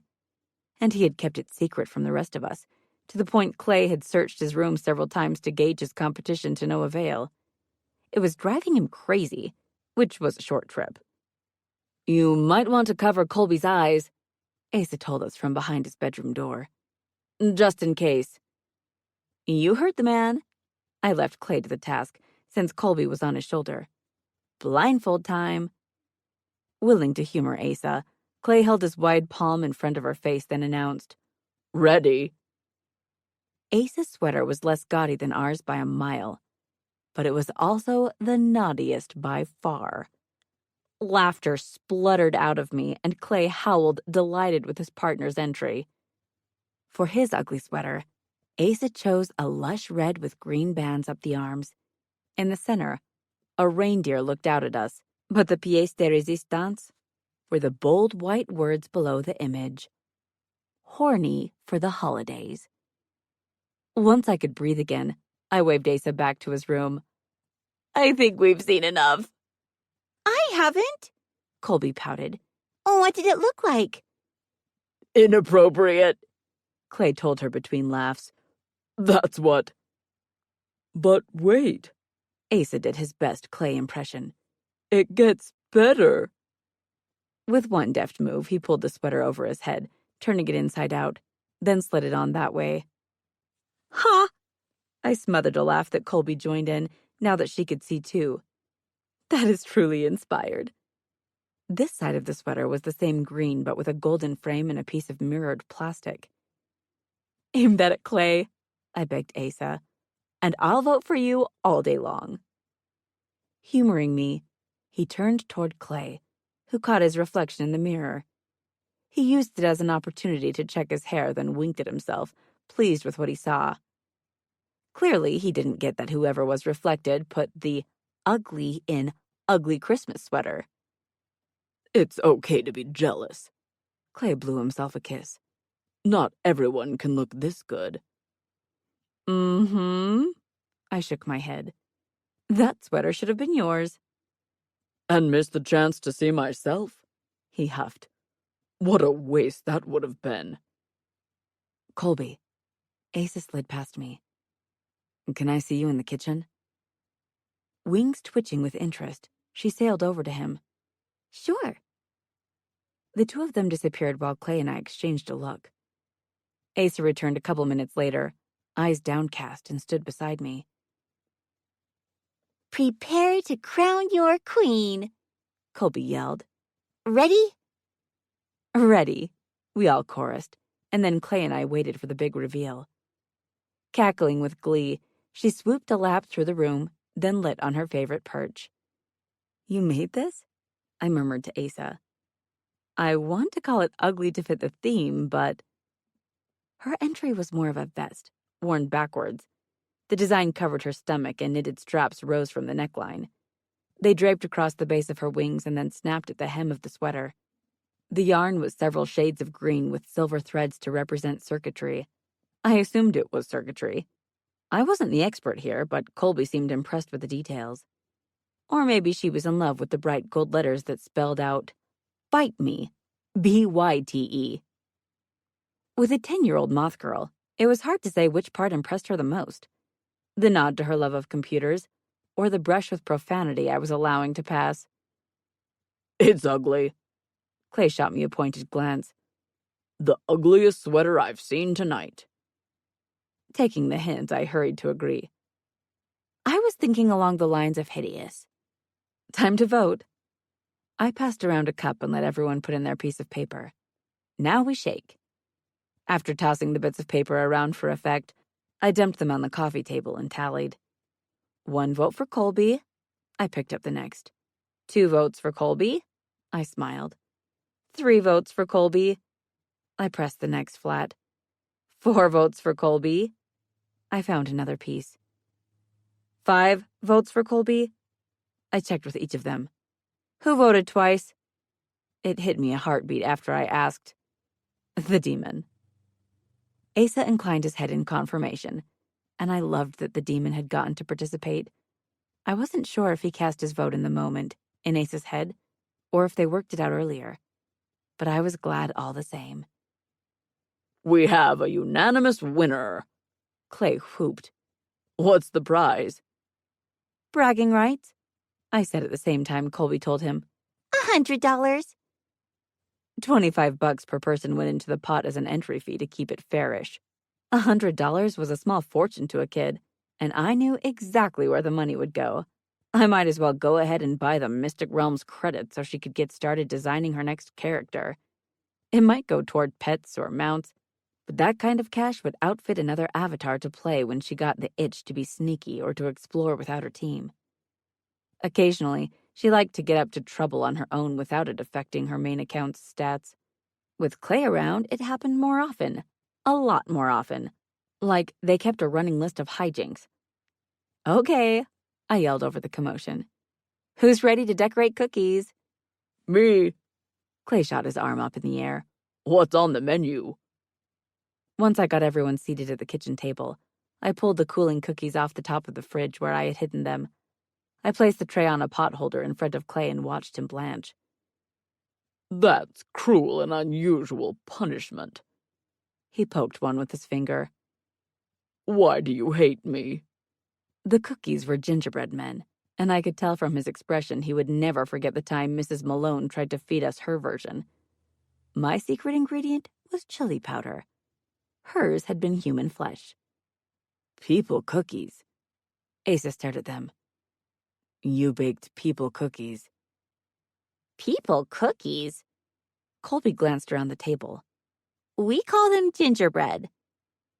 No people were harmed in the baking of these cookies, I promised them. Think of this as therapy. I returned with piping bags of icing in white, red, and green, then fetched 6 bowls filled with a variety of seasonal candies. This is wrong. Clay recoiled from the cookie I placed in front of him. It's just not right. What am I missing? Colby flexed her wings. What's a people cookie? Poking one of my cookies, I assumed, to see if it would cry about it, he said, They're not conducive to Christmas cheer. Why don't we skip this for now and open presents? I spoke over him. Yay, presents! Fun! Colby, being a kid, required no more prompting to blast off toward the tree and the mountain of gifts underneath. She resumed her spot on the chair perch and made grabby hands until I began sorting the presents into piles for each of us. I left Aiden's to one side so he could open them when he got home. Home. The word encompassed so much, and these days so many. The second I finished double-checking under the tree, it was open season on gifts. Evil laughter poured into the room as Colby held up 2 Mystic Realms gift cards, one from each of the guys, and twitched her wings like she might fly off to cash them in right then. You still have gifts left, and so does everyone else. I indicated her pile. Keep going. A flicker of childish petulance was all she could muster when there were more goodies to be had, especially when she noticed Clay reaching for the foodie gift she bought him. The pie cakin had arrived cushioned in ice packs straight from its namesake bakery yesterday. With pecan pie on the bottom, pumpkin pie in the middle, and spice cake on top, it was a showstopper. Add the cinnamon buttercream layering it together and a generous scoop of apple pie filling, and Clay looked ready to cram the entire dessert into his mouth before anyone could ask for a taste. Shorty, if I loved this any more, Clay told her. I would put a ring on it. And Tanny a quiver, she fluttered her wings with happiness at his praise, then dove into her trove again. Are you serious? Her eyes almost popped out of her head at her next big reveal. A VR headset? One I special ordered 6 months ago in her size, so she would be ready for the virtual reality features she might have mentioned once, or a million times, were coming soon to Mystic Realms. You're welcome. I threw a shiny bow at her. Aren't you glad you kept going? Yes, She squealed, spinning in the air with the box clutched to her chest. thank you, thank you, thank you. Armed with a shiny new headset and with credits to burn, I might never see that kid again. Rue, Clay breathed after tearing into the present from me. are you serious? Aside from a full sampling of my wig hair care line, which hadn't launched yet, I had given him a dream. What is it? Colby peeked over, headset in place. Are you crying? The New York City Wine and Food Festival. He held his tickets over where his heart should be. Intimate dinners, tastings, demonstrations, master classes. He fell backward on the couch. I'm going to meet Giada. He shut his eyes. Giada is going to cook for me. His lashes fluttered. I'm going to eat Giada's food. The love of his life, now that Julia Child was an impossibility, was Giada De Laurentiis. Asa, not to be outdone, had booked the hotel, plane tickets, and a driver for his friend. When Asa passed over the itinerary, I noticed he wasn't opening his gifts. He was smoothing a hand over the packages, tugging on the curls of ribbon, reading each tag, front and back. Sinking down next to him, I touched his arm. Do I have to lick each one to get you interested? I'm interested. His gaze fell to my lips. This is my first Christmas with family. Most paras didn't celebrate human holidays in any religious sense. They just liked the excuses to eat, buy gifts, receive gifts, eat some more, and spend time with loved ones. Plus, most para children attended human schools and most paras held human jobs. They got the time off, so why not indulge? And, distract the kids with new toys while they're underfoot for 2 or 3 weeks. Do you want to open them later? I rubbed circles on his back. You don't have to be part of the spectacle. No. He shook his head. I just wanted a moment. Let the man attempt to manifest X-ray vision. Clay threw a wad of tissue paper at me. Open yours. You don't have to ask me twice. I grabbed for the biggest box, of course. A KitchenAid stand mixer. I cuddled the box. I've always wanted one of these. They weighed a ton, so they hadn't been practical when Clay and I were first partners. Then I spent every penny I had on the house, the business, and the start of my new life. There had been no room in the budget to celebrate by purchasing a fancy-pants mixer when a generic one would do. Light and shadow, Colby read off the box. That's the color? It looks off-white to me. Shh. I rested my cheek on the box and stroked the side. She didn't mean it. The fine print called it sand-toned, and it came with a studded black ceramic mixing bowl. That was from me, Clay informed me. Not that you bothered to check the tag, heathen. Thank you. I kept petting the box. It's everything I never knew I needed and then some. Before I dug the flap open, Clay yanked the box out of my arms and set it on the floor at my feet. Open mine next. Colby set a thin box on my thighs, then zipped back to her hoard. Go on. The lid slid from my fingers when my gaze touched on the picture in the ornate sterling frame. How? I cleared a sudden lump from my throat and tried again. How did you get this? The black and white photo showed my parents arm in arm. Mom was beaming from ear to ear, holding on to Dad tight. Her joy was incandescent, so bright I had to look to Dad for relief. His face was meant to wear a scowl. He was solemn by nature, but he couldn't fight his tender smile for her any more than I could battle the sting of tears behind my eyelids. I called Meg. For Colby, that meant going through an intermediary. It would have emptied her savings to use a proxy, but a tithe must be paid to summon those beyond the veil, and Colby knew she was forbidden to give her blood to any working, no matter who asked. Even me. Maybe especially me. I told her you had been thinking about your parents a lot, she continued, and I asked if any pictures of them had survived. She reached out to her great-great-great-niece and gave her permission to search her things. A few weeks later, she mailed this photo to me. Her voice softened. It was taken on their 50th wedding anniversary. She scrunched up her face. It's the only existing copy, and Meg says she will reincarnate, hunt you down, and maul you if you lose it. She never told me she had it. I smoothed my thumb over the glass. I've never even seen it. I wanted you to have a piece of them with you, for when you miss them. Thanks, Smarty Fuzzbutt. I opened my arms for her, and she slammed into my chest, knocking the breath out of me. This is the best gift I could have asked for. You're welcome. She pried it from my hands, then parroted to me. You still have gifts left. Unable to tear my gaze from the photo, I stared as Colby flew it to my room for safekeeping. Beside me, Asa cleared his throat, snapping me out of what might have beens if my parents had lived. This is from me. He pulled a small black box from his pocket. If you're up to opening another gift. Panic cleansed my palate as I accepted the token with damp palms, afraid of its contents. Breathe, Rue. He rested a hand on my thigh. It's not a ring.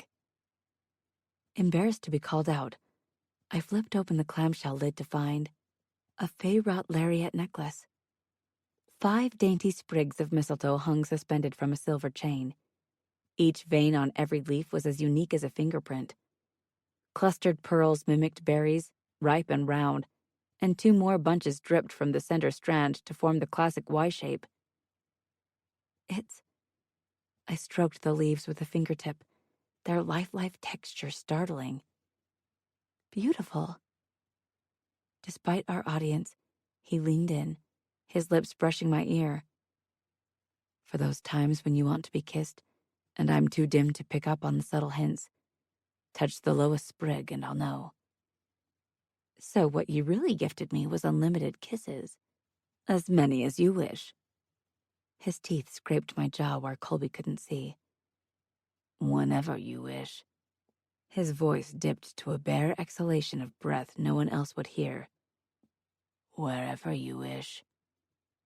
A giddy thrill shivered in my stomach as he fastened the gift around my neck. Thank you. I cradled it in my palm, amazed at its lightness. His lips brushed mine, whisper soft and PG-13 appropriate. And it works.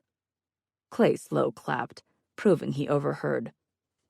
Just what you two needed, a smooch signal. Hey, it works both ways. Colby fluttered her wings. Now we know when to cover our eyes. Good point. He winked at her. I knew I liked you for a reason. The flicker of flame out the corner of my eye was all the heads up I got before the demon ripped out of Asa. His eyes lit on the pile of presents before him, and unlike Asa, he didn't hold back. He snapped the ribbons, tore the paper, crushed the boxes, and dumped his prizes in his lap to inspect when he was done. Only when he could find nothing else to shred did he turn his attention to the contents. This for Asa. He tossed aside the set of ethically sourced unicorn horn knitting needles I bought for a small fortune from a mostly reputable rarities dealer, Hendricks, who sailed under the black hat radar by snitching on poachers and thieves for them. This for Asa. He dropped the 6 skeins of rainbow-hued merino wool yarn Colby selected on the floor. This for Asa. He held up a hand-stamped leather wallet from Clay. No present for me? Had I not planned for this contingency, my heart would have broken on the spot. Clay hadn't believed the demon would want to participate, since he never had during their solo years. But I had prepared for this moment. Your present is outside. I took his large hand. You have to promise to be careful, though. Careful. He dropped my hand to swing his arm around my shoulders and squish me against him. Yes. But first, Clay rushed to get in front of us. protective gear. The demon frowned, but he didn't fuss as Clay put corks on the sharp ends of his horns. He was also outfitted with Kevlar-lined socks and Kevlar-lined gloves. His confusion was complete when we blindfolded him and led him to the backyard, which was lit by more of the solar lights we bought for Aiden, since Colby loved them so much. Are you ready? I held tight to the piece of fabric over his eyes. Are you sure you can handle this? Ready. He bounced on the balls of his feet. I can handle. After I ripped away the blindfold, he emitted a noise dangerously close to a squee. For me? He gazed at his present. Not for Asa? This is 100% for you. I gave him a shove. Go on. I nudged him again. Go play. For the past several hours, Clay had been overseeing a crew paid triple time to come out on Christmas Eve and inflate a wonderland for the demon to play in. I hadn't been sure if it was too childish or just childish enough to appeal to him. But he couldn't stop his grin from spreading as he took in the slides, one taller than the house, the bouncy castle, and the ball pit. It was the kind of thing Colby would turn her nose up at and tell me she wasn't a baby. But with the demon, she tossed all that out the window. Race you, he yelled to Colby. Ready, set, go. You're on. She laughed and took off like a shot. First one to the ball pit wins. You did good, dollface. Clay and I sat on the grass, shoulder to shoulder. I've never seen him so happy. I'm not sure I've ever seen her so happy either, I admitted. She loves having you guys here. Her online friends were her mental age, and she loved them to bits. But she couldn't meet up at cons or do any of the other IRL things the other kids did together. She was forever stuck behind a screen, and I had been her only point of contact. Until Clay and Asa showed up in Samford. She's going to love being on the road more. He scooped me against his side. And my stomach will be so glad to have you back where you belong. I hope she does. It will be a big change for her. I'm almost as hungry for your cooking as that kid is for life. He planted a smacking kiss on my cheek. Plus, you have a home to come to between cases. You have roots here, and that makes all the difference. Before I could reassure him he also had a home with us, I received a call. Given the hour and the day, I was too concerned not to answer. Agent Hollis. 2 infants are missing. Agent Marty Talbot, my old nemesis, barked. Get your asses to Charleston. Send me the details. I stared at Colby and the demon, who had moved on to water balloon fights, and mentally began our packing lists. We'll head out first thing in the morning. After I ended the call, I stared at my phone, hoping I had made the right choice in the director's office. You never said why you chose to go active, Clay said. I'm not complaining, but I am curious. Do you miss me that much between cases? Have you developed separation anxiety? Afraid I'll leave for a case and never come back? He paused. Oh, wait. That was me. After you left. I got the subtext. The concern I was doing this for Asa, to spend more time with him. That was a bonus, but I wouldn't have upended my life and Colby's for a romance. I've realized something. I shoved him. There are a lot of Colbys out there. And not nearly enough Rues, he agreed, sobering. Or Asas, or Aidens. Or Clays. I smiled at him. Don't forget the Clays. A pleased smile touched his mouth. Should we bring in the kids? Nah. I opened an email from Marty packed with attachments. Let them play. Tomorrow would come soon enough. Tonight, the stars were brightly shining, and my weary heart rejoiced to be here with my family. This concludes Black Truth, White Lies by Hailey Edwards, narrated by Stephanie Richardson. Copyright 2021 by Black Dog Books, LLC. This unabridged audiobook is published by arrangement with Hailey Edwards, care of the Night Agency, and was produced in the year 2022 by Tantor Media, Incorporated, a division of Recorded Books, which holds the copyright thereto. Please visit Tantor.com for more information on our growing library of unabridged audiobooks.